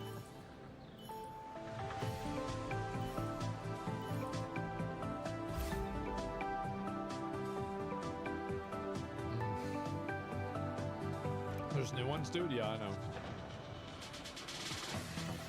Oh. Fast in-game incursions. Craft power. Yeah, this is... I'm gonna be real, like, this game is probably the one that I'm the most excited for that I've seen so far. Like, this is kind of cool. It's actually, it seems like the game's fully out. October. It's out already? I'll wait for the full game to come out before I play it. It's important to celebrate when something reinvents itself. And this has something called Crybabies. I'm glad you said it. I didn't know what it's... Beautiful. I thought it said It's Nebies. almost as beautiful as the rig's Corsair RM1000X fully modular ATX power supply. Poetry. In fact, the only thing more poetic is a perfectly executed heist set in a dystopian techno future. Yes! When we heard the makers of Payday and GTFO had a new co-op heist FPS in the works, you know we had to find out more. So we infiltrated 10 chambers and interrogated the makers of Den of Wolves. Here's all the info we dredged from their genius minds. What is it? We were prepped and ready for the heist. We had stolen Tier 7 passkeys. Acquired the building schematics. And rerouted the security comms. We're in position. The package was as good as ours. They should make a game like this, but instead of robbing high-tech facilities, you just break into 7-Elevens. But we fucked it up anyway. Call it LA Simulator.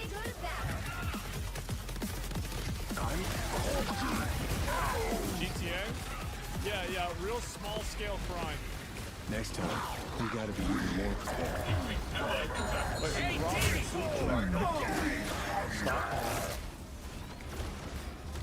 This is some good graphics. What the fuck? Rise, my friends!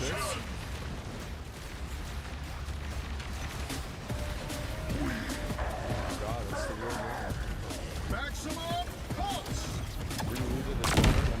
Is a first-person shooter, 4-player co-op heist game taking place in the future. We focus a lot on player agency, story, and keeping the player on their toes with some interesting elements that take you out of the brick-and-mortar world of Midway City, where the game takes place. It's a power fantasy, even though there's obviously tension as well with like stealth segments. The only heist game I ever played is I had a friend that would steal eggs out of Walmart. Balls to the wall. That was the only game I ever played that wasn't even a game. Den of Wolves is stepping back into our Payday roots. Yeah. The big difference is, of course, the sci-fi area, where we can play around a lot with design. The freedom we have with this sci-fi space is a bit terrifying, actually, because you can go nuts, basically. We've actually told ourselves to He's actually the one that Cody was saying the other day was listening to Kanye's new song. Creativity. So designing the Midway City from the start, we knew we wanted big megastructure buildings to actually place our levels within. Same guy. Free of how big levels we want them to be. It's this very large city. Hallelujah. Yeah. You want to look out at the city and see, so this is a moving, building city and it works. Hey, Diddy, this is real firepower! We are undefeatable! This is alright. It's a decent idea. Coming back to the heist Rise, my friends! I don't know. Nefarious Baldy. Pulse charge, fire! In my head, what I wanted that game to be. Everything you do to enhance the game breaks the theme.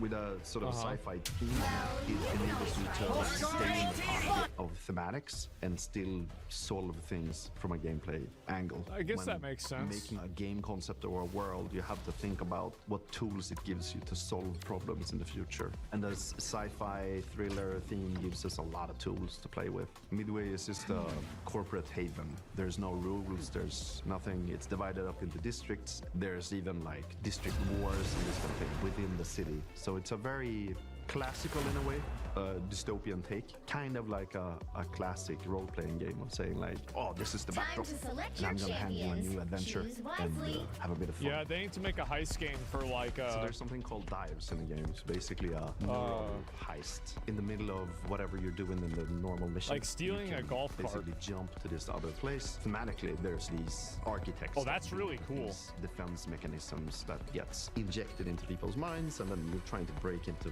one of of those. GTA? The dice allows us to explore I've never played GTA. with Isn't visual it crazy? art design and gameplay design. Just tracking down this specific person that you need to make a dive into to extract information. You don't need a bank vault for that. It could be a suburban gritty area, or it can be a very high-end luxury apartment or of some sort. The dives provide change of pace and change of intensity in the gameplay and change of scenery, and it could be a nightmarish sort of abstract thing. Imagine trying to navigate a forest or something like this. But it could also be a Japanese temple or a fortress in the Swiss Alps. We could just mix a lot of different stuff together because it's this very abstract place. And also with gameplay, we could go from a shooter to a platformer to a horror. By the way, I don't know what the fuck. Experimentation where you can run on walls. We make the rules for what the dives are and what they can be. This is a game? So you go from shooting people and like now you're in like an alternate universe. Game psychology. I'm a psychology-driven game designer to a large extent because we want to motivate you to keep playing and also like. So you're gonna have daily quests. And what's the economy of the game? And I'm not talking about getting people to spend more cash. It's what's the drive of the game, and I think building new things or crafting things is a very interesting area. A good example would be like this thing we did for Payday where you would craft masks and this kind of thing. Yeah, we're going back to the masks. I've heard people tell me before like, oh, GTFO and then it's a masks game, right? I'm like, really? Yeah, maybe it is. But we wanted to make something different. Like we didn't want to go fully masculine, maybe doing these big skull masks. Like we don't want to limit us to not do it, but with the mask we have now, we actually wanted to bring some feminine, some sexiness, So one of the inspirations we actually had was the Keira Knightley pout that she has, and there's also like this Japanese theater demon mask, the Oni mask, with Hannibal Lecter type of style. So as in the dives, we could basically make anything. The masks are this expression to allow them to expand the world inside of themselves. So finding the signs where they don't really know where to put it in what categories. I don't know really what this is. Hit kind of a sweet spot there. I don't know what this is. This is going to be a high-paced, intense, and a very fun collaborative game. Yeah. Together with friends is What's a he beautiful saying? thing, right? Especially you can put a hat on. And they have lots of different hats. So if you put 4 people in the room, there's like apparently probably like dozens of hats. Then yeah, it's something, If you want to find out more about Den of Wolves, head to our Steam page and make sure to wishlist now. Cool. Yeah, I would maybe try something like this out, even though it's a cooperative game, so it makes me a little bit afraid.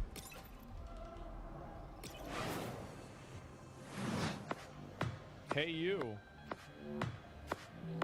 That doesn't look like me, I'll tell you that. Billionaires? Corporate control? Uh-oh. Oh, no. It's a Reddit game. Oh, Jesus. Dance to hype up the robots and you're... Oh, yo, no. Like ready to go to battle. Bro. Hack new dance moves and rebel. The revolution will not be choreographed. Wow.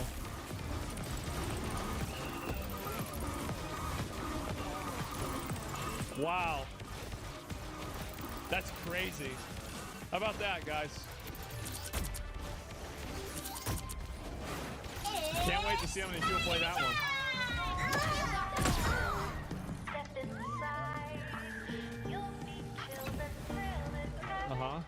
So it's a turn-based game.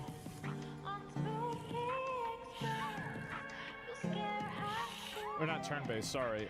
Fucking tower defense. I don't know why I said turn-based. Ooh, now they're both vampires. Puzzle game? Maybe, yeah.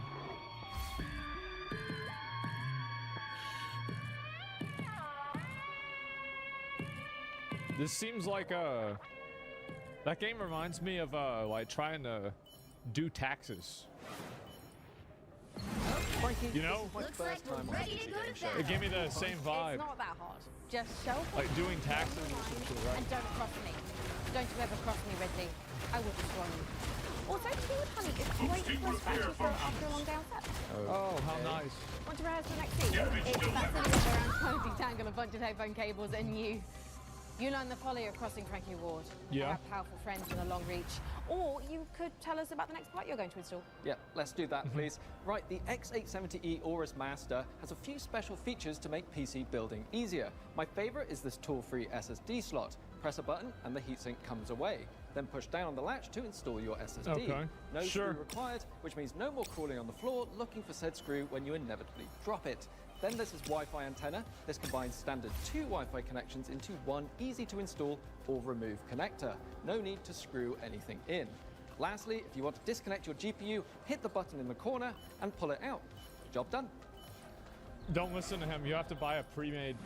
If you do that, you could die. We've been working on the Road Pencil Project early access for over a year now, pushing the game way further than we ever imagined. You could easily die. Just look at me play. I'm happy. The team is happy, and our boss is happy. Is this the? I'm happy too. At 1.0 0 hours approaching, so here's where we're at. Okay. I watched this game originally. This game looked really good. Death shuns you, Prince. Yeah. Use this gift and right your wrongs. No, I would play this. I played the Lost Crown. I thought it was really fun.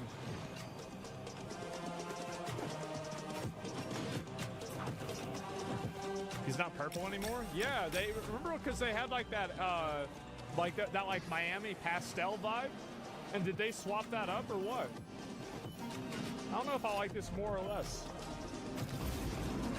He's not gay anymore? Everybody knows purple is the gay color. Parkour through a deadly kingdom.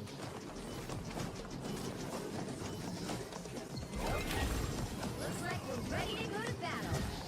Cool.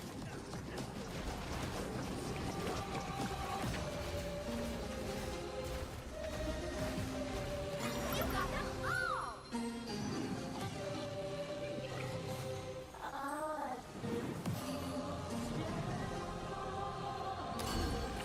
Seems all right.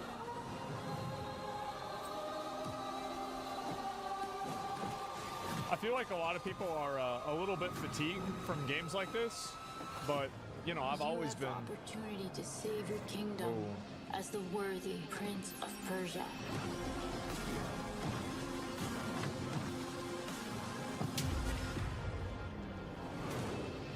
When's it come out? It's in August. Okay.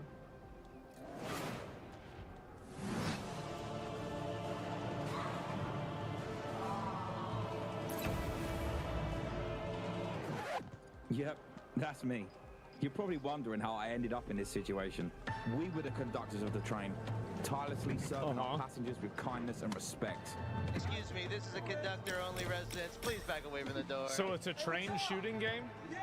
Get motherfucking ready! Wait, what? Listen up, scumbags. You rats will never get me out of this control room. You understand me? Never. Huh? Bro, let's just flush him out. I'm tired. Is this a millennial game? Run! Yeah, it is. Yeah, watch out, guys. Watch out. I've got to say that I think the premise for this seems kind of cool. Am I crazy to say that? The premise for this seems interesting. Yeah, the whole game's on a train. Streamer slot? You think so? Go, go, go, go, go. It might actually be good. Yeah. Yeah, I'm not out of this. 10, 9, 8. Carabao, we gotta move. 6, 5, 4, 3, 2, 1. Yeah, I'll be real. I actually think that's kind of cool. Yeah, that game looked decent. Oh, this is the game where you make their game for them. I remember this. eFrontiers Founder Access Aren't you a is millennial? the first public step in creating a visionary sci-fi survival experience. I don't identify as a millennial. You start your journey alone. A tiny blip in a seemingly endless universe. Yeah, I don't identify. As you struggle to gain a foothold in this hostile world, you can build rudimentary structures, improved ships, components, and more. You'll begin to discover details about the universe and the ancient civilizations whose remnants still roam the skies. Okay. Looks like we're ready to go to Everything battle. requires fuel to operate, and good resource management is crucial to survival. The most potent source of fuel, crude, is necessary to build formidable ships, advanced structures, and even stargates, reconnecting the vast universe. Smart structures are highly customizable and open possibility for your creativity. Founders have already created Asmon is all generalizations, specialized trading hubs, advanced security systems, and more. Are you ready to lose yourself on the frontier? Yes, I'm ready. Wait, what? Ready for what? Wow, I knew space was dark, but that was dark. Everybody says no. I changed my mind, guys. I'm not ready anymore. Look kind of beautiful. Yeah, I'm not honestly ready. Looking forward to being ambushed in the depths of space in Eve Frontier. But if you're Ready to go like to sleep? me and the True. thought of being caught off guard is a no-no, just head over to the PC Gaming Show Steam page, and you'll find every single game we're showing today in one convenient spot ready to be wishlisted. Looks like So we're no ready scary to go to surprises. battle. Absolutely. And now here's a look at some of the great games puzzle publishers and Crybabies. Puzzle publishers.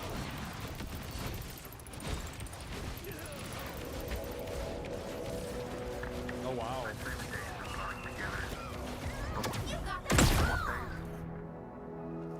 As for the isolation, I'm an introvert. Suits me. The contracts just keep on coming. 2 more rigs to construct. So you gotta build a oil rig in the air. Hydrogen generators. It's an air rig. Good news is I've managed to synthesize 334 liters of water in the last 24 hours. Wow. Now they want 200 liters of ammonium hydroxide. Rewards are good though. On completion, we'll finally acquire an electrolytic producer. Man. And with all that methane on level 2, I feel like I just... methanol. At this point, why don't you just go get a job? Despite the fact no one really knows what's down there, I push on. You know, I mean, I just go get a job. Looks like we're ready to go to battle. Fuck. Yeah, this is like doing taxes. Welcome to Matsuzawa Manufacturing Factory number 1. Huh? Ties in a factory. Wait, what the hell is this?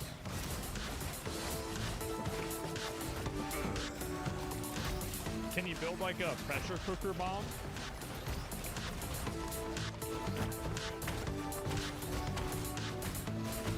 Yeah, I mean, like, just get a job. Like, at this point, I feel like you should... Am I crazy? Like... Put on a show. Yeah, I mean, like, well, you might as well get paid for this shit. Rise, my friends! It's this sweatshop simulator. Oh, wow. Everybody's so happy.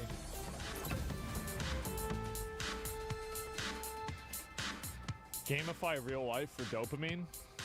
I guess so. I had a friend that would do that in real life.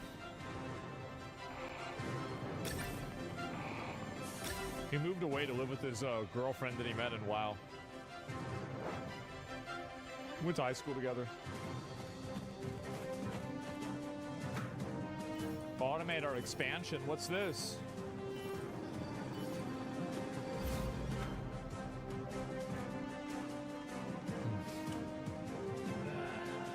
So is this like Legos, but it's not?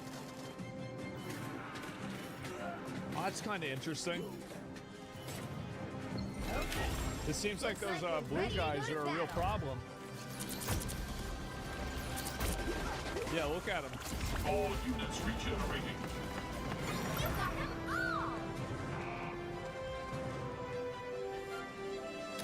The boring ass games, it's alright. I mean, like, I'm just not really into this kind of stuff.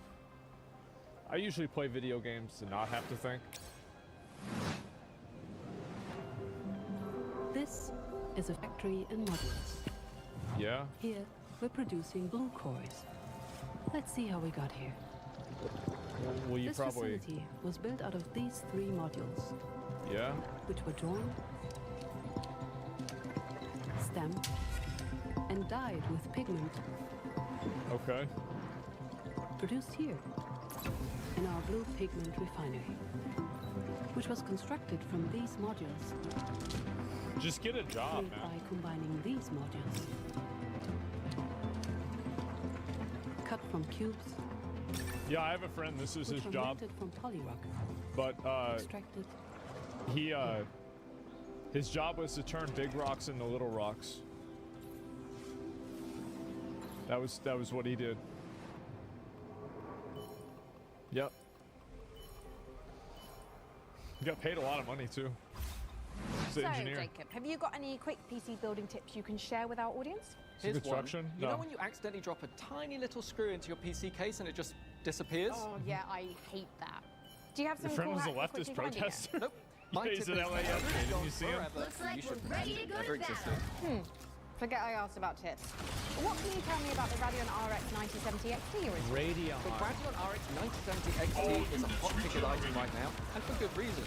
This is AMD's My first one putting its best foot was the forward with a 4650. RTX chip that can go toe-to-toe with NVIDIA's GeForce RTX 5070 Ti. If you're worried about DRAM, don't be. This comes with 16 gigabytes of GDDR6. That's plenty for gaming at 4K. I didn't know they had a Plus it 5070 supports Ti. FSR4, the latest version of AMD's upscaling technology, to help your frame rates. Rise, But what my I like friends! about this most is how easy it is to configure. This lets you run it with less power and still get top performance. Undervolt. This generation ship was a second chance to save nature from a ruined Earth. This is Elon Musk simulator. We failed to learn from the past. Poisoned, barren, withering. So wait, we fucked up Mars too? Oh no.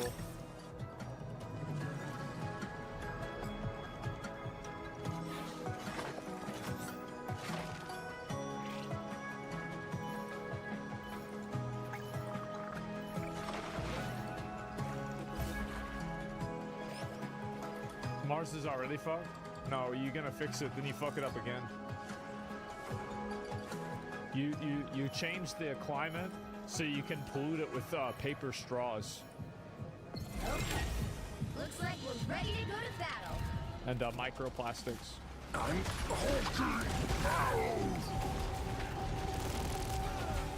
Let them eat flour. It's a dead body. A dead body that looks just like you. We thought we left our dead little stuff behind. Uh-oh. In the corner. What's that? Oh my god.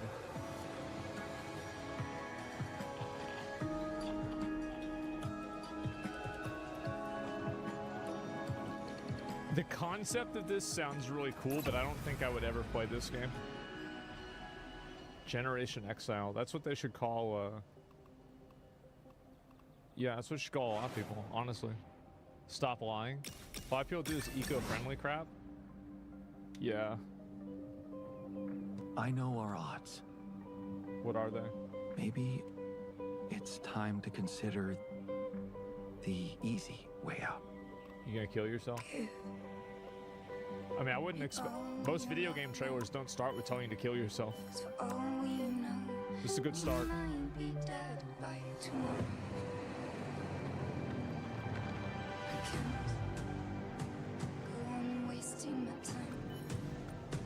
Is this a game? It's Luigi's Mansion. You were always one of us.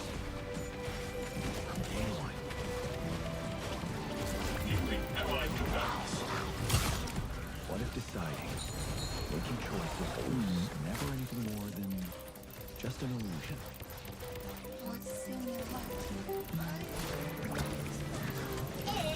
Still making it about yourself. Just rise, my friends!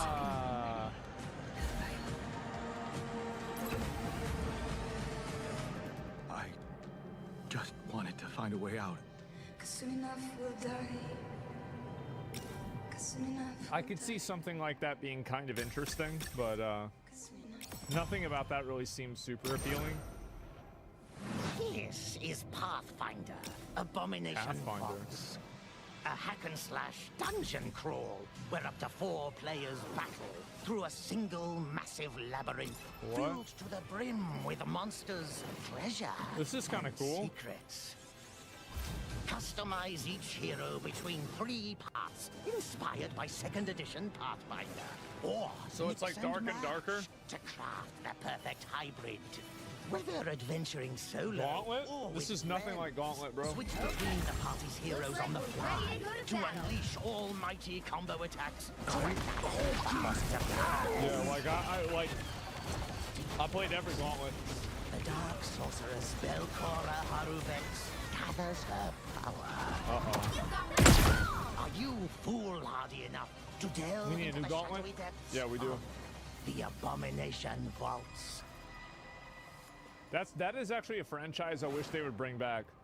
Gauntlet, Killzone, F-Zero, Star Fox. We meet again, little merchant. Right there. Still taking up the challenge of a double life. That'd be crazy. Torn between one endeavor and another.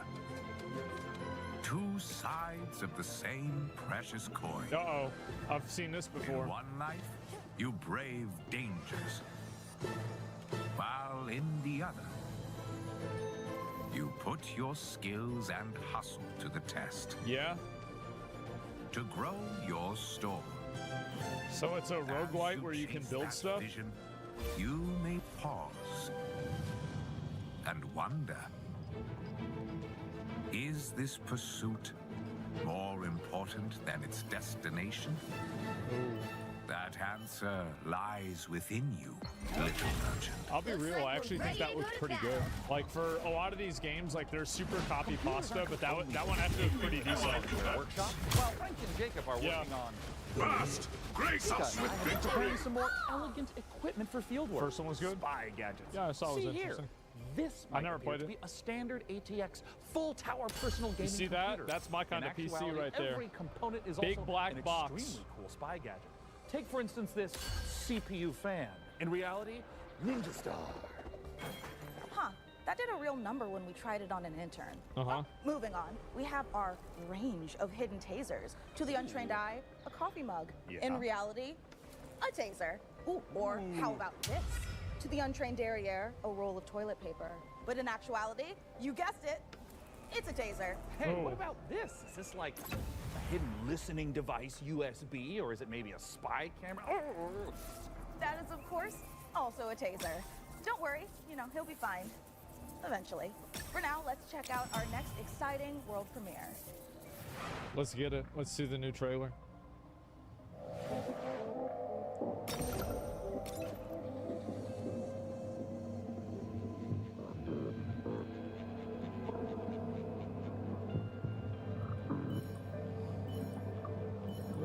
What is this?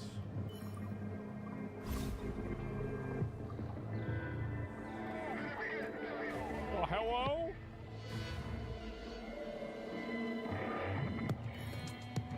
What the hell?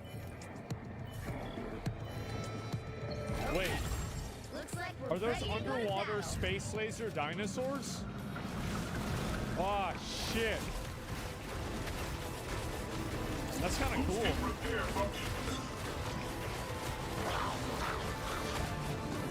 It's a, wait, oh, it's a walrus. I think so. Look at those legs. I don't even know what the fuck that says. Barotrauma? Oh, I get it. Yeah, pressure, right.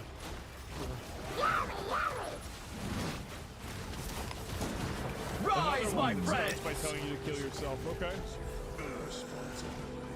How to spot it. Fast! Incoming! Rise, my friends! I like this. This is really good. Uh-oh.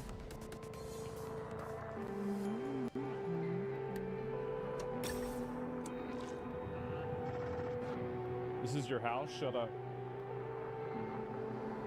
What am I watching? No, I really like this. The premise of this is awesome. No, I'm not a human. I could have told you that. What the fuck is this? Hi, I'm Oscar, a solo developer, and this is my game, Botsu. Is this like it's a an Fall online Guys? multiplayer game where you control a ragdoll robot and compete in some very silly physics-based competitions. That's kind of cool. I started making this game in my spare time, and now you can play the free demo on Steam. Especially, I mean, if one guy made this is pretty Bot impressive. Central, where you can meet up with your friends and mess around with the servers while they arrive. Looks like When we're you're ready, ready to go to mind the battle. gap and hop on the matchmaking train to your Botsu. One guy, yeah. Your team will compete in bonkers box ball matches. It's impressive. Steal boxes and drag your team to victory in Squid Game Fall Guys. in sumo.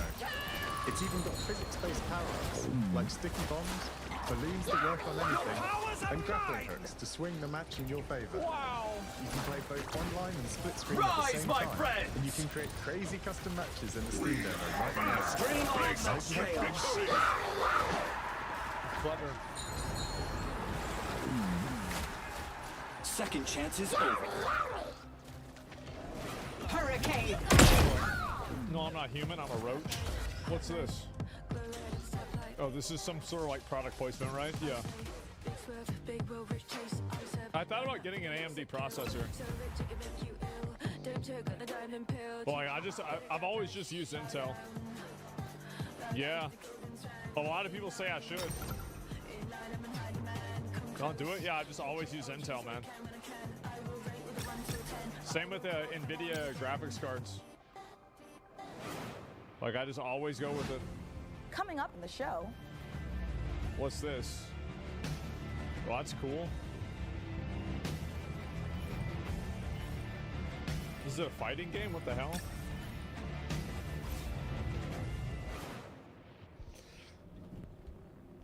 DJ, thanks for 10 subs. Thank you, guys.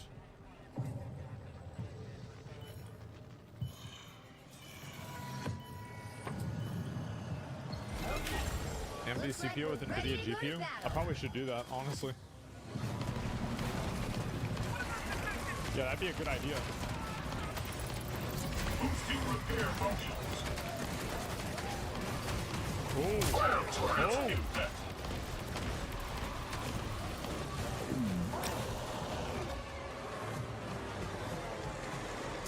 3 games where you kill yourself. Hurricane! Damn, there's really a pattern here, huh? Bring on the chaos! Wow. Rise, my friends! Yeah, there's a lot of this, huh? Grace us with victory! Shiro Games. Second chance is over. That looks pretty nice. Was this a VR or something? It's like Elden Ring Night Rain, but for 6-year-olds.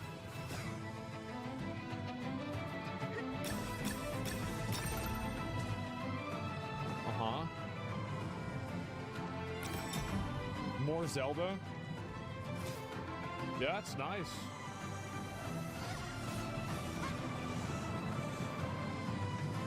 This looks pretty decent, I'm gonna be real. Yeah, I would maybe try this out. The only thing now, I feel like there's so many video games that get released. Why are her boobs honeycombs? Forever. That's decent. What an amazing like we're collection ready of to games go to we've battle. already seen. Mika, we are really turning up the heat this year. We sure are. Mika, what is that? Oh, Crybabies. Fast! Wait, Grace let me us guess. with Double victory! plastic explosive. Maybe it's a potent tranquilizing gas, or is that just like another game? No, it's literally just thermal paste. Bring on the chaos! Heat sinks to avoid heat. Oh yeah, that's the thing I don't It use. is an amazing Hurricane incoming! Mika, you can't eat thermal paste. From the seas to the skies, my friends! Okay. Let's check Okay, alright, at least that one was funny. That was the first good one, I think. Can we put it in the computer? Second chance is Absolutely over. not, but I'm certainly going to try. This Before we might get not- ahead okay. of ourselves, What kind of CPU is this puppy Don't working promote with? that shit. It's with no small amount If of you NVIDIA eat thermal savers, paste we're because of a equipping the PC rig with an gaming AMD show, Ryzen 9 I'm sorry to 9950 say, X3D processor. that's natural Put simply, selection. This is the fastest 16-core consumer CPU money Yeah, can buy. you It selected combines yourself. the best parts of every processor ever made. The power of a 16-core monster for tough jobs, check. The gaming chops of second-gen AMD 3D V-Cache tech, check. This beast can work as hard as it plays, and it plays in a completely different league. It's the best processor in the world for gamers and creators, for gaming and for everything else. It's a beauty. If I wasn't gotta putting it use in the the two rig, PC I'd be setup if tempted you to wanna make walk it out work. here with it myself. Phenomenal. Peak PC gaming, courtesy of PC Gamer and AMD. Indeed. So, how's the Looks globe? like we're ready to go to Plasma battle. globe. I thought that was like a Tesla coil. Looks like things are coming along perfectly. Hurricane incoming! Which is perfect because right now we've got another exciting world premiere to show you from our friends at Fail Better Games. How exciting is it, though? How exciting? I don't know if I'm excited yet. That's cool. I'm slightly more excited now. The village of Chandli is small, complicated. and Excitement is the everyone same. has their own story. Excitement is For 100 years, the practice of horticulture a little has bit been lower. under a curse, making Yep. even the simplest act of Excitement going down cultivation rapidly. unpredictable. Excitement collapsing. But you come from a long line of sorcerers steeped in the green Excitement and glowing flatlining. arts. Your family's old lodge has been empty for Excitement going into the so negatives. don't expect airs and graces. Oh, Chandli may no. be small, but it's thick with secrets and set in its ways. Is it ready for the return Stardew Valley? of a mandrake? I mean, Looks like I mean, we're that's ready just to a go game to you have to battle. play with your girlfriend, right? I mean, like, setting is based on British Wait, history what? and folklore. For research, Wait, what? we walked in a temperate rainforest and visited an ancient coal mine beneath the forest of Dean.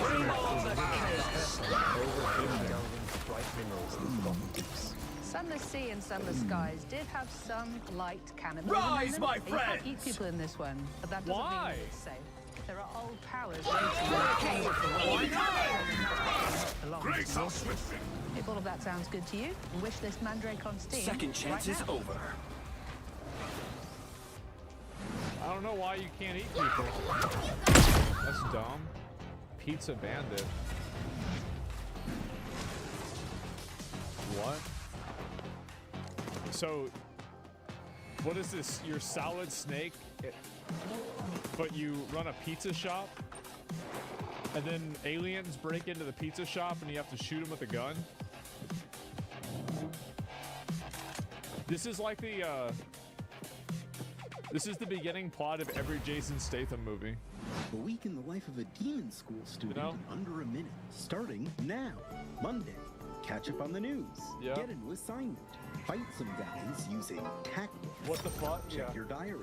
Tuesday, investigate a spooked classroom.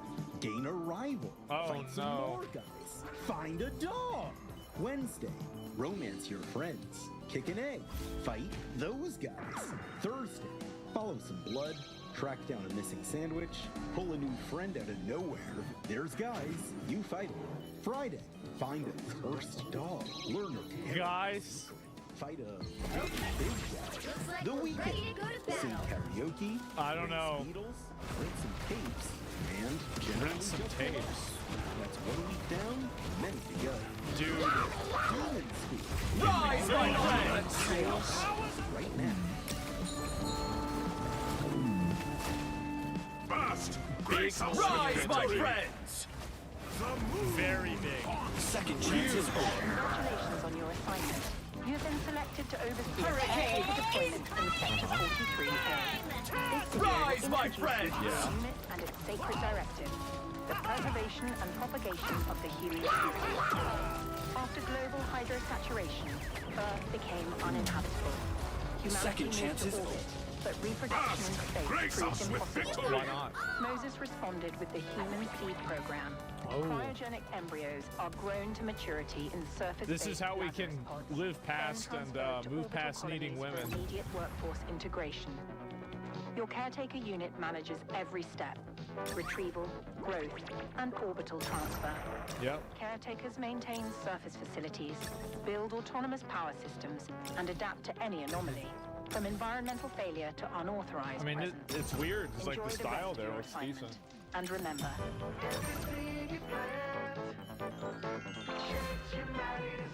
Oh. You're the only one who can safeguard the future of humanity in The Last Caretaker. So, you know, no pressure or anything. Yeah. Hey, Sean, what was that? Looks like we're ready to I'm go to so battle. sorry I may have eaten a light snack. That's so weird. Yeah, it is. Wait a second. Did you get a Rise, my friend! Bring on hurricane! Incoming! Rise, my friend! No, that's definitely a train, which means we are right on track. From the for our next seas world to premiere. the Sean, skies! This is a train game. Second chance is over. What does it look like? It says our new home. 350 light years from Earth. You tell me there's birds there? Okay.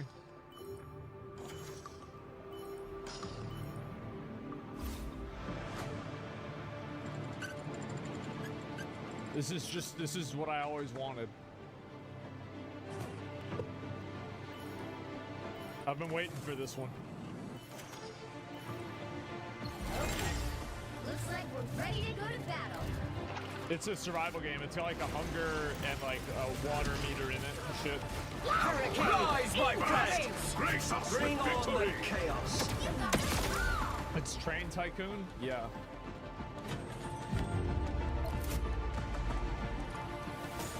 Can you run over the animals? Oh, wow.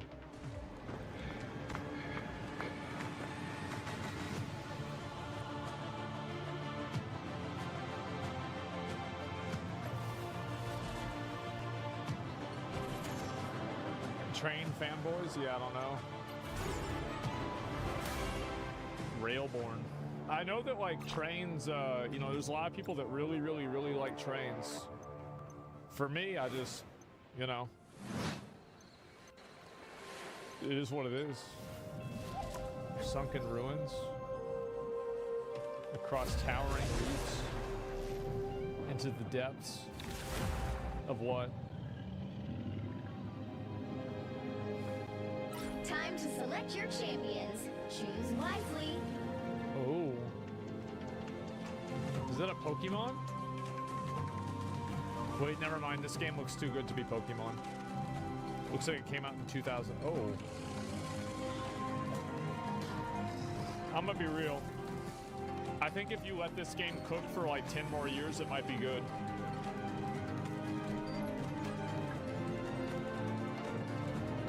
Yeah.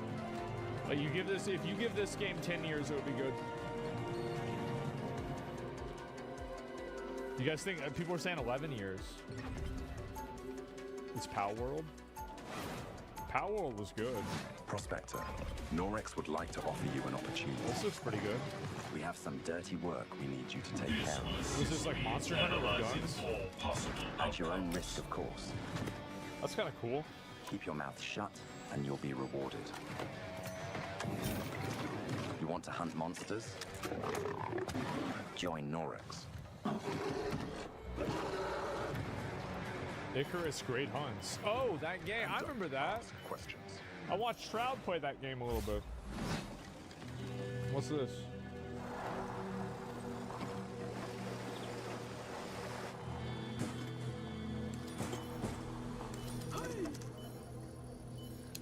Let's see if they do it.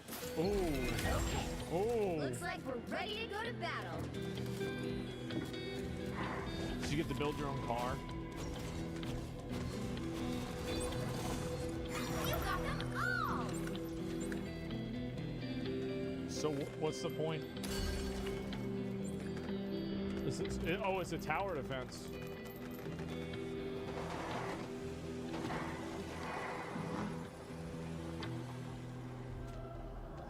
Garbage country. So you're good at building PCs, but can you Why build is every other game a things? goddamn simulator? Like a car? No, Frankie. I don't know. Build a car.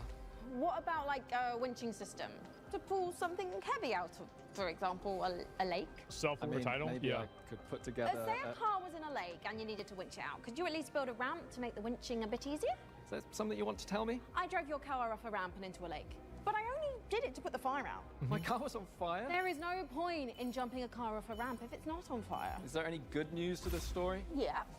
Just check out this ramp. You should install these before you start shopping for a new car. Oh, that's the Corsair Dominator Titanium DDR5. This kit is perfect for building an all AMD Ryzen build at 6,000 mega transfers a second and with low latency. However, we've also stuffed something special here, a light enhancement kit. That's a pair of dummy sticks that look the part but don't actually contain any memory chips. This is a great solution for an AMD build as it means you can stick to more reliable slots on the motherboard 2 and 4 while looking the part. It also pairs nicely with our Haven 420 case, which offers thermal optimization through its central GPU airflow that sits within. There's a lot of openings on that case, man. Combo. For anyone looking to brag your cards, explore endless dungeons, or simply stream with friends. But while you're out there, a roach could get in that. why not check out this exciting upcoming game? That would cause me a lot of problems. Bring on the chaos. 4 mutant 18!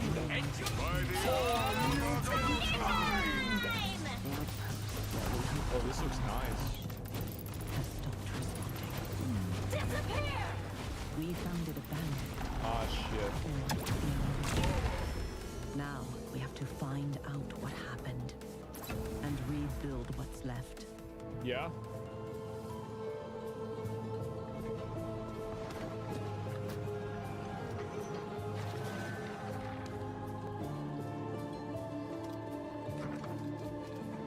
As we make the most of the little space the tree afford, we live under a constant threat from the fog. Not an ordinary mist that we knew before, but one that overwhelms us with the worst kind of fear. And yet, we want to Looks survive like we're in the ready new to go to conditions. battle. We must not only fight the fog, we must explore it, research it, understand it, as the fate of our people, maybe even the world, depends on it. And all before fear consumes us all.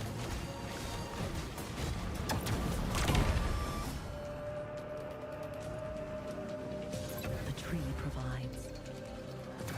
The tree protects. The tree prevails.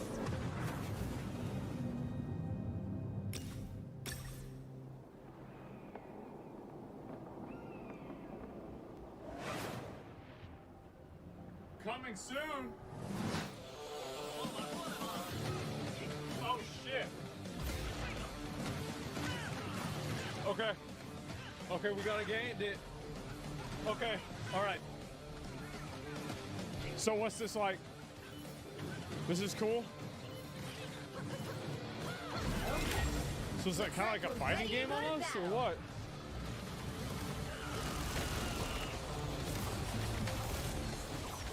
All right, at least that's kind of cool.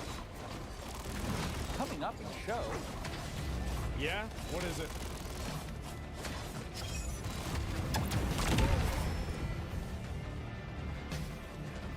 Okay. DEI? Yeah, the girl with purple hair. I saw it.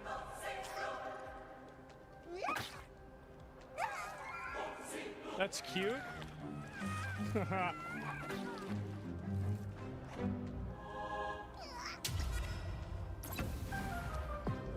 Your cult is waiting for prophets to lead them.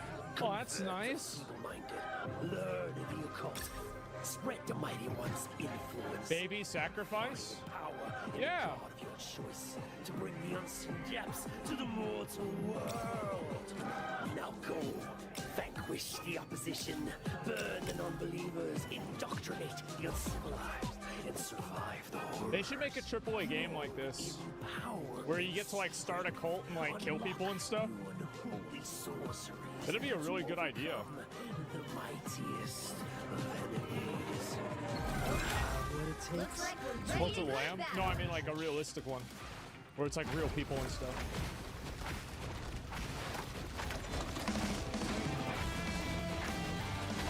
Oh, what's this? Allied Crybabies.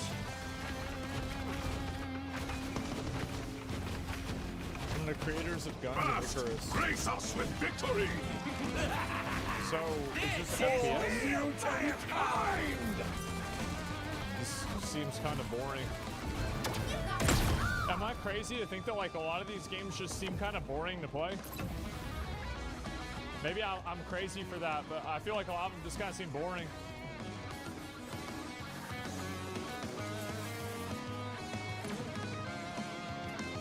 Not even one game, bro? No, I think there's been a couple of them that I thought were okay.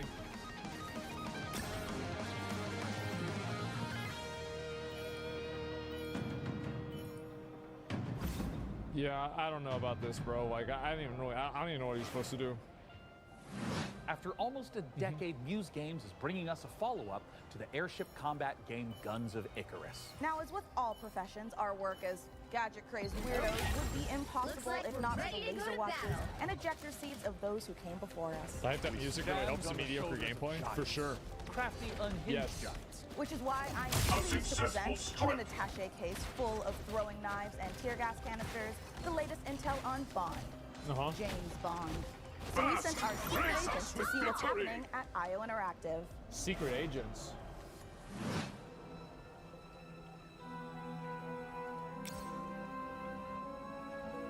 Uh-oh.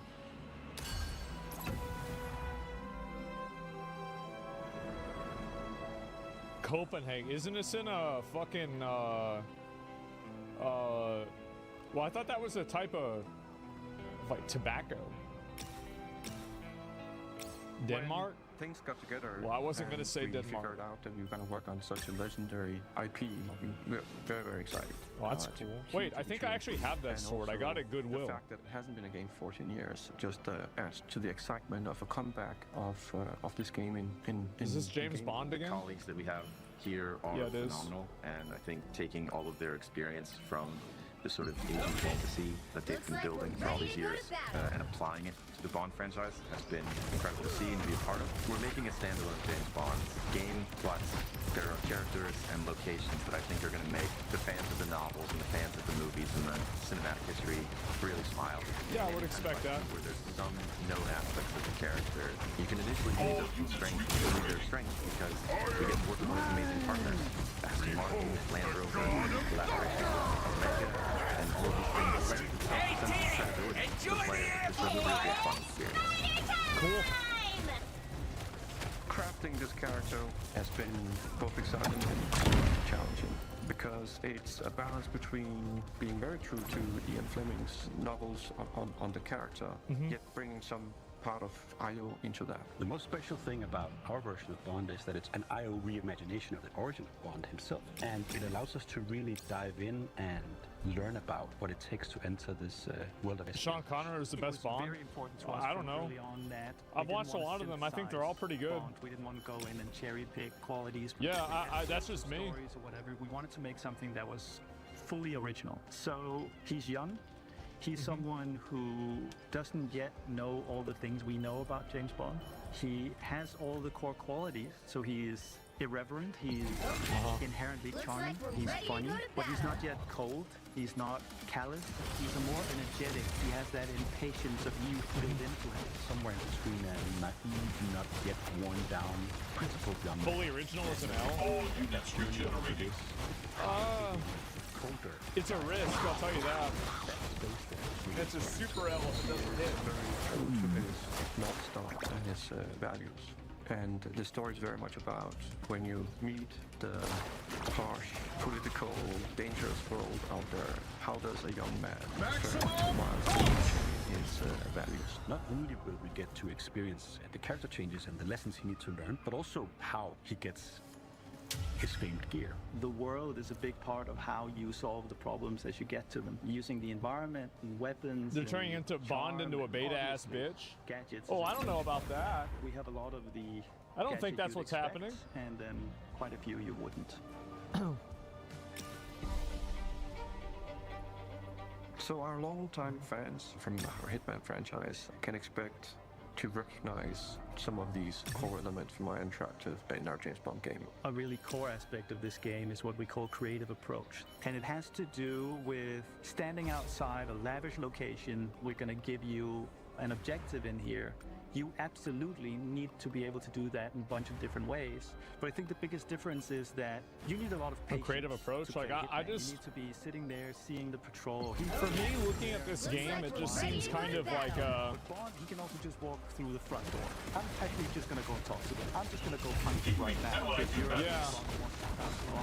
you know, the covers and be careful and all that stuff, that's your Bond. I don't know if I'd really go all the way in on this. You're not creative, not for you? Not in this way, no. However, in terms of Bond, there are two key differences. The agent we were working with before, he scanned as a 007. chameleon, whereas just Bond is very much a personality. A big part of the fun of playing the game is to see what he'll say. Because he always has something great to say that you wouldn't have thought of. His quick wit and talking your way into and out of trouble is a big part of the core loop as well. If Hitman is a single-minded killer, and basically the bad guy of the game, Bad Bond is the Baldy. hero. And that means that we are much more focused on his journey as a character, and we are much more focused on saving the world. Okay. I think it's safe to say that we're dialing the action to 12 on this one. We wanted a physical Bond. We wanted fighting to be visceral and violent and super fun and exciting. So we spent a great amount of energy on making a system of free-flow combat where you're fighting multiple opponents at once. You can grab them and punch them and throw them into each other, use the environment. We really did strides and upping the dynamism, the kinetic feel of the combat, be that the shooting and the seamless in and out between that. It's very, very exciting. We as a studio and as a team have evolved a lot to do top class action, spectacle moments and spectacle situations, all interactive. The situations you get into are absolutely wild. It's because that's the 360 experience that our fans deserve, and I just feel like this looks so experience, and we've really pushed our engine. like I've just heard about this game so much. Spectacle and fidelity to the game. Like, what are we doing? Like, why is this such a big deal?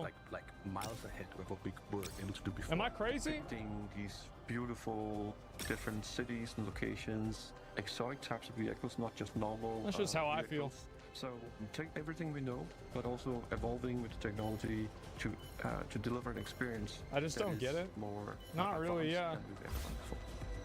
Hitman's been great. This has James to Bond be is huge. A larger-than-life action adventure story, and that's what we've delivered. But it's always with character at its center. There's never action for action's sake. It's because it leads to the next thing. It's because he needs and has to do this in order to succeed. Having worked on Hitman on and off for 20 years, this is the combination of all that work, all that skill, all that practice coming together and finally seeing the ultimate spy fantasy come to life. Okay, well, I mean, I'll probably play this when it comes out and see if it's any good. But my expectations for it are kind of low, I'm gonna be honest. Like, I don't know why, I just heard so much about it, it's just like kind of, what the hell is this? What is this, Subway Surfers, but with a gun?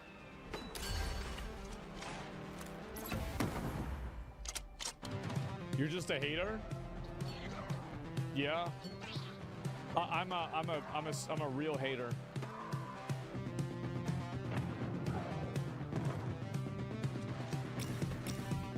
CSGO wall slider? Yeah, I feel like I'm watching the Leafy video.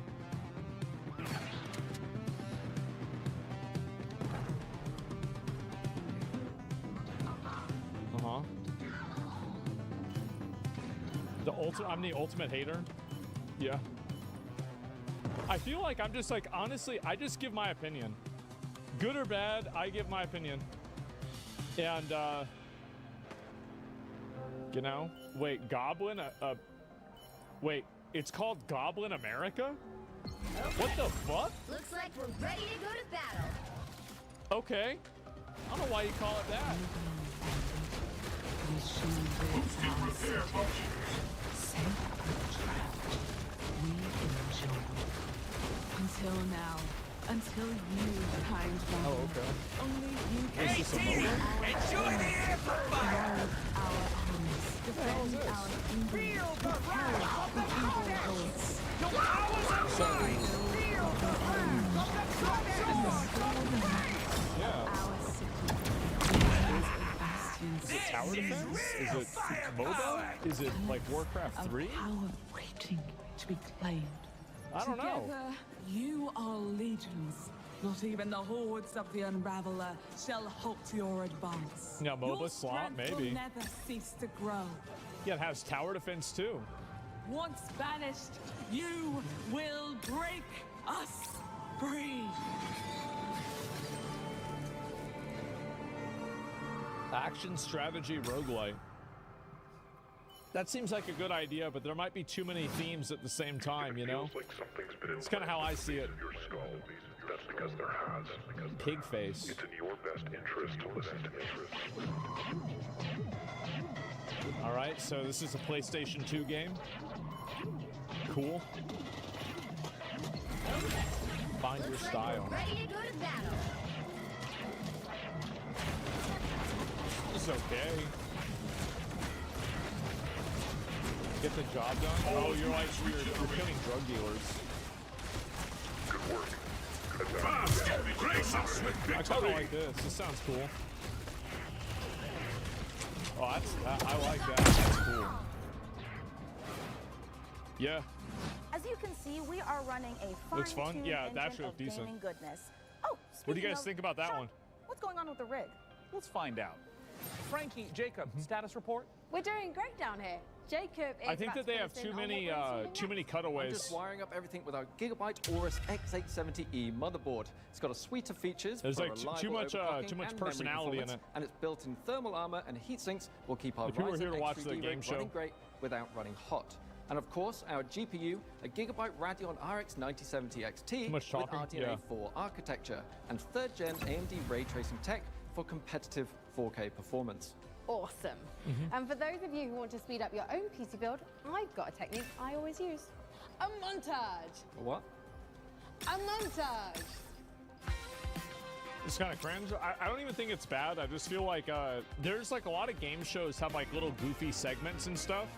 But if you do it for too much, then it a becomes montage. Right. Great idea, Frank. it becomes annoying. Freeze frame what? That's kind of the way I feel about I'm it. starting to get a little bit worried about the rig booting, but oh, perfect. In the meantime, here's some new tech for you, or should I say, some new Terra tech. Terror tech. Uh-oh. Pagers? It's all annoying. Well, no, I think a quick... What is this? Wait, is this Vampire Survivors, but you're a vehicle? What the fuck? All units regenerate. That's actually kind of cool. Fast! Grace us with No, it's not. victory! It's not Vampire Bring Survivors at on all. the chaos. That looks like my mech in Armored Core 6. Born again! Fast! Grace us with victory! Hey, team! Enjoy the amplifier!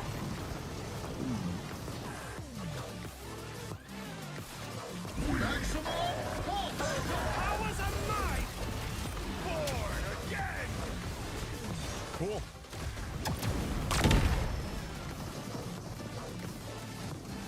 This actually could be nice. I mean, I would be down to play something like this.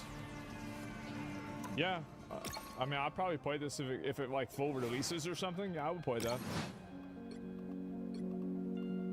Yeah, it's decent.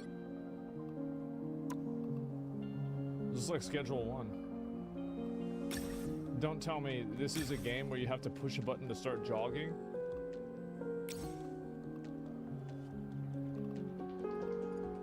Damn.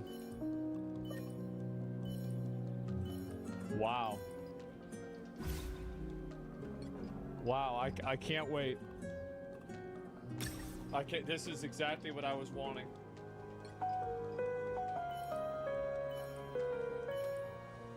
Why would anybody want to do this? Okay. Looks like we're ready to go to battle. I don't know, maybe, oh, and then she dies? Like, what? Boosting repair functions. Where's the toaster?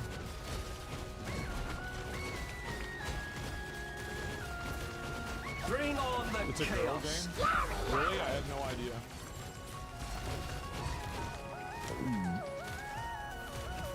Are you sure it's a girl game?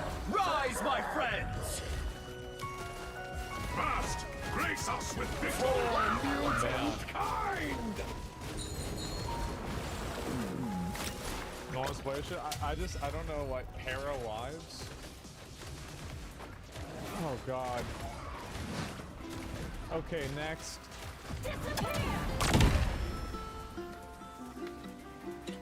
It's another survival game. What makes this one special?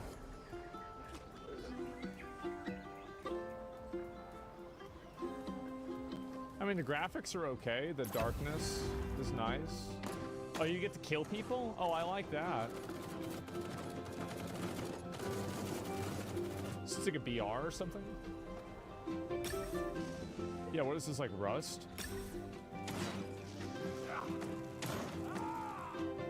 I actually think this looks kind of cool. Yeah, I wonder if this is PvP or PvE. It looks like it's PvP. It's Harambe.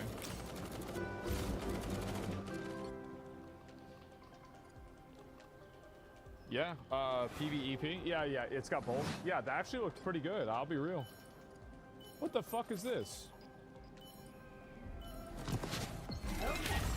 Looks like we're ready to go to didn't see you there. Don't mind me, I have got a special friend stopping by, but don't tell the folks upstairs. It's a surprise, you see. Fast! When you see them, Grace just us let with them know they victory! can add any of today's exciting games to their wish list. Follow the link below to see all the goodies in today's show. And in the meantime, let's see what our friends over at Rogue Snail have been cooking up. Let's see what they're cooking.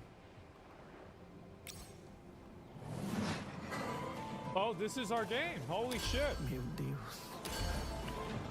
Yeah, I didn't even know they put Hellcock in this. Damn. Que de joelhos rezou gado, pedindo pra chuva cair sem parar. That's like the first boss.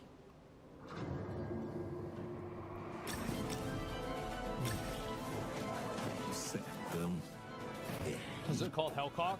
No, it's not. Não é lugar para vocês.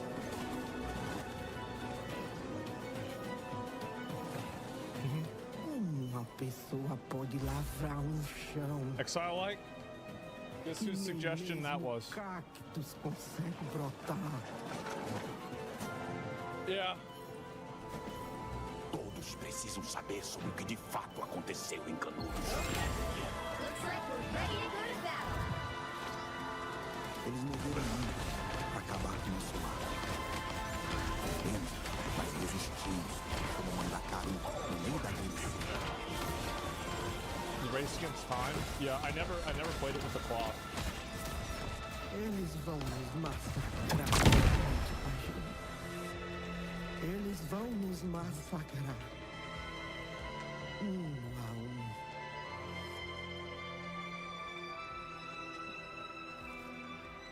A Hellcock? That's not what it is. That's not it, guys. First, aggravated vandalism. Ooh, I like this. Then theft.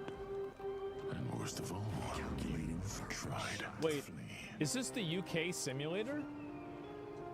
Wait, never mind, because the cops are trying to arrest you.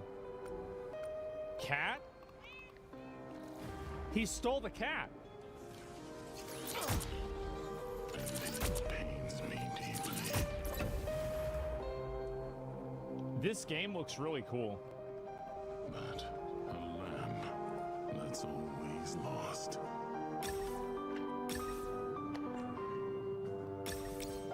Uh-oh. Is he gonna eat you?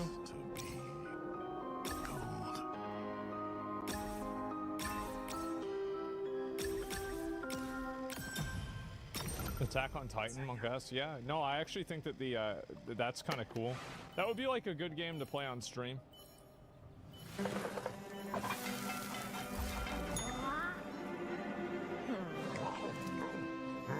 Chef, opening your own restaurant may feel like a fairy tale. Oh. It's trickier than it looks. Oh. Customers curse you. The Looks like we're ready to go to battle. Jesus. All of this can really burn your biscuits. You will be forged in the fires of the kitchen. Sharpen your knife. Just what I was looking for. Grace us with victory has awoken. And the path to a demon's heart is through its stomach. Wow. How nice. Hey, let's bring on how things are progressing with the ring. Is this a Facebook ad? Yeah, some of these games, like anytime I see a card in the game, I automatically lose interest. Not looking great. They're hooking up a. Oh my God, they're hooking up the PC to a printer. No, printer, it's too dangerous. I I know. told them the ring is way too valuable to be anywhere near a printer. Yeah. I know. We have to stop them. No. It's too late because they're downloading a driver. Yeah. Oh, God, why? Maybe it's an okay. Jacob looks like he's laughing. Uh-oh. Oh no, he's sobbing. And now he's cursing God. Yeah. Oof. Yeah, I do feel like I feel like some of these skits go on too much. Haven't you taken enough from us? Well, while our team does some troubleshooting, let's take back the post-apocalypse from hordes of mutants in co-op roguelite Gun Touchables. Gun Touchable. Yeah, If you're there's watching just this too tape, much. it means the world has ended. Welcome to Gun Touchables. It's not a game, it's a state of mind. It's about having such a cool gun, you're untouchable.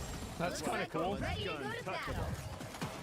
Collect crates in the wasteland to help you kick more ass. But your enemies are getting upgraded too, and that's where things heat up. So get ready to blow stuff up, and smack stuff with a shovel, and shred stuff with a bone saw. Your powers are mine! Survival is It's all right. About getting badass guns and even more fun. It's all right. Grace us with victory. It's about killing whatever's this thing is. Bring on the chaos! Rise, my friend! Nothing more than to pound you into hamburger meat. There's only one way to survive, and that's to become gun touchable. Am I the only person that I feel like a lot of games I would be like kind of okay with, I'm like a little bit less accepting of because there's so many game releases that are good? Like that's the vibe that I get a lot. It's like, yeah, this is all right, but there's like 10 other games that are good. Another game show again? This is the second game show today. If you can believe that. It's been a lot of game shows.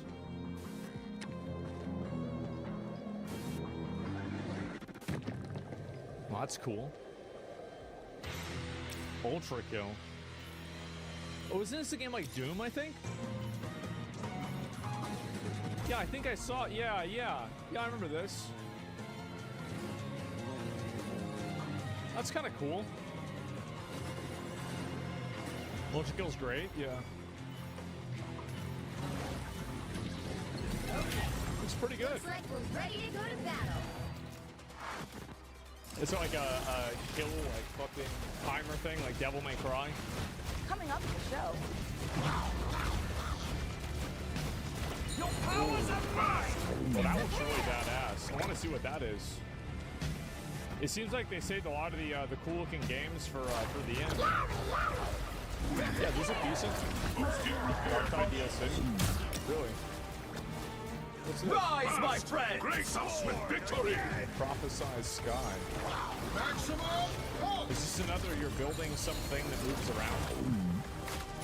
Like we had this with a train, we had this with a van, and now we have it with like this like weird tower. They're doing a whole lot of these, huh? Fast.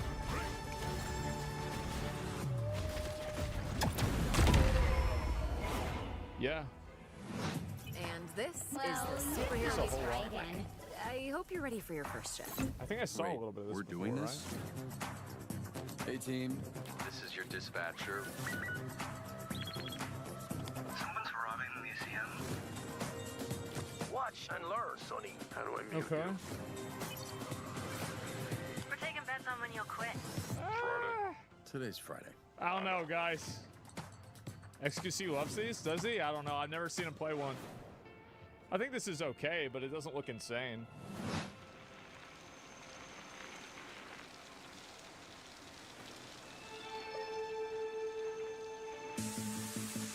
Welcome to Bike Paradise.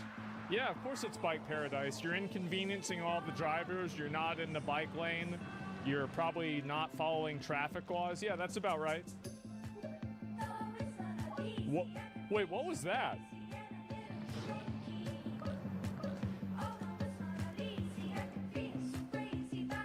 They're so fucking annoying. We have so many people from California now in Austin that we've made bike lanes. It's crazy. The art style for this is pretty good. I like the art style. Games are just weird these days. Nah, these are just smaller indie games. Like, a lot of them don't really appeal to me, but like, I can appreciate, you know, aspects of them. Wheel World is the rare kind of game that leaves you asking the important questions, like, why am I playing why aren't this? all the world's bicycles shaped like hot dogs? We can only hope the answer reveals itself someday. Until then, let's turn our attention to the latest from FBC Firebreak, the next Firebreak. game from Remedy. And if my tracker is working properly, it looks like Frankie met up with the Bureau.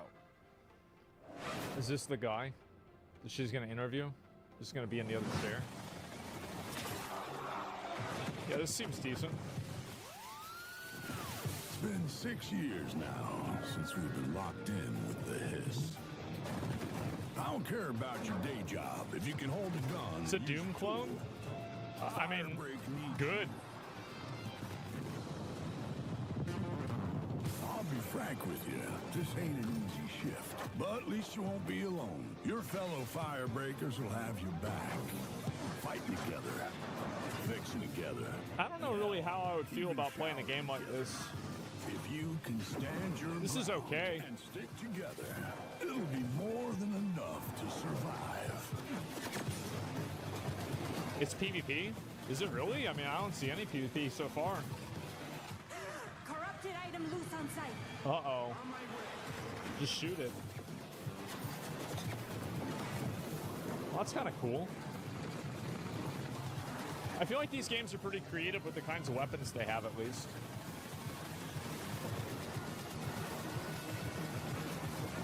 Deep Rock with zombies? Yeah.